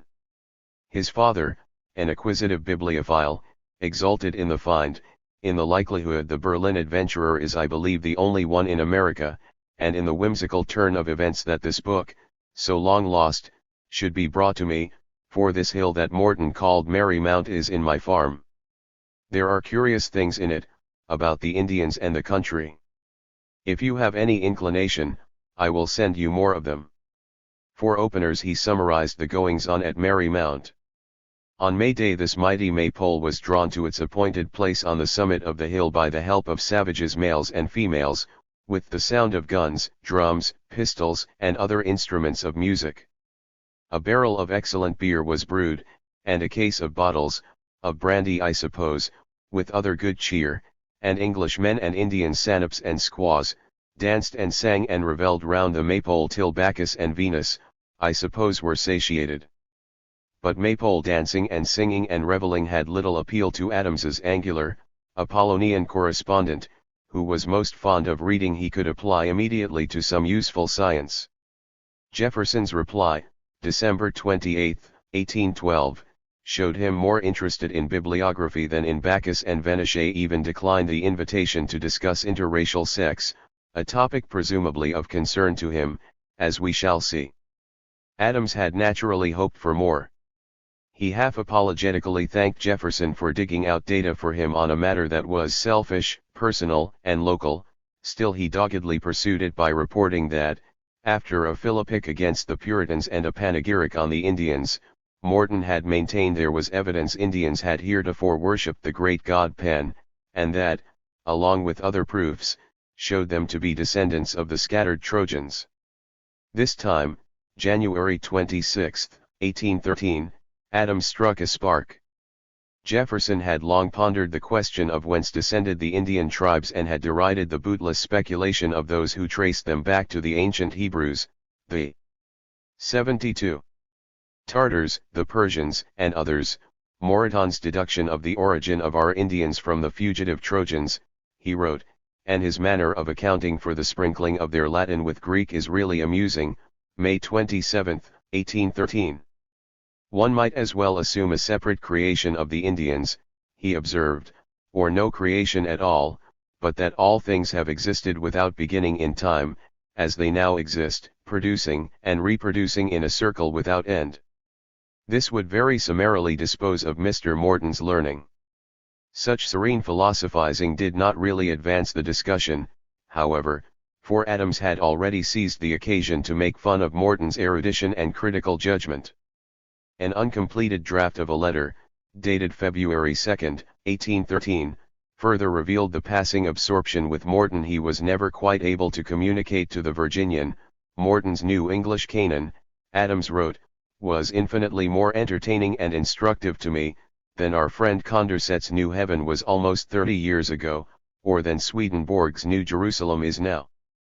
Though for Adams, as for his Puritan ancestors, Morton remained this incendiary instrument of spiritual and temporal domination, he was a firebrand who was safely extinguished and whose New English Canaan had thereby become more curious than wick, and it needed no longer to be immediately consigned to the flames as the Devil's Notebook. Like Swedenborg with his direct intercourse with angels and like Condorcet with his prophecy of the ultimate perfection of man, Morton had been a drunken enthusiast, drunk, as Adams saw him, on his vision of Englishmen and Indian sanaps and squaws dancing and reveling together in joyous New Canaan. Adams was entertained by the extravagance of the notion and by the dead rebel generally, as he wrote Jefferson, January 26, 1813, the character of the miscreant is not wholly contemptible. It marks the complexion of the age in which he lived. How many such characters could you and I enumerate, who in our times have had a similar influence on society?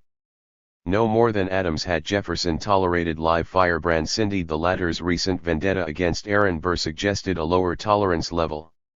Adams's personal experience was sufficient, at all events, to keep him from suspecting Jefferson of the libertarianism imputed to him by posterity.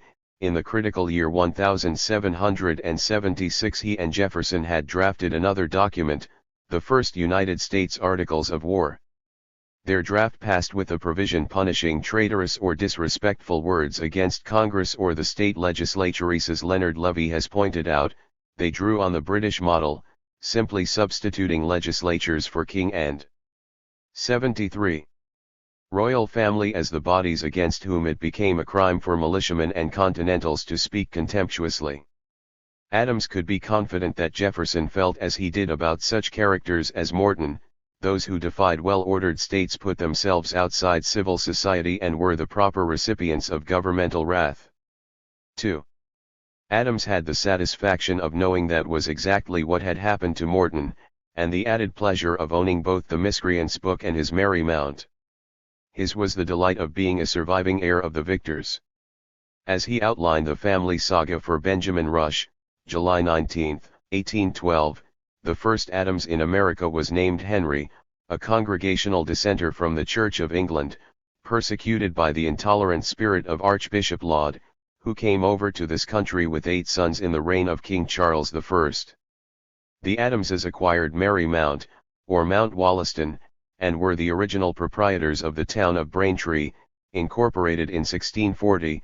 This Henry and his son Joseph, my great-grandfather, and his grandson Joseph, my grandfather, whom I knew, though he died in 1739, and John, my father, who died in 1761.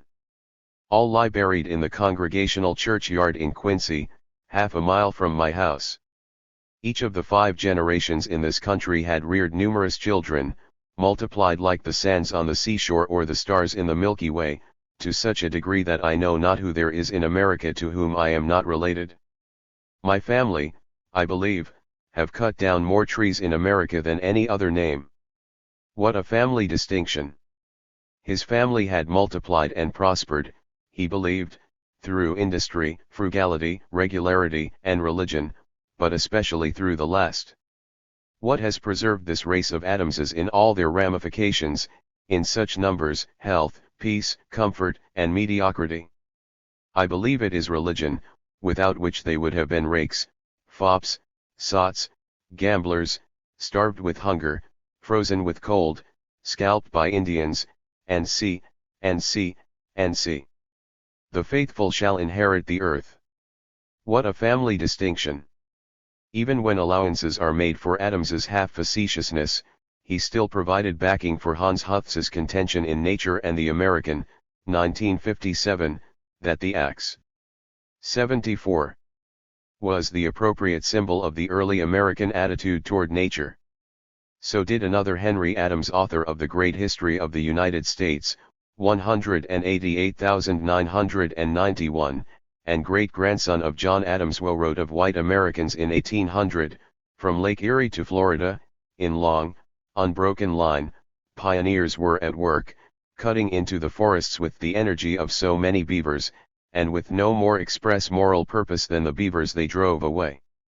Over the 8 generations, including those of the immigrant Henry and the historian Henry Adams, the trees came crashing down, with any higher goal progressively less visible.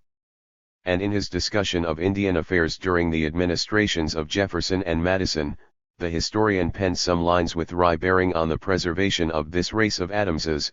he invoked the law accepted by all historians in theory, but adopted by none in practice, which former ages called fate, and metaphysicians called necessity, but which modern science has refined into the survival of the fittest.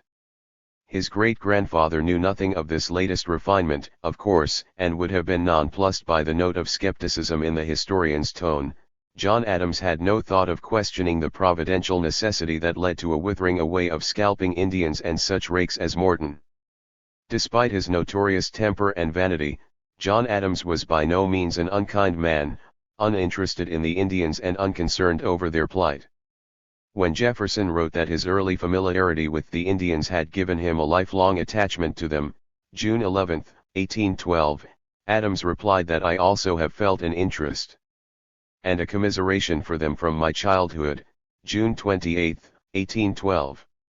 When he was a boy, neighboring Indians used to call at his father's house, and he himself had visited their wigwam nearby, where I never failed to be treated with whortleberries, blackberries, strawberries, or apples, plums, peaches, etc., for they had planted a variety of fruit trees about them.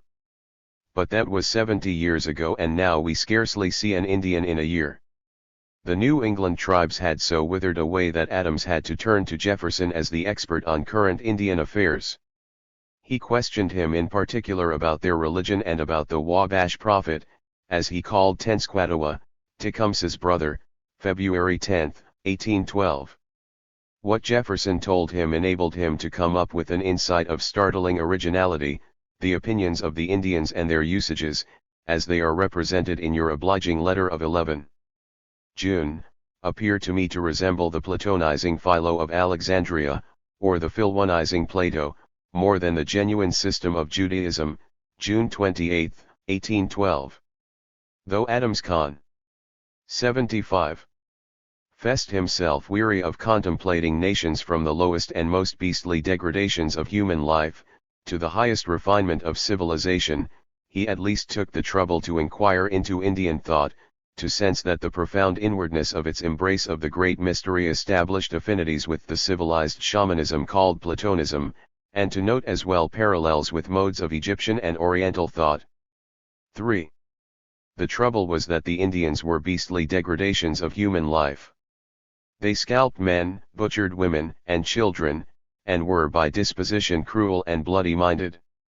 Furthermore, they had no capacity or potential for citizenship, not to mention civility. Negroes, Indians, and Caffrarians, Adams wrote, Rush, cannot bear democracy any more than Bonaparte and Talleyrand. April 11, 1805. Dictatorial Frenchmen aside, Adams's Association of Peoples Unable to Bear Democracy in fact offered support for Chief Justice Roger Taney's famous dictum decades later in Dred Scott v. Sandford, 19 Howard 393, 1857. When the Constitution was adopted, the Chief Justice was to hold, Negroes with slave ancestry were considered unfit for citizenship as a subordinate and inferior class of beings, who had been subjected by the dominant race, and whether emancipated or not, yet remained subject to their authority, and had no rights or privileges but such as those who held the power and the government might choose to grant them. Red tribesmen were no more fit for citizenship than black chattels. Adams obviously did not have either in mind when he informed Rush, in the letter quoted earlier, that with the increase and scattering of his family, I know not who there is in America to whom I am not related. He exaggerated, of course, but not to the extent of positing relationship with slaves or savages. By definition there were no non-persons in the Adams lineage. Notwithstanding the whortleberries of his youth, Adams's commiseration toward the Indians never stretched very far. His racism joined with a messianic nationalism to make Indians at best obstacles to the rise of the American Republic. From the beginning, he believed, their claims to the lands they inhabited were questionable. In a letter to Judge William Tudor, September 23, 1818, he granted they had Lockean rights to life, liberty, and property in common with all men, but then demanded what rights they had beyond those. Shall we say that a few handfuls of scattering tribes of savages have a right of dominion and property over a quarter of this globe capable of nourishing hundreds of millions of happy human beings? Why had not Europeans a right to come and hunt and fish with them? When happy European hunters and fishermen did come, they generously respected the tribe's shadowy rights to the land, entered into negotiations with them, purchased and paid for their rights and claims, whatever they were, and procured deeds, grants, and quitclaims of all their lands, leaving them their habitations, arms, utensils, fishings, huntings, and plantations. Ordinarily honest with himself, Adams allowed himself to be comforted here with a fable no less fanciful than Timothy Dwight's reading of the Puritan past. In short, Adams concluded, I see not how the Indians could have been treated with more equity or humanity than they have been in general in North America. In his exchanges with Jefferson, Adams had expressed distrust of the mystical, Platonizing tendency of Indian religion and of such of their prophets as Tenskwatawa. I think these prophecies are not only unphilosophical and inconsistent with the political safety of states and nations, but that the most sincere and sober Christians in the world ought upon their own principles to hold them impious, for nothing is clearer from their scriptures than that their prophecies were not intended to make us prophets. February 10, 1812. Now in his letter to Judge Tudor, Adams stated his position still more forcefully. What infinite pains have been taken and expenses incurred in treaties, presents, stipulated sums of money, instruments of agriculture, education, what dangerous and unwearied labors, to convert these poor, ignorant savages to Christianity. And, alas, with how little success. The Indians are as bigoted to their religion as the Mahometans are to their Quran, the Hindus to their Shastra, the Chinese to Confucius, the Romans to their saints and angels, or the 77 Jews to Moses and the prophets. It is a principle of religion, at bottom, which inspires the Indians with such an invincible aversion both to civilization and Christianity. The same principle has excited their perpetual hostilities against the colonists and the independent Americans. In this remarkable paragraph Adams fused racism, nationalism, and Enlightenment bigotry into a whole that hardly commiserated with the Indians. If that was kindness, it was the kindness that kills. 78. Chapter 8. Thomas Jefferson. You congratulate her the USA on the Indians becoming somewhat civilized, and on the increase, instead of the dwindling, of several of their tribes, due to their increased knowledge of agriculture. The inhabitants of your country districts regard wrongfully, it is true, Indians and forests as natural enemies which must be exterminated by fire and sword and brandy, in order that they may seize their territory. They regard themselves, and their posterity, as collateral heirs to all the magnificent portion of land which God has created from the Cumberland and Ohio to the Pacific Ocean. Pierre Samuel Dupont de Nemours to Thomas Jefferson, December 17, 1801. Of all historical problems, declared Henry Adams, the nature of a national character is the most difficult and the most important. Of all the revered fathers who shaped that character, he might have added, none was more important, not even his great-grandfather, than Thomas Jefferson, immortal author of the hallowed Declaration of Independence, symbol of liberalism, philanthropist, idealist of the practical, philosopher of immediately useful ends, whether of buildings, mold boards of plows, or origins of Indians. To many of his generation and to many since, Jefferson represented the ideal American self. His ambition went beyond mere nationality to embrace, in Henry Adams's words, the whole future of man. The sage of Monticello was a monument of cool rationality, devoted to order and discipline, temperate in habit, measured in speech, proverbially lucid in writing. No one wrote more about his opinions on more topics. His life was an open book, or rather, given the volume of his papers, an open library, a repository of 79 data on the American character. Yet the curious truth is that subsequent intimate biographies succeed best in establishing his enormous elusiveness and leave the inmost man unexplored and uncharted. In Jefferson's literary remains, ringing enunciations of abstract ideals are easily come by, perhaps no less a national characteristic, hints of living relationships between these ideals and the man are most difficult to find. There were thus more than echoes of family quarrels in the cautionary words of John Quincy and Charles Francis Adams in their Life of John Adams, 1871.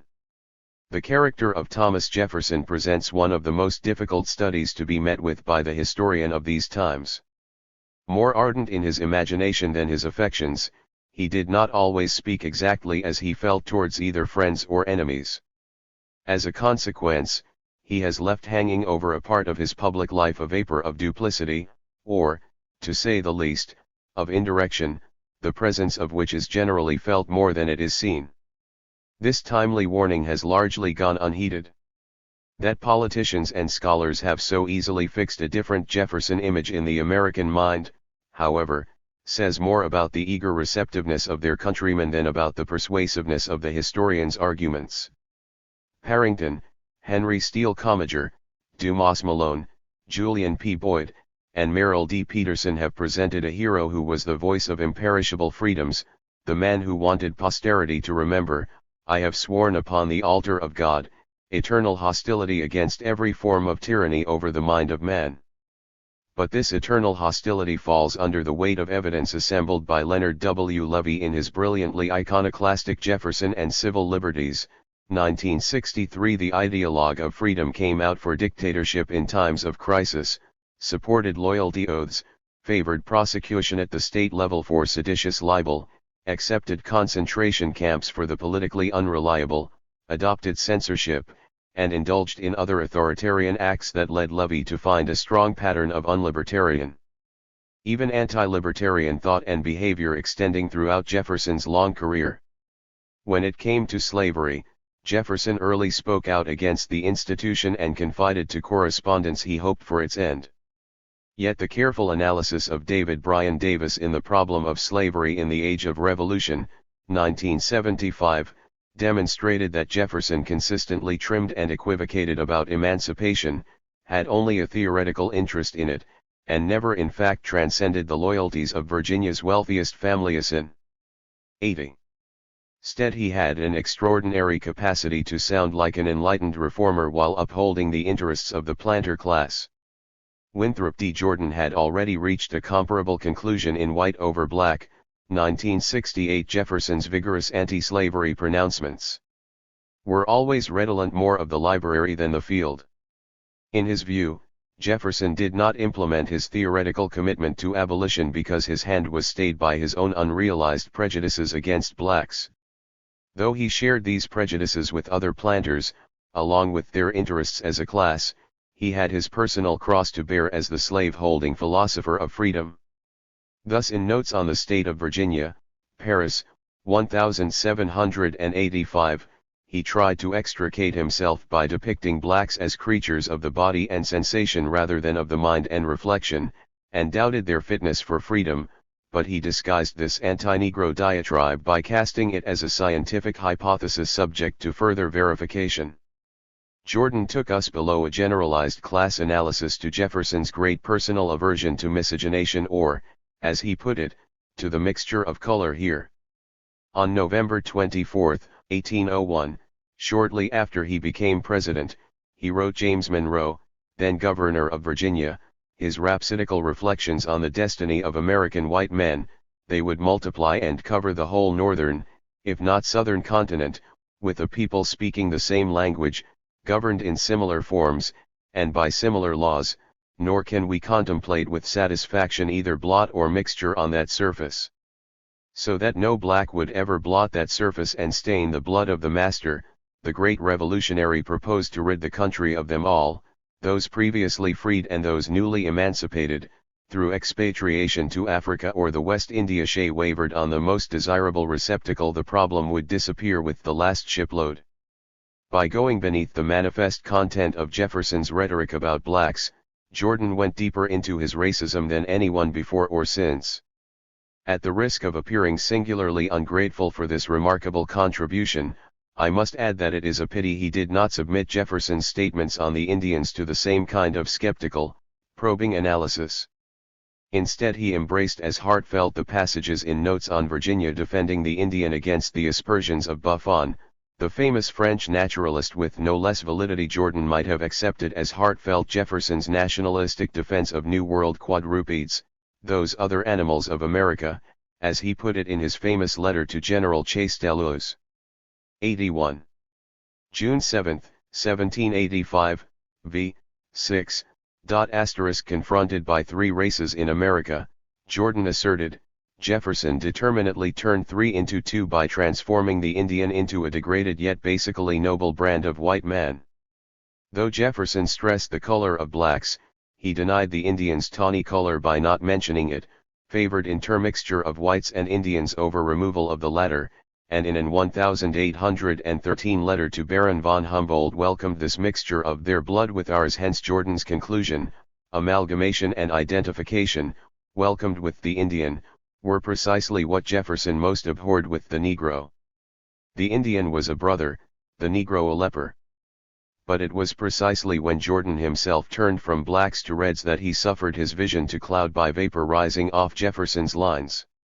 In one of the passages from the notes he quoted, it was made quite clear that three races had not been turned into two. To our reproach it must be said, Jefferson had admitted, that though for a century and a half we have had under our eyes the races of black and red men, they have never yet been viewed by us as subjects of natural history. Nor in the very letter to Humboldt quoted by Jordan did Jefferson deny Indians their color, but on the contrary predicted that the confirmed brutalization, if not extermination of this race in our America is to form an additional chapter in the English history of oppression of the same colored man in Asia, and of the brethren of their own color in Ireland. 14, 2025. As to whether the Indian was a brother to Jefferson, we shall see. 2. Color identified the players in the game. According to Jefferson's notes of a conversation with George Hammond on June 3, 1792, the young British minister asked him what he understood as the right of the United States in Indian soil. The Secretary of State replied that it was a preemptive right, that is to say, the right to buy to the exclusion of others, including the English.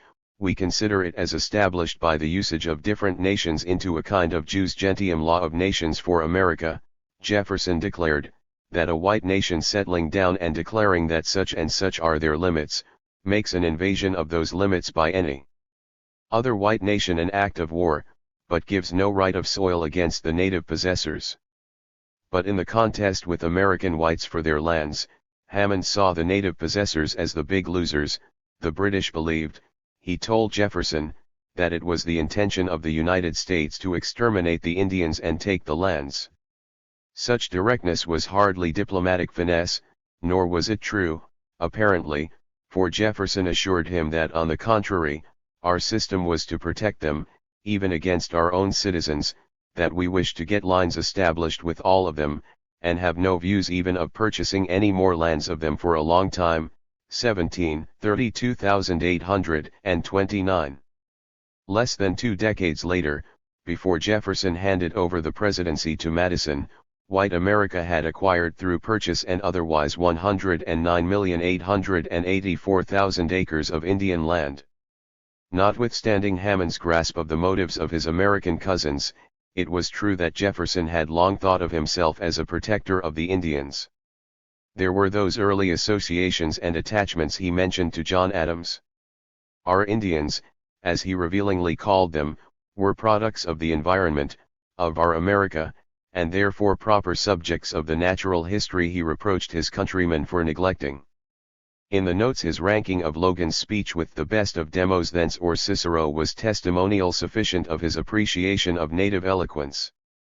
The need to collect vocabularies of their languages became equally obvious with his lament, we have suffered so many of the Indian tribes to extinguish without having previously collected the general rudiments at least of the languages they spoke. With his own vocabularies, mysteriously stolen as he left the White House in 1809, he had planned a work to demonstrate the Asiatic origins of American Indians or, in his more exact and more vivid imagery, the probability of a common origin between the people of color of the two continents. April 18, 1806, 11:102. To the small group of French savants for whom he drafted the notes, Jefferson half apologized for the absence of any Indian monuments in his native state, for I would not honor with that name arrow points, stone hatchets, stone pipes, and half-shapen images of labor on the large scale. I think there is no remain as respectable as would be a common ditch for the draining of lands, unless it would be the barrows, of which many are to be found all over this country. His reply to a query about Indian remains contained an account of his own perpendicular slash through a burial mound near his home, his thorough examination of the bones, and his conjecture that they might have made up 1,000 skeletons. Whatever the occasion of their interment, they 83. Continued to be of considerable notoriety among the Indians. Some 30 years previously a passing band had gone directly through the woods to the mound, and having stayed about it for some time, with expressions which were construed to be those of sorrow, they returned to the high road, about half a dozen miles, and pursued their journey. The absence of imposing remains did not keep Jefferson from affirming directly to General Chastelos that the Indian was, in body and mind, equal to the white man. Unlike the black, whom he supposed not so, the Indian was or should be a member of the family. Thus as president he welcomed visiting tribesmen to the White House as though they had come to a reunion of the clan. On January 7, 1802, for instance, he saluted our brothers from the Miami, Potawatomi, and We nations, made by the same Great Spirit, and living in the same land with our brothers, the red men. We consider ourselves as of the same family, we wish to live as one people and to cherish their interests as our own. 390. The following year he observed to Colonel Benjamin Hawkins, the Creek agent: "In truth, the ultimate point of rest and happiness for them is to let our settlements and theirs meet and blend together, to intermix, and become one people. Incorporating themselves with us as citizens of the United States, this is what the natural progress of things will, of course, bring on, and it will be better to promote than to retard it. And we have already had an application from a settlement of Indians to become citizens of the United States." February 18, 1803, X. 363. To this end he placed his famous plan before one delegation after another: they should give up the chase, dispose of lands needed only for hunting, become tawny yeoman farmers, and intermix with the white population. Since they were now reduced within limits too narrow for the hunter's state, as he said in his second inaugural address, humanity enjoins us to teach them agriculture and the domestic arts. March 4, 1805, 378. But by this point the dissociation between Jefferson's word and act had become very great. In early 1805, while he proposed incorporation in his inaugural on March 4, he suggested removal to a Chickasaw delegation on March 7. "We have lately obtained from the French and Spaniards all the country beyond the Mississippi called Louisiana, in which there is a great deal of land unoccupied by any red men. But it is very far off, and we would prefer giving you lands there, or money and goods, as you like best, for such 84 parts of your land on this side of the Mississippi as you are disposed to part with. 412. But those far-off lands on which Jefferson wanted the Chickasaws were as unoccupied as the wilderness Bradford and the Pilgrims came to was unpeopled." As Annie Heloise Abel commented on this passage, Jefferson spoke without an unnecessary regard for the truth. And earlier, barely 5 months after he had written Colonel Hawkins so eloquently on the desirability of intermixture, he drafted a constitutional amendment, July 1803, to validate the Louisiana Purchase and provide for the removal of eastern tribes to Upper Louisiana.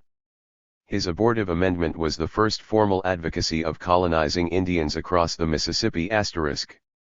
Color defines citizenship. In the second draft of his proposed amendment, Jefferson provided that Louisiana be made a part of the United States and its white inhabitants shall be citizens, and stand, as to their rights and obligations, on the same footing with other citizens of the U.S. in analogous situations. Florida also, whenever it may be rightfully obtained, shall become a part of the U.S., its white inhabitants shall thereupon be citizens and shall stand, as to their rights and obligations, on the same footing with other citizens of the U.S. in analogous situations. Though just 5 months earlier Jefferson had proudly told Hawkins of an application for citizenship from an Indian settlement, location unspecified, now he took not the slightest step, in these drafts or elsewhere, toward making red inhabitants citizens, not those presently in the states and presumably to be colonized west of the Mississippi, nor those presently there, nor those in Florida, whenever it may be rightfully obtained. The reality is that J.E.F. Ferguson never abandoned his goal of removing red non-citizens. After the Chickasaws had been invited to far-off lands in 1805, the Choctaws and the Cherokees were pressured to leave in 1808. On May 4 of that year a delegation of Cherokee farmers from Tennessee asked Jefferson to assign their lands to them in severalty and to make them citizens. He put them off, spoke of the attractiveness of lands beyond the Mississippi where game is plenty, but for a moment brought his celebrated lucidity to bear on their problem. Only our great council, the Congress, he kindly instructed them, could make Indians citizens. 43,235. Needless to add, he put no such proposal before the legislature. Jefferson's views on physical amalgamation were no less beguiling. As early as 1691, to prevent abominable mixture and spurious issue, Virginia had passed an act banishing any free white who intermarried with a Negro, mulatto, or Indian man or woman, bound or free. In subsequent reenactments Indians were dropped, but that did not mean that their intermarriages no longer suffered legal disabilities, for Indians had come to be included within the term mulatto, as a 1705 act read. The child of an Indian was to be deemed, accounted, held, and taken to be a mulatto. Several other assemblies also prohibited red and white marriages. John Adams's Massachusetts, for instance, had done so in 1692 and renewed the prohibition in 1786. All along the seaboard, laws and mores made legal marriages exceedingly rare. Moreover, those who advocated a contrary course were themselves infected by the underlying racism. Historians have been fond of citing William Byrd's famous advocacy of 1728 without, seemingly, scrutinizing it closely. Byrd's argument was that the Englishman should have stomached the Indian's darkness of skin for his own security and good, nor would the shade of skin have been any reproach at this day, he added reassuringly, for if a Moor might be washed white in 3 generations, surely an Indian might have been blanched in 2. But that reflection demonstrably did little about present antipathies.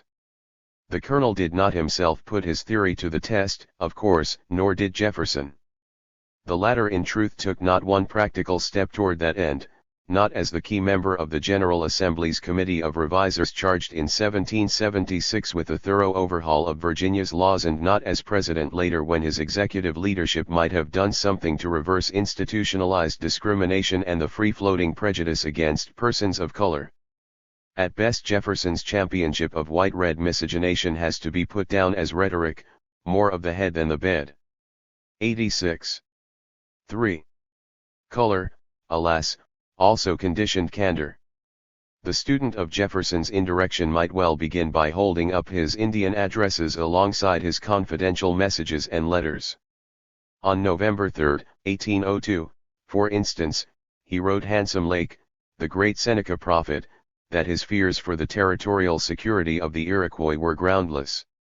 You remind me, brother, of what I said to you when you visited me the last winter, that the lands you then held would remain yours, and shall never go from you but when you should be disposed to sell. This I now repeat and will ever abide by. We, indeed, are always ready to buy land, but we will never ask but when you wish to sell. Go on then, brother, in the great reformation you have undertaken. Persuade our red brethren then to be sober, and to cultivate their lands, and their women to spin and weave for their families. 39,396. Abide by this assurance he did, repeating it throughout his administrations. On January 18, 1809, for instance, he met the complaints of a delegation of chiefs with the reassurance that the United States had no right to purchase lands but with your own free consent, and we will never press you to sell, until you shall desire yourselves to sell it. 16, 46,670. Yet in 1802, less than 2 months after his comforting words to Handsome Lake, a working paper hints on the subject of Indian boundaries, December 29, 1802, 17, 37,377, contained Jefferson's covert suggestions for extinguishing titles to lands they refused to sell. The following month a confidential message shared his disingenuous hints with Congress minus some awkward details in how to undermine Indian leaders who persisted obstinately in these dispositions. Though duty required him to submit his views to the legislature, he warned that, as their disclosure might embarrass and defeat their effect, they are committed to the special confidence of the two houses. January 18, 1803, 3, 48,992. Therewith he secretly launched a systematic campaign of psychological warfare against the tribes. It deprecated or denied their own agriculture by urging them to abandon hunting and adopt white techniques of tillage, stock raising, and domestic manufactures. It entrapped their leading men into running up debts at government trading posts so they would have to 87. Sell their lands to pay, and it bought the complaisance of others through largesses or, in plain language, bribes. Jefferson's letters to lieutenants in the field filled in the details. With candor Jefferson outlined his policy for General Andrew Jackson, who had his eyes on Creek and Cherokee holdings, and guaranteed him he would pursue unremittingly its two main objects: 1. The preservation of peace, 2. The obtaining lands. February 16, 1803, x. 35,760. He rallied Colonel Hawkins, whom Jackson and the Georgians accused of being more attached to the interests of the Indians than of the United States, by emphasizing the necessity of the Creeks learning to do better on less land. He proposed a painfully revealing figure of speech to illustrate the lesson: the Creeks should have the wisdom of the animal which amputates and abandons to the hunter the parts for which he is pursued. With this difference, that the former sacrifices what is useful, the latter what is not. February 18, 1803, x. 36,065. The trapper's imagery also surfaced in his private and confidential letter to Governor William C. Claiborne of the Louisiana Territory. Claiborne should give the Southern tribes presents of arms, ammunition, and other essentials to toll them in this way across the Mississippi, and thus prepare in time an eligible retreat for the whole. May 24, 1803, x. 39,096. But Jefferson's letter to Governor William Henry Harrison of the Indiana Territory revealed most candidly how the trap should be sprung, leaving the Indians dependent on the market economy and relieved of their extensive forests.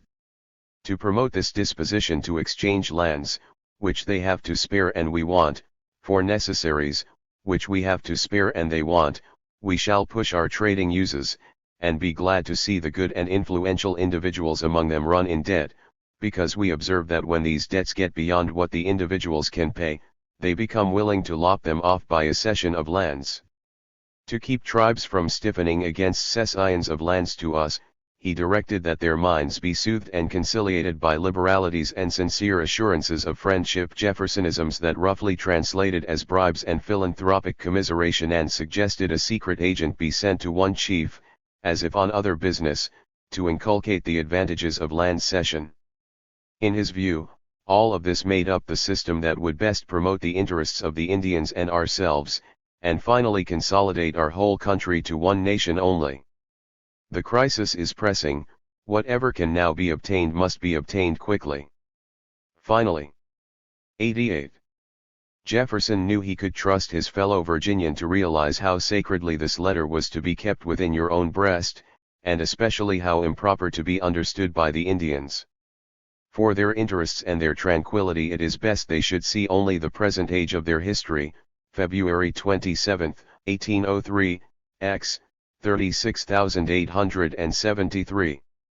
Though Jefferson had responded to Handsome Lake's egalitarian brother in kind, and sometimes so addressed other Indians during his first months in the White House, he soon settled into saluting delegations as children, my son. Listen to our first truly imperial president admonish my son Kicheogabowe on February 27, 1808. My son, tell your nation, the Chippewas, that I take them by the hand, and consider them as a part of the great family of the United States, which extends to the Great Lakes and the Lake of the Woods, northwardly, and from the rising to the setting sun. You see that we are as numerous as the leaves of the trees, and that we are strong enough to fight our own battles, and too strong to fear any enemy. When, therefore, we wish you to live in peace with all people, red and white, we wish it because it is for your good. When the English shall be driven away, my son, what is to become of the red men who may join in their battles? Take the advice then of a father, and meddle not in the quarrels of the white people, should any war take place between them, but stay at home in peace, taking care of your wives and children. 42527. Here the gap between word and act narrowed a bit, with the advice to red men not to meddle in the affairs of white people. If in the family, and their inclusion was by no means always certain, then they were there as permanent children who had to be sent to bed when adults discussed serious matters. Their paternal benefactor would protect them in their absence by a curious calculus: what procured gratifications for white citizens, namely Indian lands, was also in the best interest of his red children. Anyhow, as non-citizens they could not interact as equals with any of the whites who counted when the votes were in. They were non-persons in a civil sense, or, in an adaptation of Chief Justice Taney's famous opinion again, they had a subordinate and inferior status.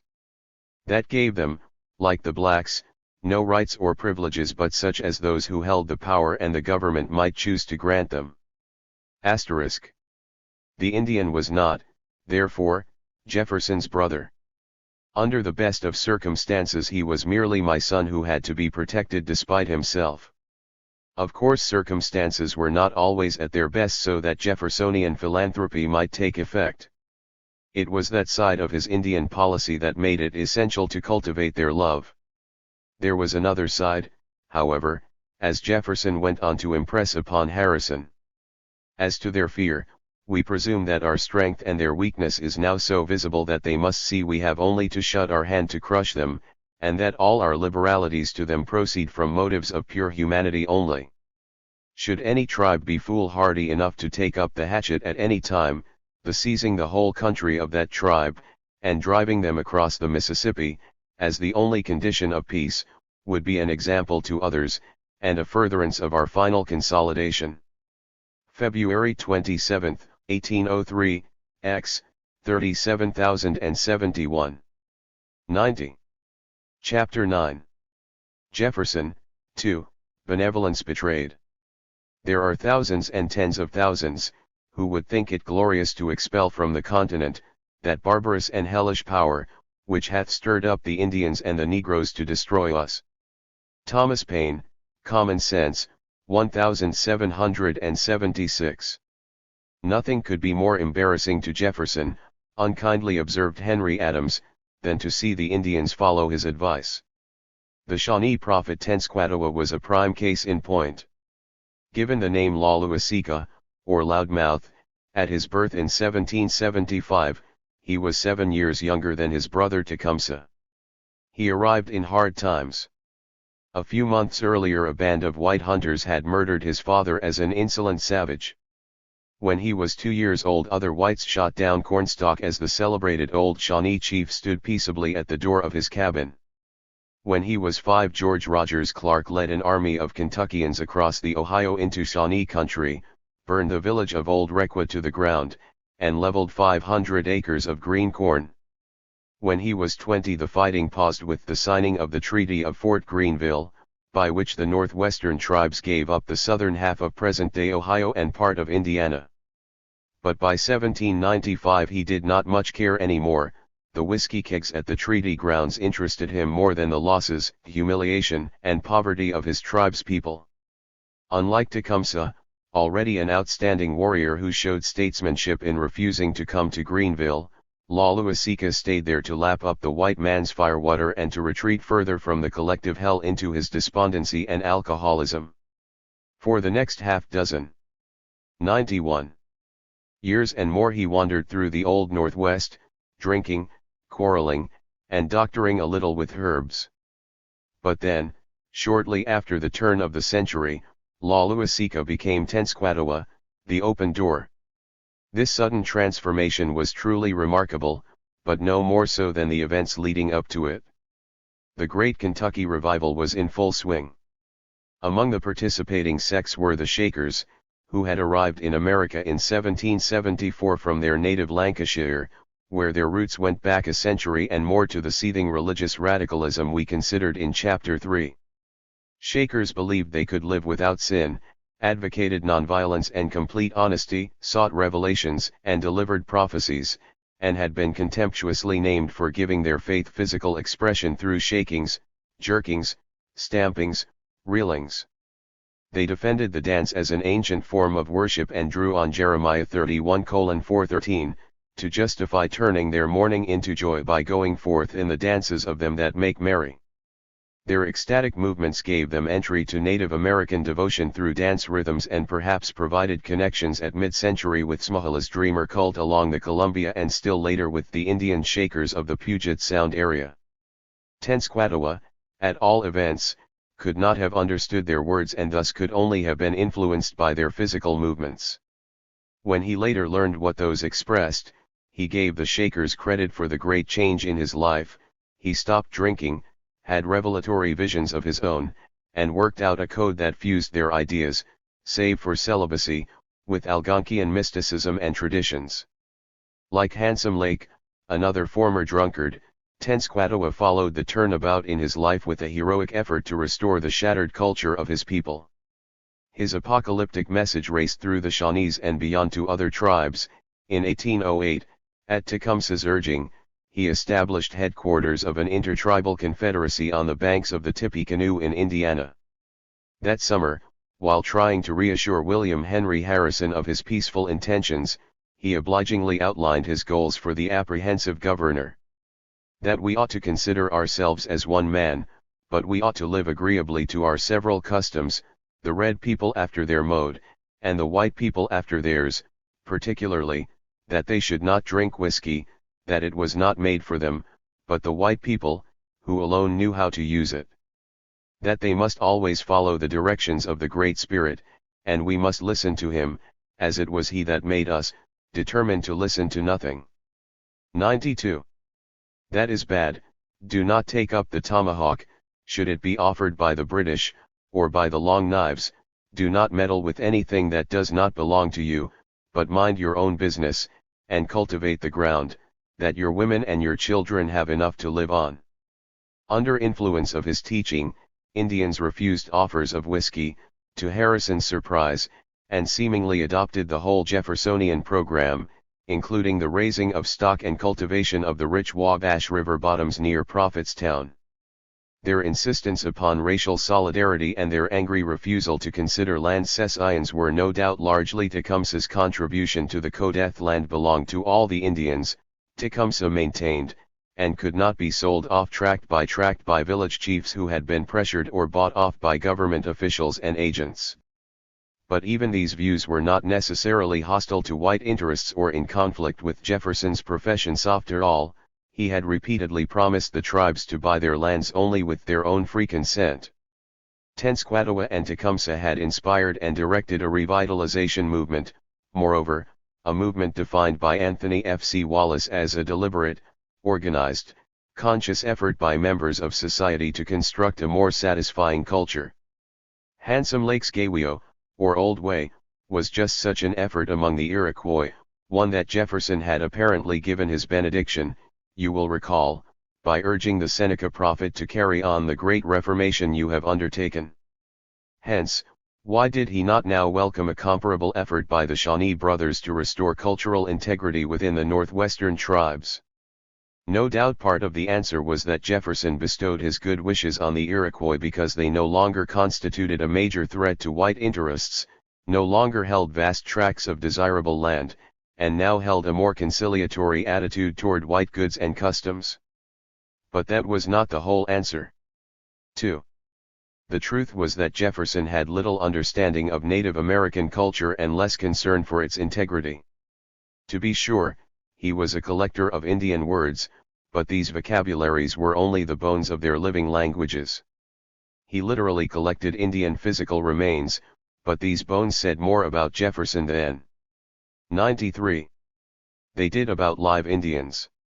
As he had to know, he would have been guilty of grave robbing, pro-confso, had he entered a Charlottesville cemetery, dug up skeletons, counted the bones, and published his findings in Notes on Virginia.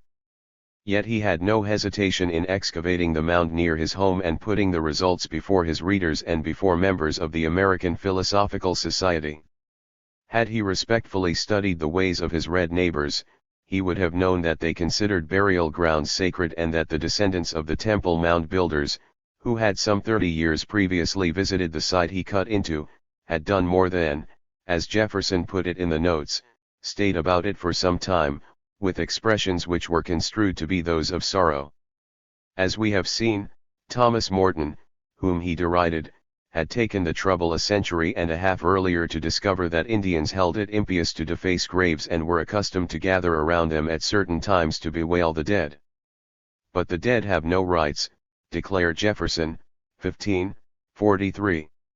His contempt for the past was as profound as the Indians' reverence.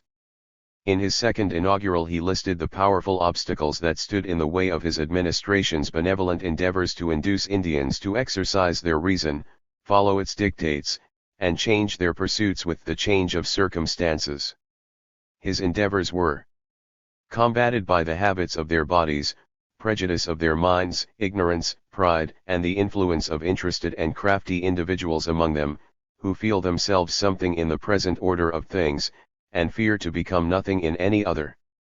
These persons inculcate a sanctimonious reverence for the customs of their ancestors, that whatsoever they did, must be done through all time, that reason is a false guide, and to advance under its counsel, in their physical, moral, or political condition, is perilous innovation, that their duty is to remain as their Creator made them, ignorance being safety, and knowledge full of danger. In short, my friends, among them is seen the action and counteraction of good sense and bigotry. They, too, have their anti-philosophers. 379. The sly diversionary assault here on white conservatism should not deflect our attention from the main thrust of Jefferson's attack. No less imperiously than the Puritans did he command the Indians to negate themselves. The Saints had demanded they enter Calvin's world to become tawny Christians. Jefferson demanded they enter Newton's to become Enlightenment philosophes. In both sets of demands they first had to accept civilization pri. 94. VAT property, haircuts, European dress and language, white domination, the lot before they could reach true faith or right reason. And the grim joke was that white racism made it impossible for all but a handful to achieve full church membership or full citizenship. When once we quit the basis of sensation, all is in the wind, Jefferson wrote Adams, August 15, 1820. Like his friend, Jefferson despised the whimsies, the puerilities, and unintelligible jargon of Platonism, July 5, 1814, and believed firmly that to speak of immaterial existences is to talk of nothings. Hence Tensquatowa's ecstatic trances and claims to have reached the beyond had to be nonsense or worse. The Shawnee prophet was more rogue than fool, Jefferson replied to Adams. His declared object was the reformation of his red brethren, and their return to their pristine manner of living.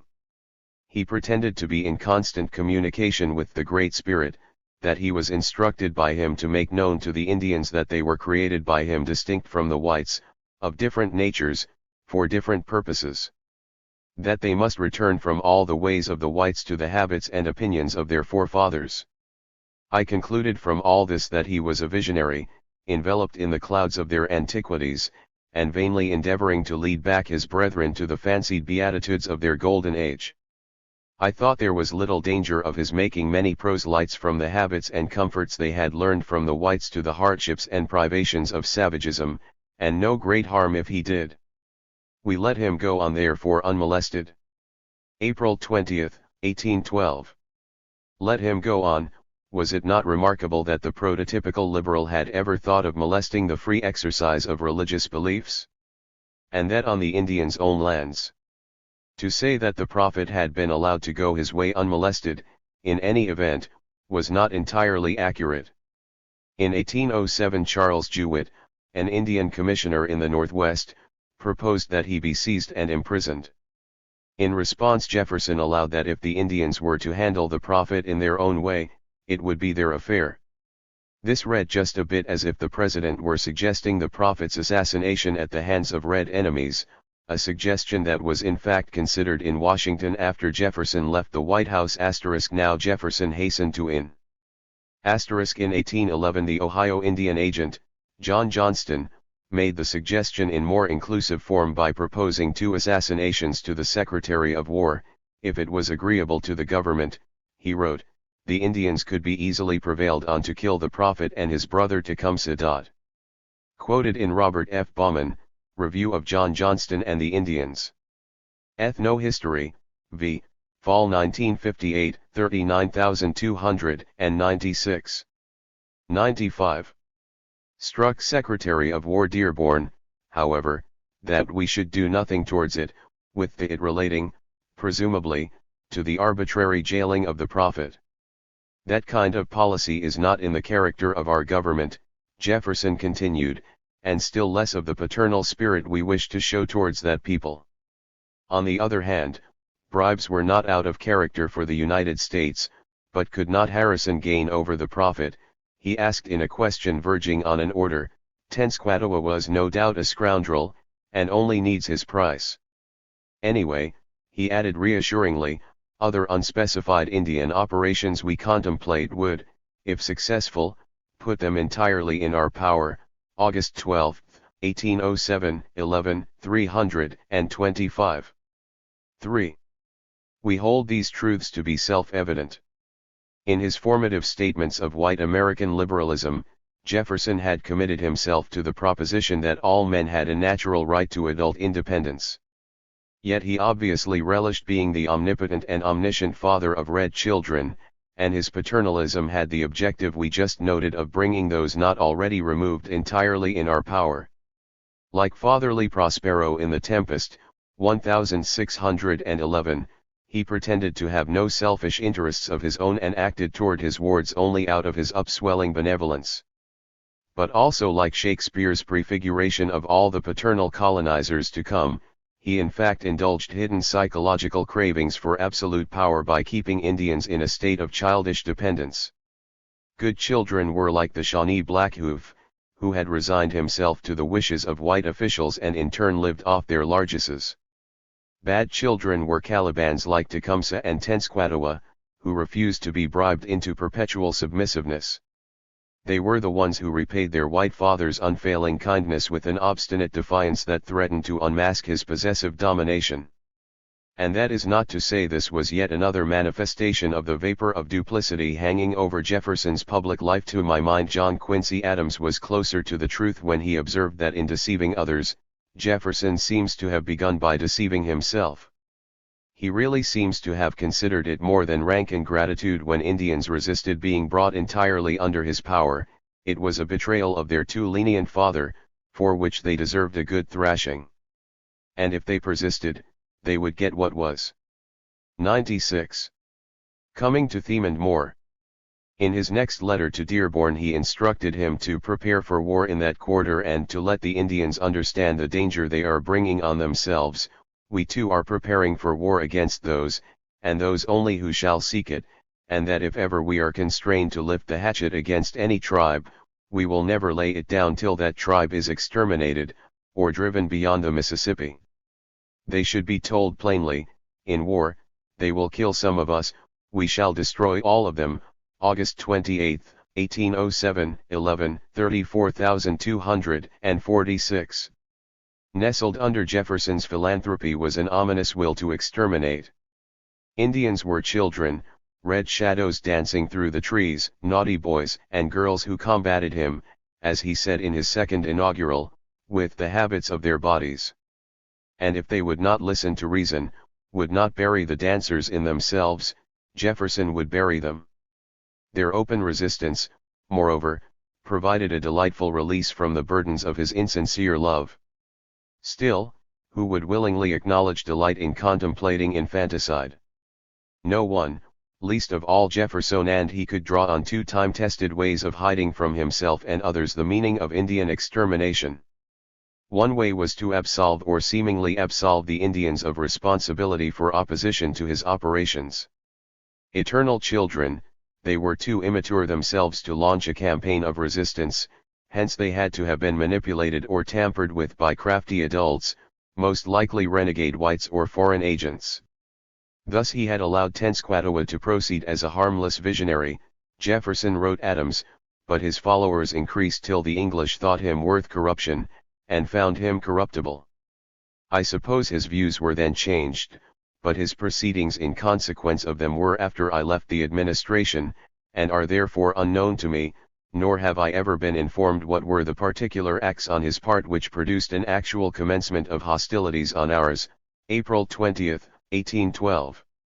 Someone would have had a hard time informing Jefferson of particular hostile acts of the prophet, for the reference was to General Harrison's unprovoked and unauthorized invasion of Indian country in 1811 and to the so-called Battle of Tippecanoe that stopped the movement toward Indian Confederacy*, nor did Jefferson say why the *, Great Tecumseh fell at the Battle of the Thames in October 1813. Tenskwatawa died in Kansas in 1837. When George Catlin encountered him across the Mississippi and painted his picture, he found this once very shrewd and influential man destroyed by circumstances. He now lives respected, but silent and melancholy in his tribe, North American Indians, London, Chatto and Windus, N.D. 1841 to 13,335. 97. Seductions of the English succeeded where the bribes of the United States had not, but because the backward Northwest tribes had gone over to the enemy, he wrote Adams in another letter, we shall be obliged to drive them, with the beasts of the forest into the Stony Mountains. They will be conquered however in Canada. The possession of that country secures our women and children forever from the tomahawk and scalping knife, by removing those who excite them, June 11, 1812. Adams quite agreed, another conquest of Canada will quiet the Indians forever and be as great a blessing to them as to us, June 28, 1812. And these Canadian seducers or exciters played exactly the same role for Jefferson and Adams as the base Canadian fiends who stirred up Pequots had played for Timothy Dwight. It is permissible to think of this mask for motive as the outside agitator refrain, and desirable to remember that it appeared in the Declaration of Independence joined to the second major justification. Jefferson called his Bill of Particulars against George II's yearly the busiest outside agitator of all time, black catalogue of unprovoked injuries. The alleged injury involving Indians appeared for the first time, that is, before June 13, 1776, on the first page of Jefferson's first draft of the Virginia Constitution, where it followed a dark crime. The Crown had prompted our Negroes to rise in arms among us, those very Negroes whom he hath from time to time refused us permission to exclude by law. Jefferson then charged George III with endeavoring to bring on the inhabitants of our frontiers the merciless Indian savages whose known rule of warfare is an undistinguished destruction of all ages, sexes, and conditions of existence. This charge survived two other Jefferson drafts, as well as committee deletions and amendments, and was printed substantially unchanged in the Virginia Constitution adopted June 29, 1776. Meanwhile, Jefferson transferred it to his original rough draft of the Declaration of Independence, where it survived the corrections, additions, and deletions of John Adams, Benjamin Franklin, and the two other members of the Committee of Five. In the Continental Congress debate there was one slight addition and one slight deletion, to make the charge against George III read as we know it in the parchment copy. He has excited domestic insurrections amongst us, and has endeavored to bring on the inhabitants of our frontiers, the merciless Indian savages, whose known rule of warfare, is an undistinguished destruction of all ages, sexes, and conditions. 98.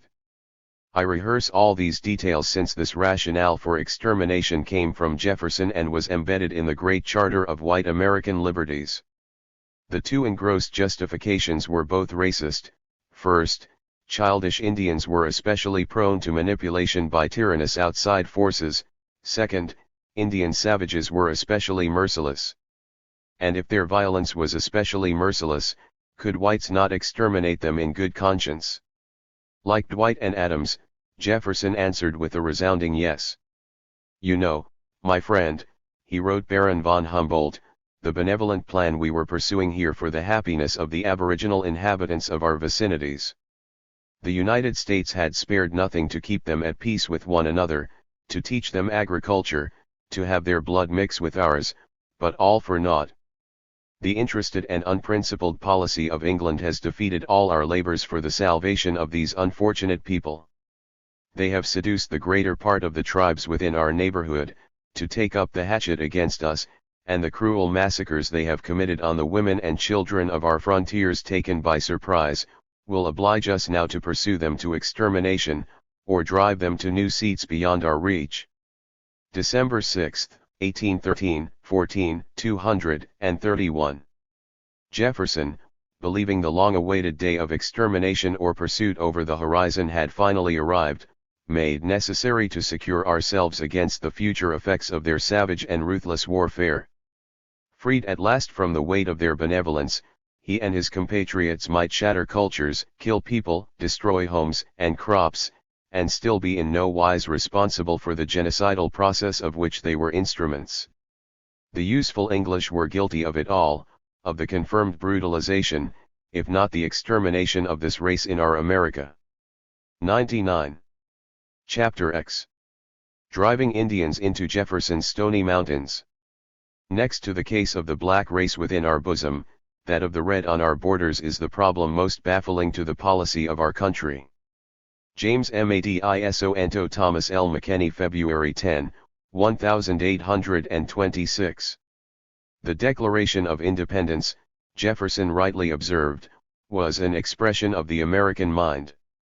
The merciless Indian savages therein were of a piece with Timothy Dwight's murderous fiends, George Washington's beasts of prey, and John Adams's butchering bloodhounds. In fact, while Jefferson's phrase met with the approval of the other founding fathers to a man, it simultaneously established massive continuity with the colonial past.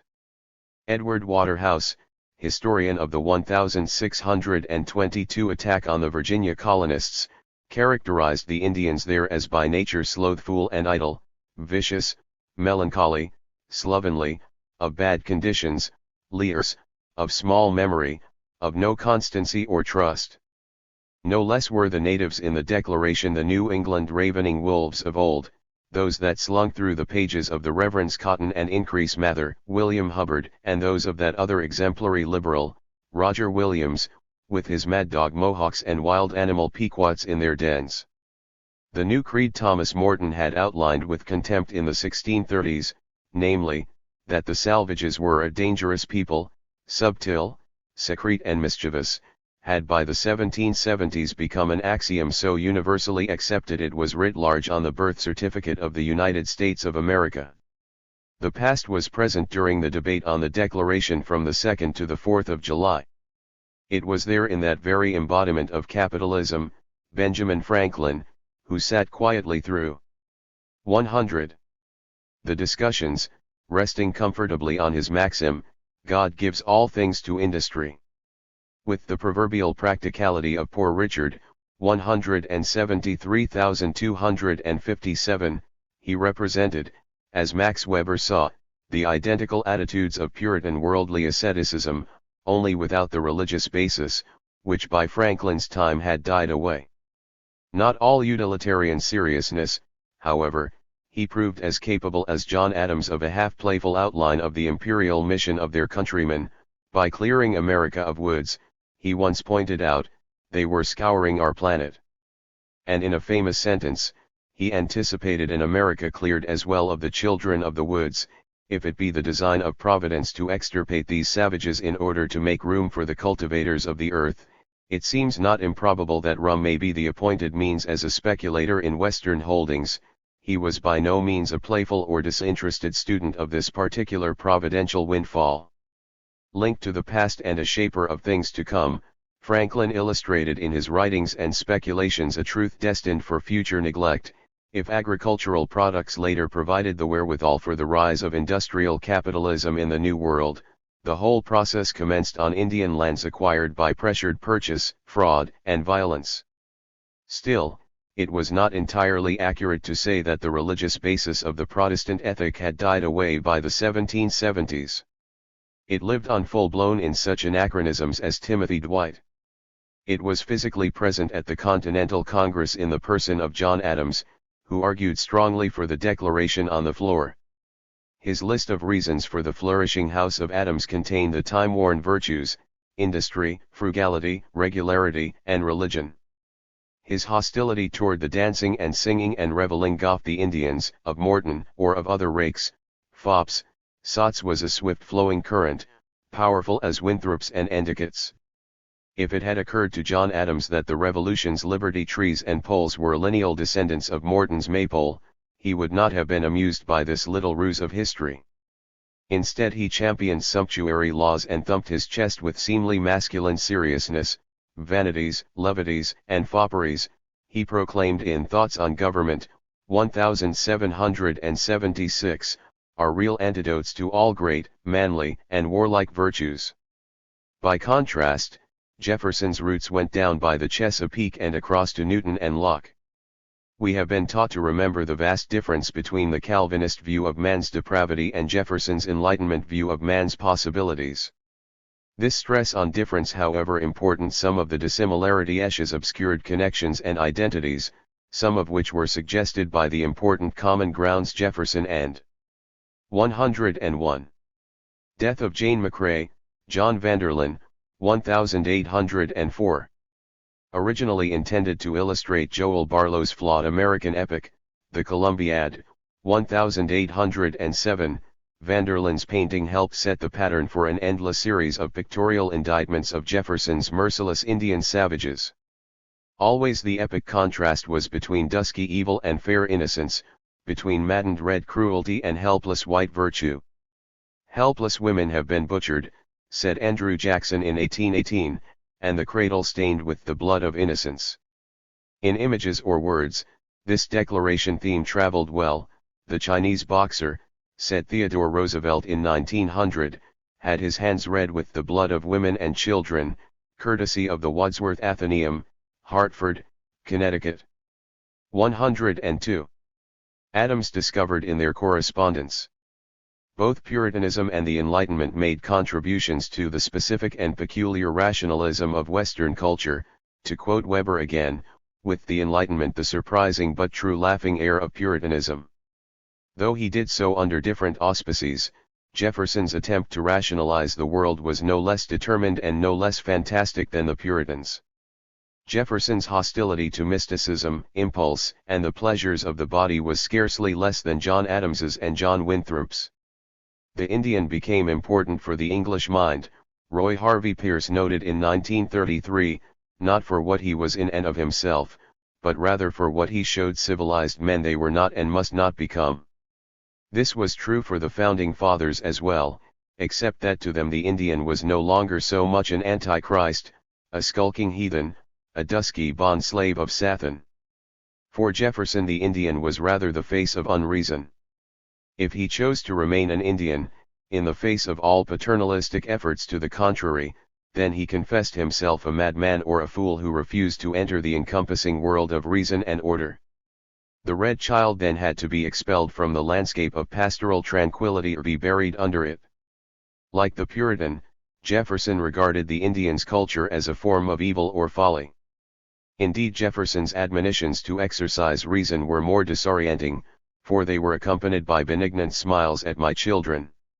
Yet from the Indian point of view, the end result was pretty much the same: death, flight, or cultural castration, lopping off and abandoning to the hunter, as Jefferson proposed, of the parts for which he is pursued. Just as the Indian never quite became one of the elect among the saints, so did he not quite become a man among the revolutionists. Many historians have discussed the significance of the deletion of Jefferson's so-called Philippic against slavery and the fact that while putting their case before a candid world, the revolutionists said not one word about being slaveholders themselves.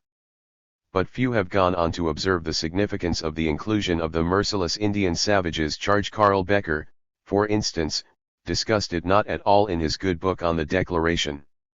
Yet by virtue of what was there about Native Americans and not there about Afro-Americans, the framers manifestly established a government under which non-Europeans were not men created equal in the white polity. As Lewis Hartz has shown, they were non-peoples. Racism pervaded the revolution.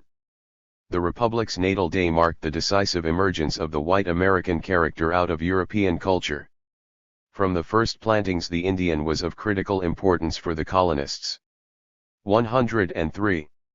Understanding of who he was not and for his definition of self that evolved, therefore, the founders, and in particular Jefferson, were of critical importance in setting forth the characteristics of that self. To Jefferson we have turned for primary data on the hypocritical national commitment to the equal rights of all men everywhere and the concurrent, daily, fundamental denial of equality to people of color as, in Chief Justice Taney's terms, a subordinate and inferior class of beings. It is only fair to add that at the time the dissociation between revolutionary word and racist act troubled other than loyalists and foreign critics. Abigail Adams, for instance, wondered out loud about the passion for liberty of Jefferson and the Virginians, since they have been accustomed to deprive their fellow creatures of theirs. Sadly, she and her husband failed to follow this up with the realization they themselves were part of ongoing national efforts to deprive the Indians of theirs. They failed, surely, because like other white Americans they saw the Indians not as fellow creatures but as merciless savages. 2. And our John has been too much worn to contend much longer with the conflicting factions. John Adams wrote Thomas Jefferson on January 22, 1825. I call him our John, because when you was at cul-de-sac at Paris, he appeared to me to be almost as much your boy as mine. Though the old days in France were long past, John Quincy Adams was at the very least Jefferson's godson and, before he became president, proved it by his handling of the most urgent problem he confronted as Secretary of State under James Monroe. At stake was Florida, East and West. In 1803 Jefferson had drafted his proposed constitutional amendment to apply to it, you will recall, whenever it may be rightfully obtained. Such scruples and his former mentor's policies to that end seemed weak and vacillating to John Quincy Adams, then an expansionist-minded U.S. Senator from Massachusetts. Shortly after he became Secretary of State, Adams commenced negotiations that led to the acquisition of Florida as part of the Transcontinental Treaty of 1821. In the meantime, the negotiations had clearly revealed Spain's willingness to cede the area in any general settlement of boundaries and claims. But in the spring of 1818 it seemingly had already been obtained, however rightfully or wrongfully, Major. 104. General Andrew Jackson, at the head of an overwhelming force of whites and Indian auxiliaries, had invaded the Spanish possession, crushed red and black resistance, summarily executed red and white exciters thereof, captured the town of St. Mark's near the Atlantic and the post of Pensacola on the Caribbean, and commanded General Edmund P. Gaines to take St. Augustine. Word of his successful filibuster created consternation in Washington. As Adams put it in a July 15 entry in his memoirs, 1875. Attended the cabinet meeting at the President's, from noon till near 5 o'clock. The subject of deliberation was General Jackson's late transactions in Florida, particularly the taking of Pensacola. The President and all the members of the cabinet, except myself, are of opinion that Jackson acted not only without, but against, his instructions, that he has committed war upon Spain, which cannot be justified, and in which, if not disavowed by the administration, they will be abandoned by the country.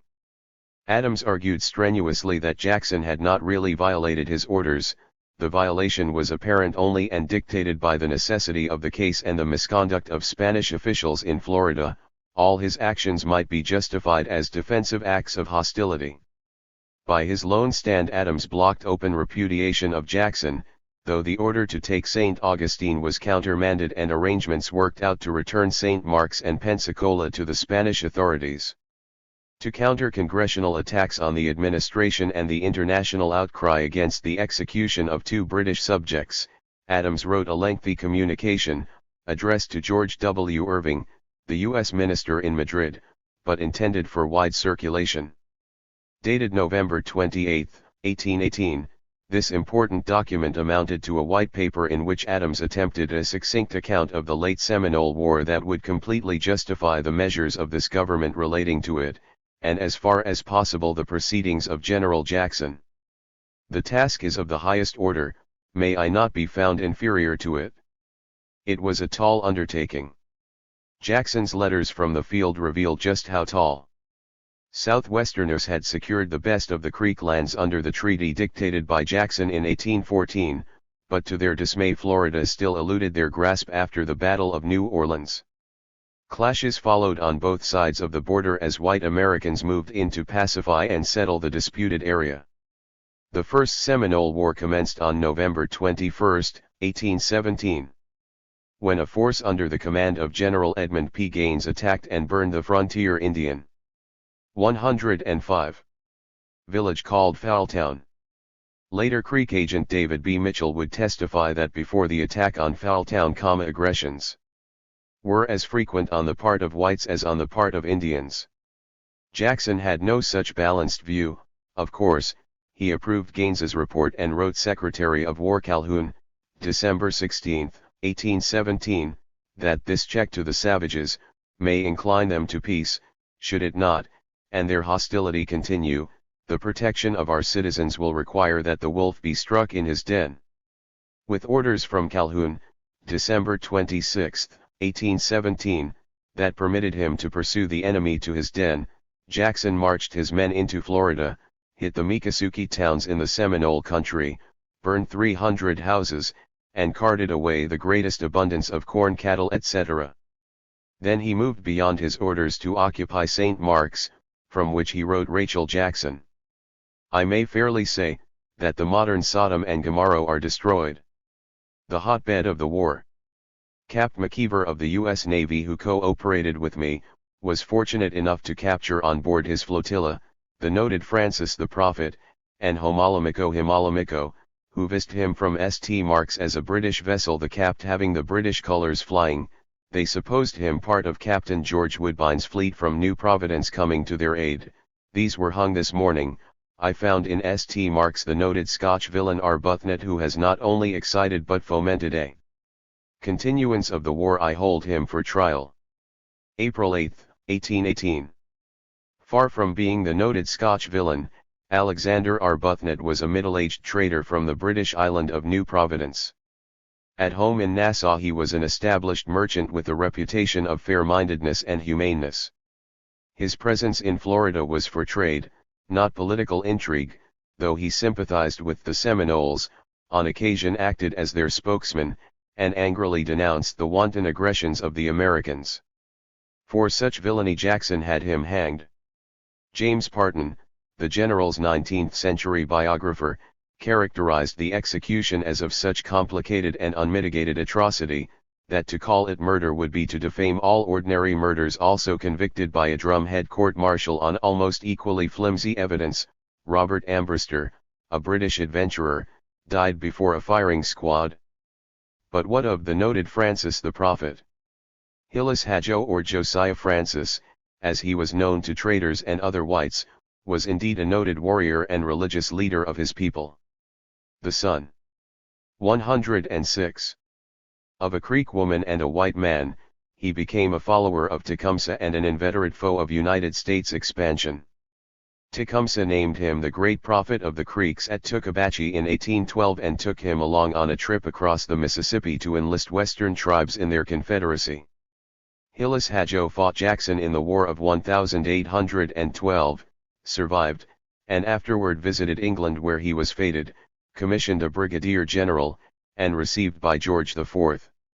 Like Tenskwatawa among the northwestern tribes, Hillis Hadjo was a revitalization prophet among the Creeks and Seminoles, and in a sense his fate was a logical extension of the earlier proposals to imprison or assassinate the Shawnee prophet.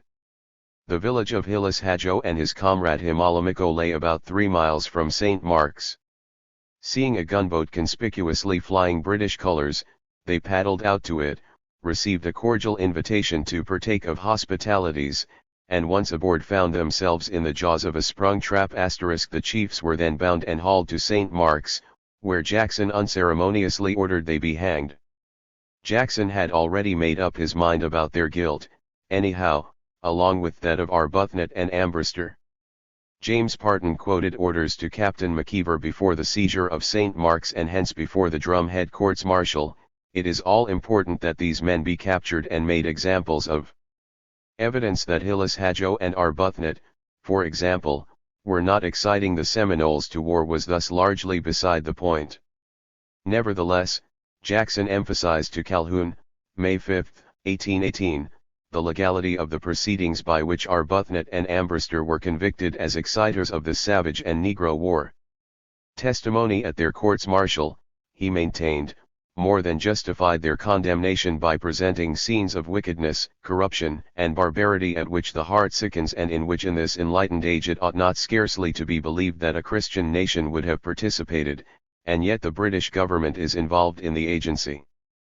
Fortunately George IV was beyond Jackson's reach, but the modern Sodom and Gomorrah was not. The homespun Prospero declared to Calhoun that the savages must be made dependent on us and kept out of the reach of the delusions of false prophets, and the poison of foreign intrigue. Jackson's proclamation on taking possession of Pensacola, May 29, 1818, tightened the rationale. The Seminole Indians inhabiting the territories of Spain have for more than 2 years past visited our frontier settlements with all the horrors of savage massacre. Helpless women have been butchered and the cradle stained with the blood of innocents. As existing treaties obliged them, Spanish authorities should have moved decisively to put an end to these atrocities. They had not, and the immutable laws of self-defense therefore compelled the American government to take possession of such parts of the Floridas in which the Spanish authority could not be maintained. Freed by alleged precedent and immutable law, Jackson could play death as executioner. I imagine Jackson riding across Florida looking like Albert Pinkham Rider's Death on a Pale Horse, 1-888-1910. Michael Paul Rogen thought that during the recent Creek War he must have had the appearance of Albrecht Durer's King Death on Horseback, 1505. Old wounds, fevers left over from smallpox, recurrent malaria, and chronic dysentery had given his skin a yellowish tint and made his tall frame emaciated, almost skeletal. Rogen's analysis compellingly established that Jackson warred against his body as he warred against the Indian. He sought to make both dependent on his will, to transform aggression and death into paternal authority, and to make himself and his men efficient engines of destruction. Indians were ruthless savages, to be sure, but inefficient ones since they had no comparable control over their passions. Rogen noted that at New Orleans Jackson complained to Monroe, then Secretary of War, that his Indian auxiliaries were unreliable because after every battle they wanted to return home for a dance. The general's pleasures were of a different order. It was as though barely imaginable scenes of wickedness, corruption, and barbarity really were concentrated in the shadowy recesses of the Florida swamps. It was not given to every man to destroy a modern Sodom and Gomorrah. It was furthermore a racial war or, as Jackson put it, a savage and Negro war. Mixtures of Native Americans and Afro-Americans had become so numerous in the Lower South, whites adopted the term Griffes to distinguish these offspring from other mulattoes. Their presence and that of blacks and reds, runaway slaves and Seminoles and Creeks, hated and feared in part for different reasons, made their common resistance especially menacing and therefore their subjugation and destruction especially satisfying. Behind his old hickory facade Jackson's spirits soared as the triumphs of his campaign mounted. From the Sewanee he wrote Rachel Jackson, April 20, 1818, that he had occupied Chief Bowleg's town and here we obtained a few cattle, and about 3,000 bushels of corn. And this was a providential supply. The truth is that we have been fed like the Israelites of old in the wilderness. Like John Mason and others before him, he saw himself in Old Testament terms as the instrument of an avenging God. The hand of heaven has been pointed against the exciters of this war, every principal villain has been either killed or taken. And this new Israelite could boast to his wife, I think I may say that the Indian war is at an end for the present, the enemy is scattered over the whole face of the earth, and at least one half must starve and die with disease. Jackson's imperiousness kept pace with his elation. In a summary report to Monroe, June 2, 1818, he declared, "The hordes of Negro brigands must be drove from the Bay of Tennessee and possess ourselves of it. This cuts off all excitement by keeping from there all foreign agents." Later he told Monroe, August 10, 1818, "It was essential for Gaines to take St. Augustine, the innocent blood of our aged matrons and helpless infants demanded, as by this alone can we give security and peace to our country." To George W. Campbell, U.S. Minister to Russia, he confessed regret at not having stormed the fort at Pensacola so he could have hanged the Spanish governor, October 5, 1818. And all this at a time when the triumph over his own body was hardly less gloriously complete. "My health is greatly impaired," he wrote Monroe, August 10, 1818, "my constitution broken." Unlike Jackson in the field, John Quincy Adams was denied the pleasure of acting out fantasies of violence. The nascent bureaucratization of the United States meant division of labor and the mechanization of violence men as engines of destruction and put more distance, physical and occupational, between Adams and Jackson than between Winthrop and Endicott. Nevertheless, Adams could participate vicariously in Jackson's campaign, see if his individualistic rampage could not be bent to serve national interests, and therewith overcome both his and the administration's enemies. Adams's wholehearted embrace of Jackson's actions in fact created a problem for those modern historians who have contended that the enlightened Indian policy of statesmen in Washington was frustrated and ultimately defeated by fiercely acquisitive frontiersmen in 1818, the division of labor required for efficient subjugation and dispossession of the Indians. 109. Was neatly illustrated by the working partnership of Adams and Jackson. The audacity of his white paper proved Adams fully equal to the challenge raised by the general's spectacular invasion. The root principle of his dispatch to Ambassador Irving, November 28, 1818, was that everything Jackson did was defensive. By not keeping their treaty obligations, Spanish officials had allowed Florida to become a derelict province, open to every enemy, civilized or savage. In President Monroe's name, Adams demanded that the Spanish government discipline the governor of Pensacola and the commandant of St. Mark's for their aid to these hordes of savages in those very hostilities against the United States which it was their official duty to restrain. They deserved punishment for that and for the hostile spirit they manifested when Jackson, under the necessities of self-defense, was forced to invade their province, wage war against its inhabitants, and occupy their posts. Arbuthnot and Ambrister, by the lawful and ordinary usages of war, might have been executed on the spot without the formality of a trial. Instead, Jackson had generously granted them the benefit of trial by a court-martial of highly respectable officers. Of their guilt there was no doubt. Arbuthnot was the firebrand by whose touch this Negro-Indian war against our borders had been rekindled.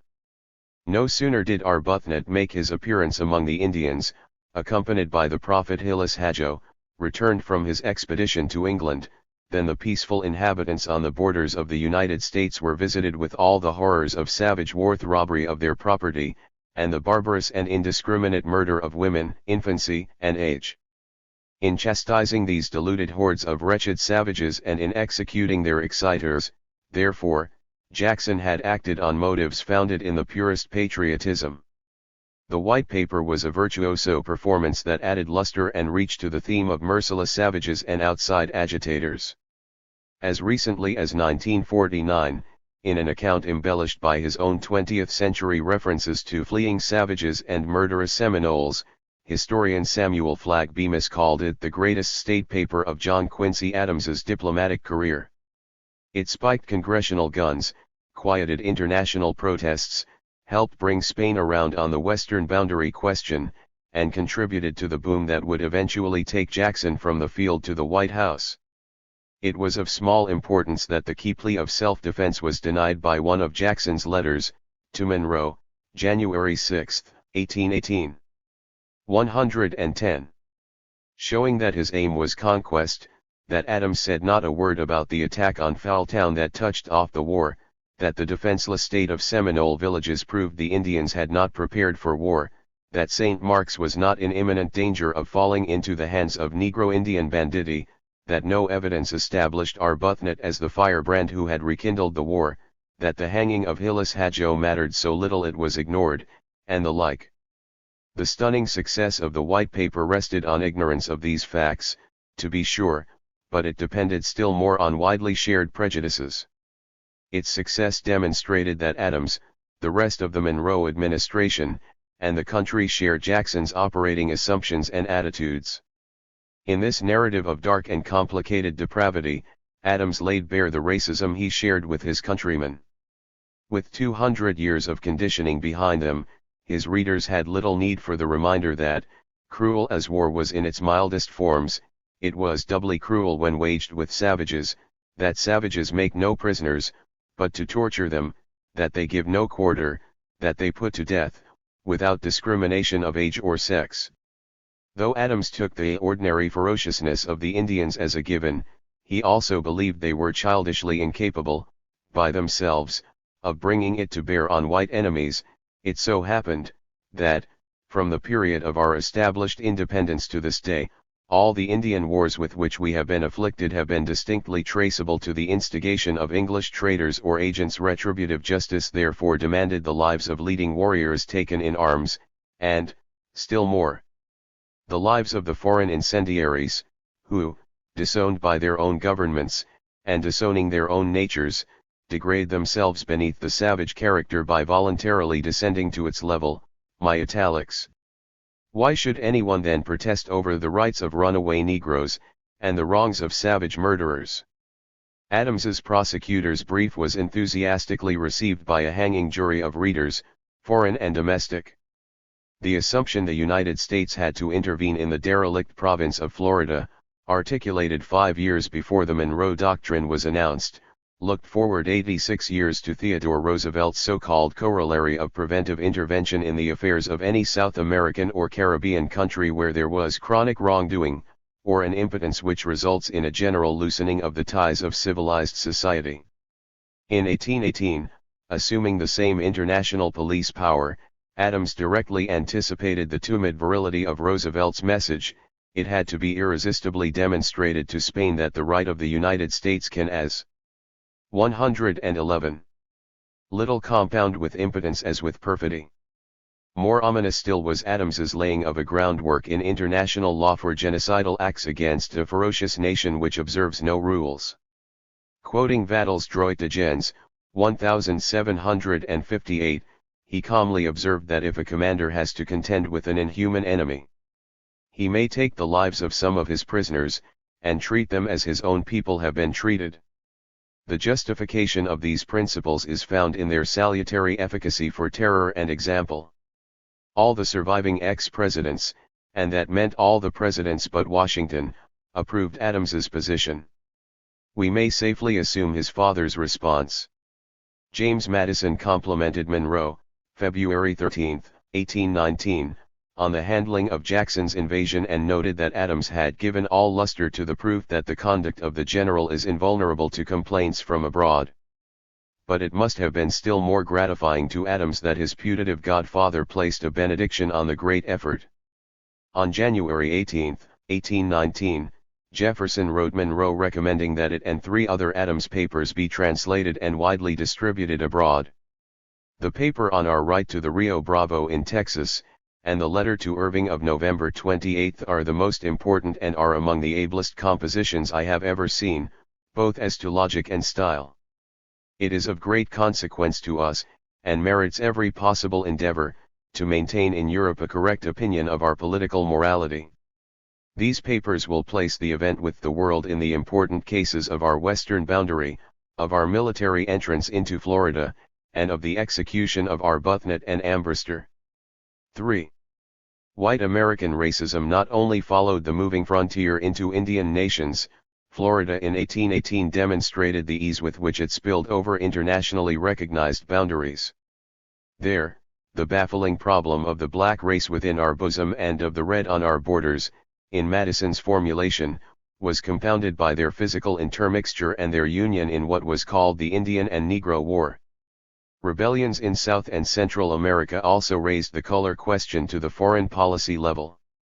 What should be the response of the United States to those new republics where the intermixture of black, red, and white had been underway for centuries? 112. At home, color was a critical constitutional issue in the last phase of the struggle over the admission of Missouri to the Union.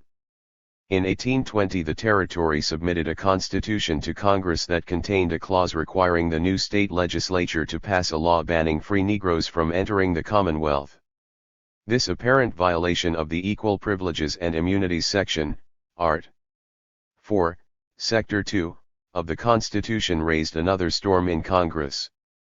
When Monroe turned to Madison for advice, the latter wrote, November 19, 1820, that he did not have the territorial document at hand and could not be sure, therefore, but a right in the states to inhibit the entrance of that description of colored people, it may be presumed, would be as little disrelished by the states having no slaves as by the states retaining them. Madison had an acute sense of the disrelish, on both sides of Mason and Dixon's line, for free people of color. Madison was justly known as the father of the Constitution and as a hard-headed political economist who realized that government existed to protect property. In the celebrated 10th number of the Federalist, 1787, he based the clash of faction, party, or class stuff of European politics on the unequal division of property and traced that back to the unequal faculties of men. But Reds and blacks were conspicuously absent from this classic statement of liberal ideology because they were outside the politics of private property.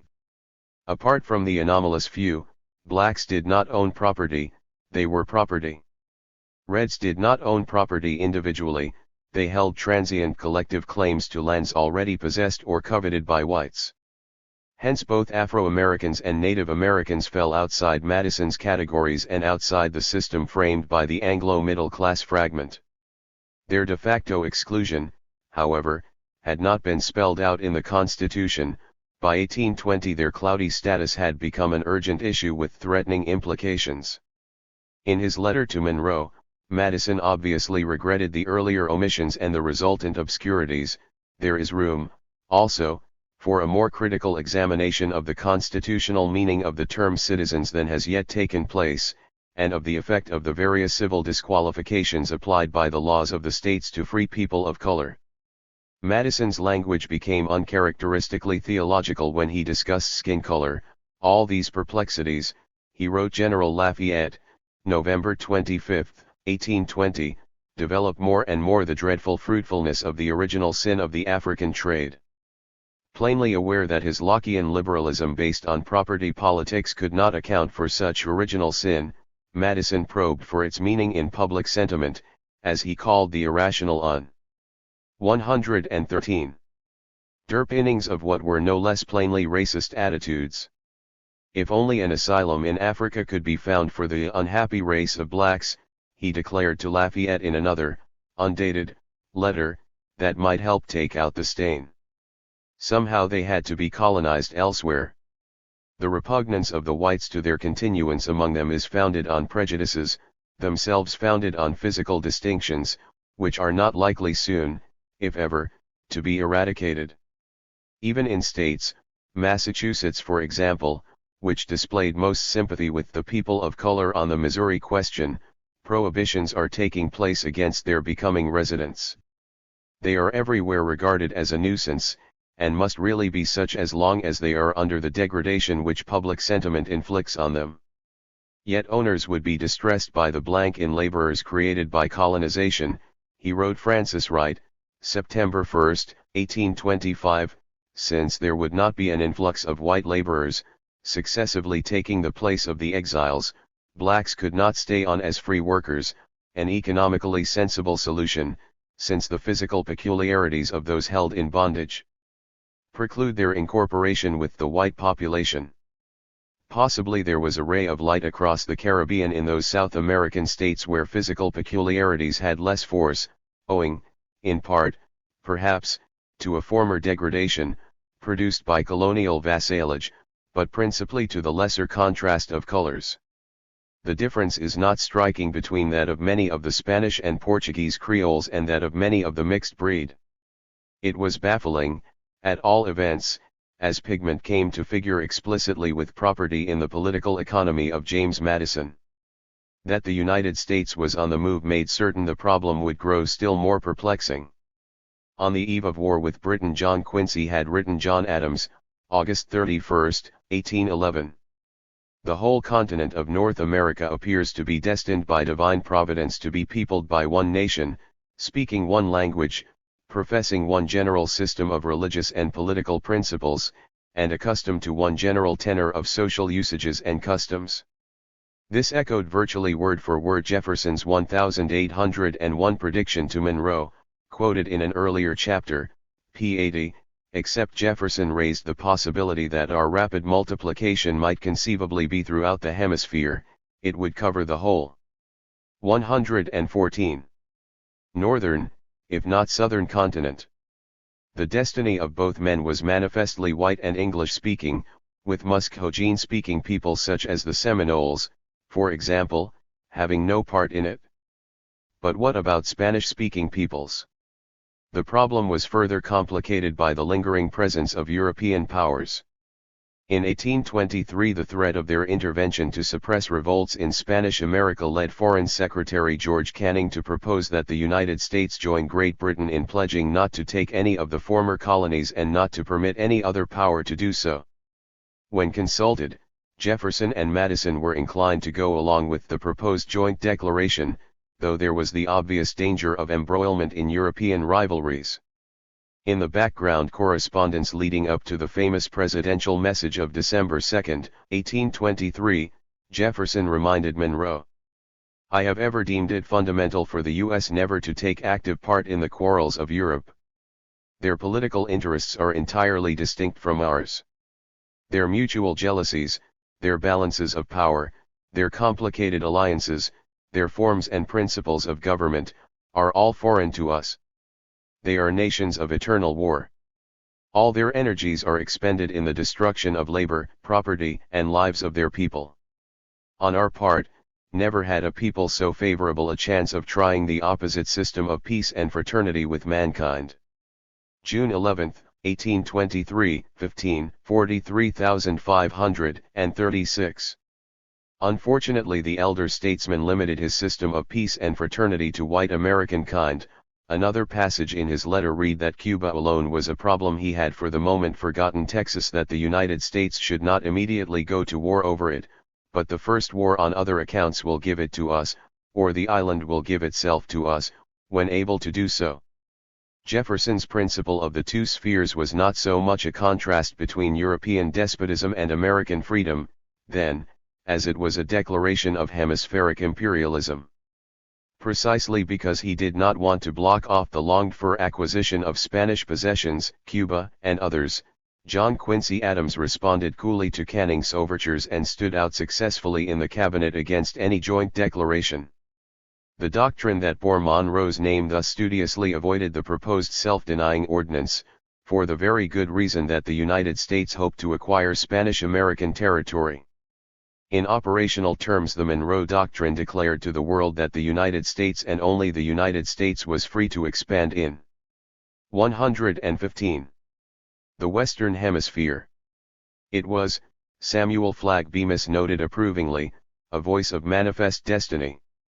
On December 7, 1824, almost exactly a year to the day after his famous message on foreign policy, Monroe presented a plan to Congress on civilizing the Indians by removing them to the west.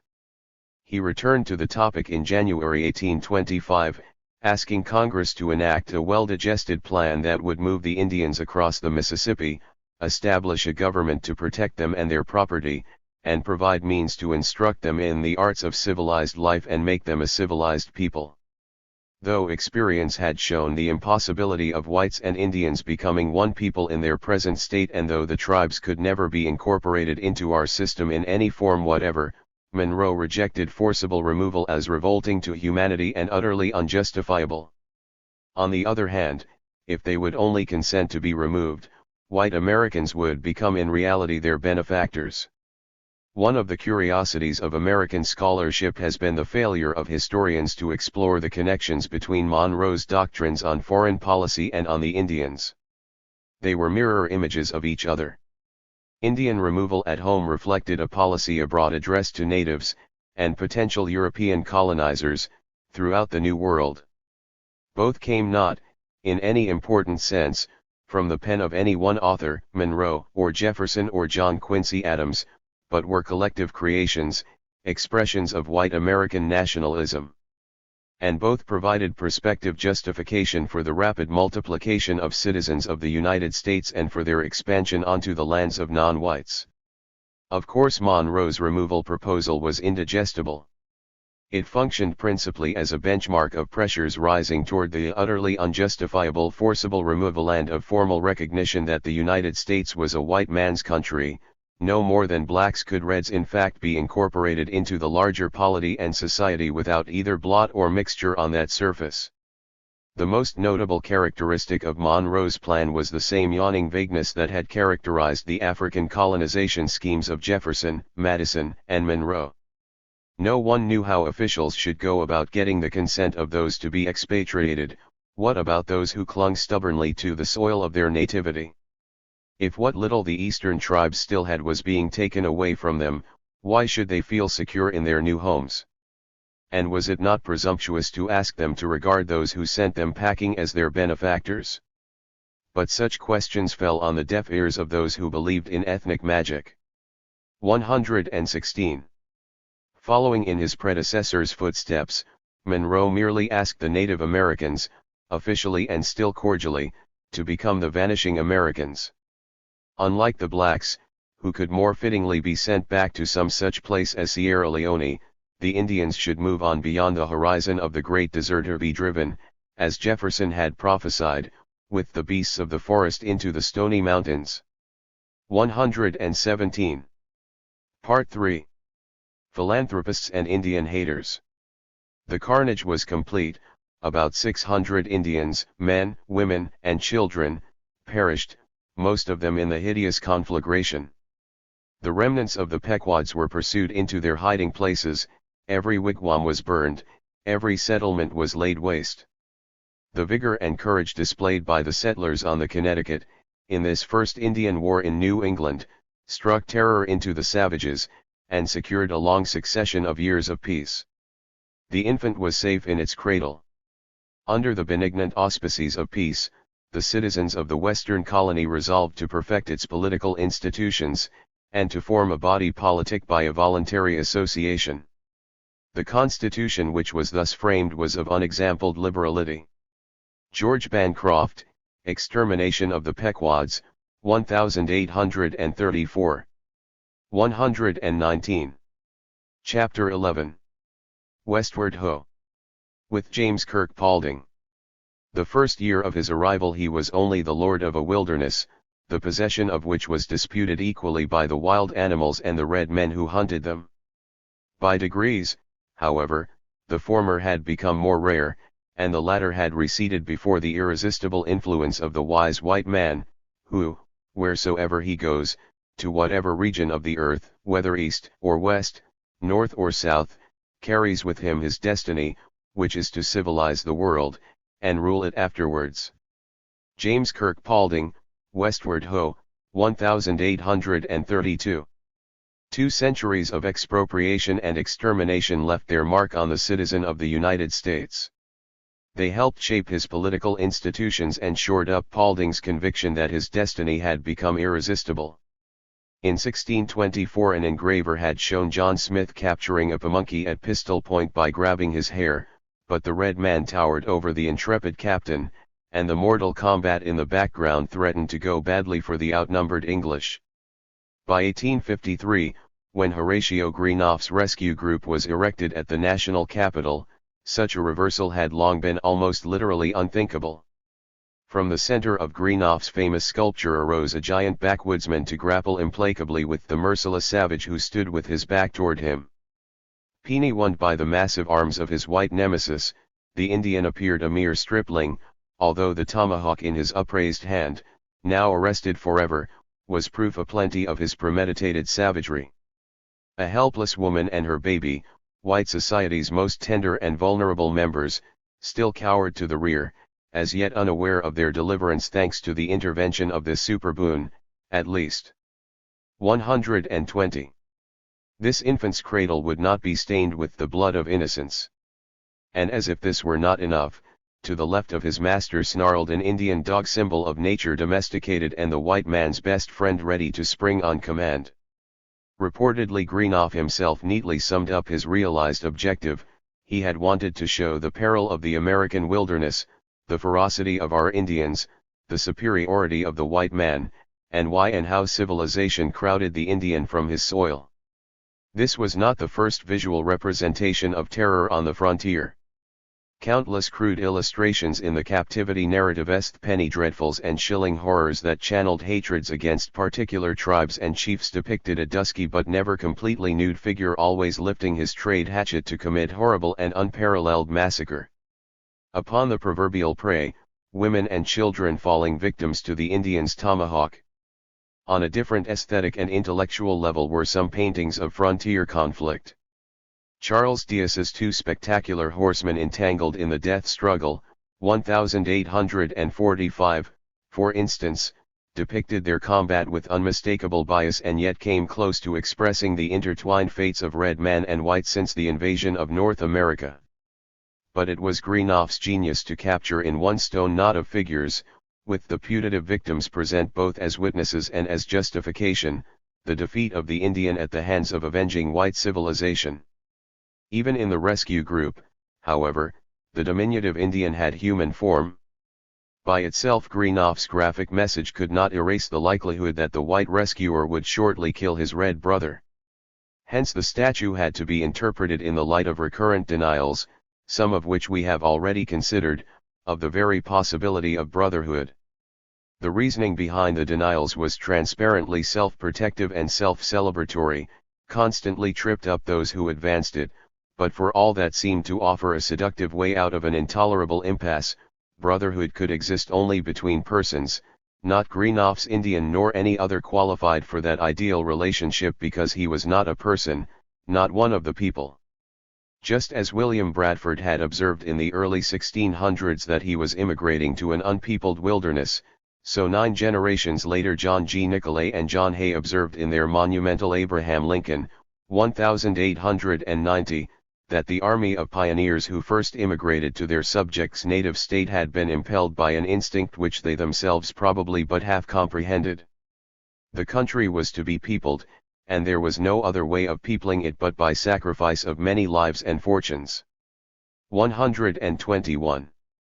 Rescue Group, Horatio Greenough, 1853. Originally erected on the Capitol's east front steps, central portico, this marble statuary group was removed during renovations in 1958 and never replaced. Government officials and others found the symbolism embarrassing, Native Americans and their friends found it an affront. After more than a century of proud display, Greenough's classic depiction of Indian hating was thus in a sense locked away in the nation's memory closet. Courtesy of the Library of Congress. 122. The Death Struggle, Charles Diaz, 1845. Courtesy of Shelburne Museum Incorporated, Shelburne, Vermont. And then Daniel Boone himself, according to John Filson in Kentucky, 1784, unwittingly tied all the generations together with his observation that on his first trip, 1769, the dark and bloody ground, as white settlers called the country beyond the mountains, was no more than a howling wilderness inhabited by savages and wild beasts, among the latter were buffalo more. 123. Numerous than cattle in the settlements and no less fearless, because ignorant, of the violence of man.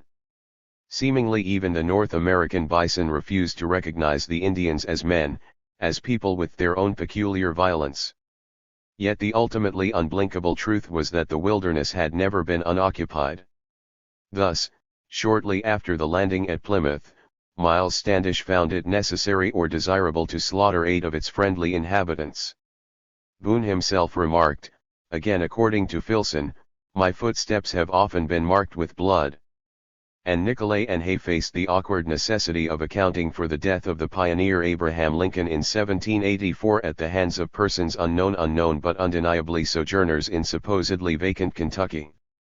Indeed, the lucky shot of one of the fallen man's sons brought down a red assailant, and thereupon President Lincoln's uncle Mordecai became a dedicated Indian hater. Either a spirit of revenge for his murdered father motivated Uncle Mordecai, concluded Nicolay and Hay, or a sportsmanlike pleasure in his successful shot, made him a determined Indian stalker, and he rarely stopped to inquire whether the red man who came within range of his rifle was friendly or hostile. But if Indian stalking was people stalking, as it surely was, then what about their contention, a few paragraphs earlier, that white pioneers had to people the country? For writers dedicated to the creation of a national literature, the critical vehicle for a national mythology, the problem was perhaps more pressing than for sculptors and painters. Did real people lurk in the woods just beyond the line of white settlement?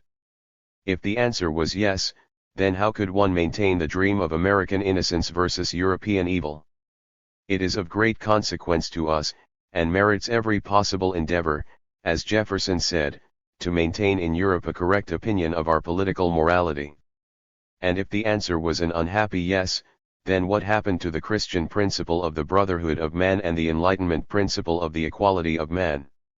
This painful prospect, along with the Indians' reputed mercilessness, may have had something to do with the first American novelist's response. Through Edgar Huntley, 1799, Charles Brockden Brown declared that I never looked upon or called up the image of a savage without shuddering. Of course, James Fenimore Cooper's Natty Bumppo seemed somehow to straddle this fearsome gap between the red world and the white, but his mythic stature makes it convenient for us to consider the leather stocking tales later. James Kirk Paulding, 17781860, William Gilmore Simms, 1806. 124. 70, and Robert Montgomery Bird, 180,654, 3 of Cooper's contemporaries without his mythopoeic reach, wrote border romances with images of the Indian that disclosed as much or perhaps even more about the crystallizing national style. 2. James Kirk Paulding was a man of the people.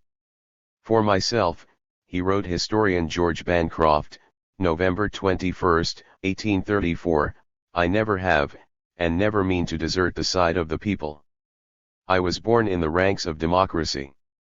He was born in a Dutch family that suffered financially for supporting the revolution. He grew up hating the British and the exclusive privileges he assumed they stood for. In the 1790s he moved to New York City from the Hudson village of Tarrytown, found work as a clerk, joined the literary circle around Washington Irving, and became known for his witty collaboration with Irving in the Salmagundi Papers, 1878. In 1815, after enlisting with Timothy Dwight and other patriots in the literary war against Britain, he fired off a salvo against the English Quarterly Review that earned him President Madison's friendship and an appointment in Washington as Secretary of the Board of Navy Commissioners. When Monroe appointed him Navy agent for New York in 1824, he stepped into a sinecure that left him free to pursue his literary career. In 1838 his loyal service in the ranks of democracy, his written encomiums of Andrew Jackson, and his friendship with Martin Van Buren lifted him into the cabinet of the latter as Secretary of the Navy. In The Backwoodsman, 1818, Paulding marched heroic couplets into the Ohio Valley in search of the saga of pioneering. Like Timothy Dwight, Paulding sought materials for the epic of white America. His most significant discovery in this disjointed poem was a despairing Indian prophet, perhaps modeled on Tenskwatawa, who defied the Great Spirit with his dying breath. If thou hadst power, why then refuse thine aid?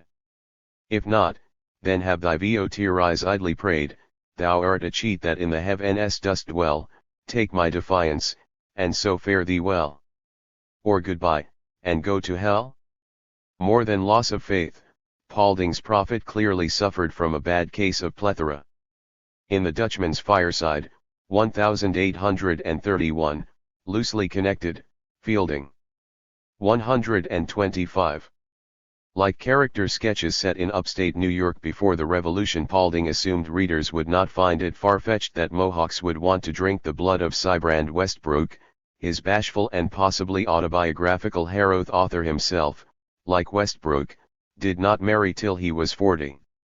He also assumed they would understand why these merciless savages would rave as yelling fiends under the influence of rum and their deep and never-dying hatred for the white man. Readers would know what the hero found out along the way, namely, that Indians were never more untrustworthy than when they were most friendly. Timothy Weasel, the most memorable character in the gallery, became a local legend acting on this home truth. A Vermonter, Weasel had lost his entire family and all his neighbors to a raiding party of Canadian Indians, an experience that changed his life. As Paulding had Sir William Johnson, the famous Indian commissioner, explained to Westbrook, Weasel afterward became a genuine Indian hater. He had already killed almost 100 and withal pursued this grand object of his life with style and ever-fresh enjoyment in killing those tarnal critters, as he called them. It is inconceivable with what avidity he will hunt an Indian, and the keenest sportsman does not feel 100th part of the delight in bringing down his game, that Timothy does. In witnessing the mortal pangs of one of these critters, lest he seem too enthusiastic in his vicarious sharing of these inexpressible delights, Sir William immediately added his conventional disapproval of Weasel's monomania. It is a horrible propensity. Nevertheless, Indian hater that he was, the commissioner employed him and found his services highly useful. While imitating Henry Fielding and Oliver Goldsmith in his own verse and prose, Paulding demanded an original national literature of his countrymen. It was most likely to develop in the West.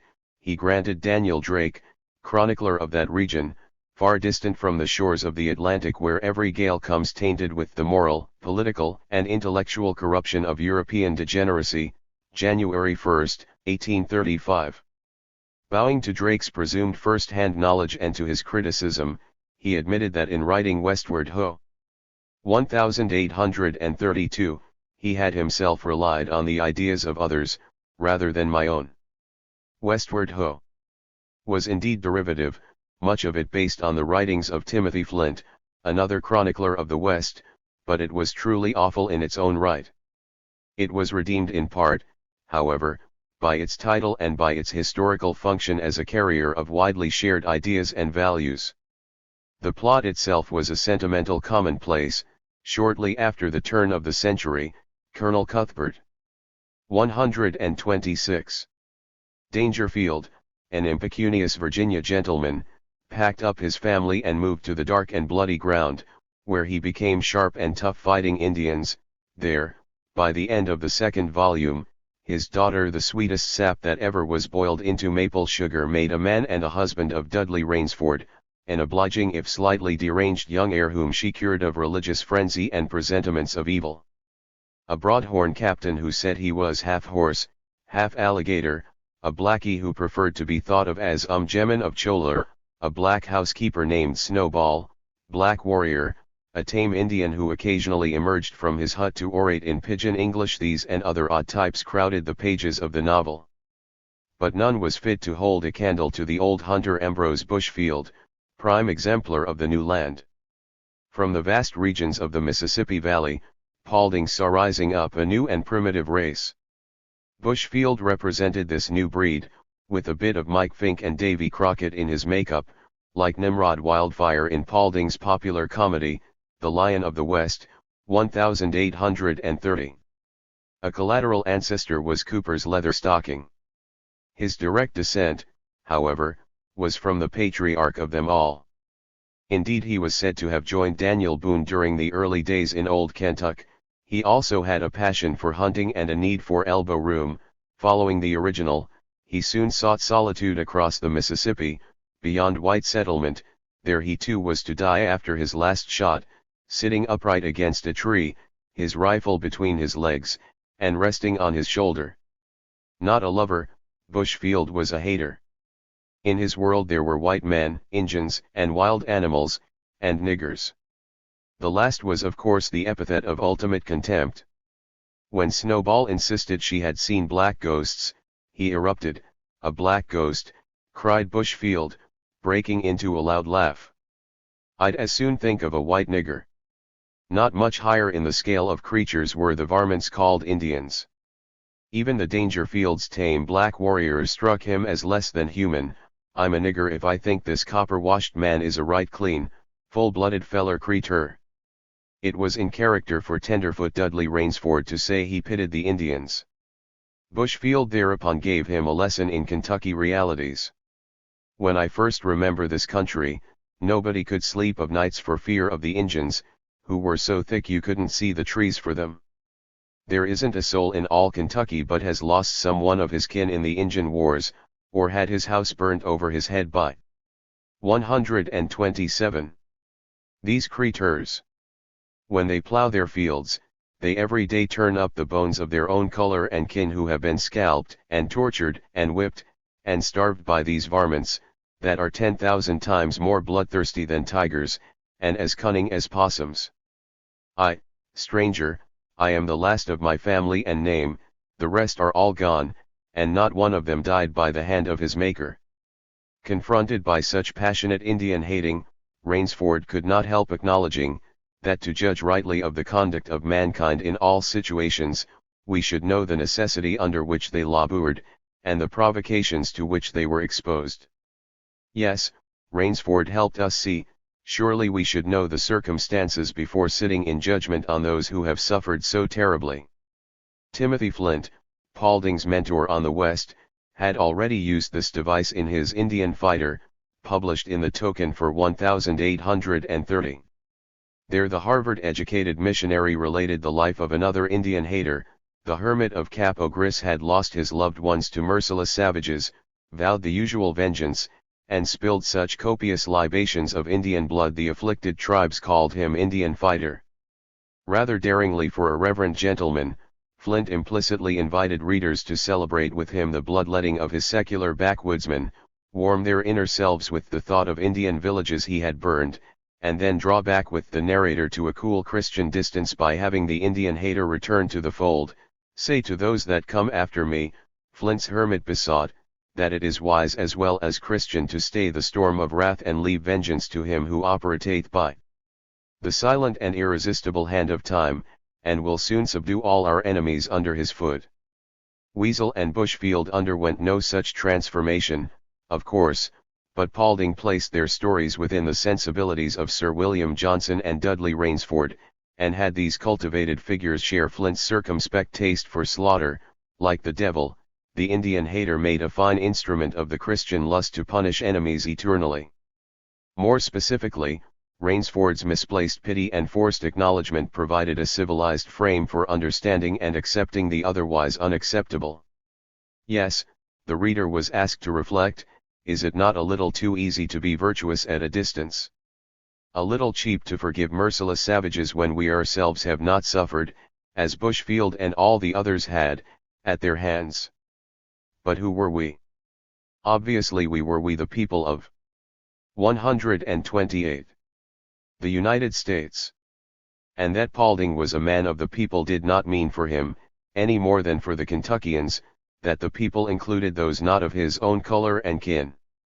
The racism in his fiction had its counterpart in his egregious defense of the peculiar institution in slavery in the United States, 1836.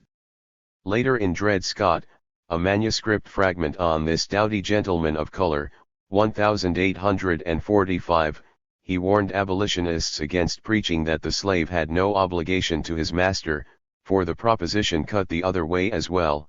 The master being thus left to the mercy of wild hearts in the shape of man might justifiably deal with slaves as with a horde of savages ignorant or regardless of all these obligations imposed by the laws of man or the laws of God. While Bushfield and Weasel endlessly brought down varmints in his novels, Paulding himself actively Indian-hated on the congenial terrain of Jacksonian politics. Old Hickory's program to remove the diminished horde of savages still east of the Mississippi received his early and energetic support. Thus on August 16, 1830, he congratulated Congressman Richard Henry Wilde from Georgia for a speech in the House advocating removal. "If I had not been already convinced, it would have satisfied me of the necessity as well as humanity of removing the Indians from the bosom of Georgia and Alabama." He impatiently awaited the several trails of tears and was angered by Indian obduracy and resistance. Finally, during the Second Seminole War, he exploded in a letter to his brother-in-law Gouverneur Kemble, June 15, 1838. Paulding hoped Joel R. Poinsett, Secretary of War and thus the official responsible for the forcible removal of the Seminoles and others, would be soon rid of the Indian heroes. I say heroes, for it seems only necessary for a bloody Indian to break his faith, plunder and burn a district or two, massacre a few hundred soldiers, and scalp a good number of women and children, to gain immortal honor. He will be glorified in Congress, canonized by philanthropists, autographed and lithographed, and biographied, by authors, artists, and periodicals. The petticoated petitioners to Congress will weep, not over the fate of the poor white victims, but that of the treacherous and bloody murderer. The treacherous and bloody murderer reference was a bit of projection. Paulding probably had in mind Osceola, who had been treacherously captured the preceding October as he stood under a white flag of truce. The great Seminole warrior had since died in a dungeon at Fort Moultrie, South Carolina. 129. Paulding's contempt for the petticoated petitioners who protested such violation of trust underlined his sexual politics. To his mind those effeminate bleeding hearts, the abolitionists and other reformers, were the sort who also opposed the annexation of Texas and presented petitions to Congress against slavery. But Paulding still had hopes. He wrote President Van Buren, hopes, that the men of the country, will get the better of the women, September 22, 1837. 3. Paulding's stand on abolition and removal made his appointment as Secretary of the Navy acceptable to Southerners and Westerners. One of his first duties was to forward instructions, August 11, 1838, to Lieutenant Charles Wilkes, who had been appointed commander of the United States Exploring Expedition.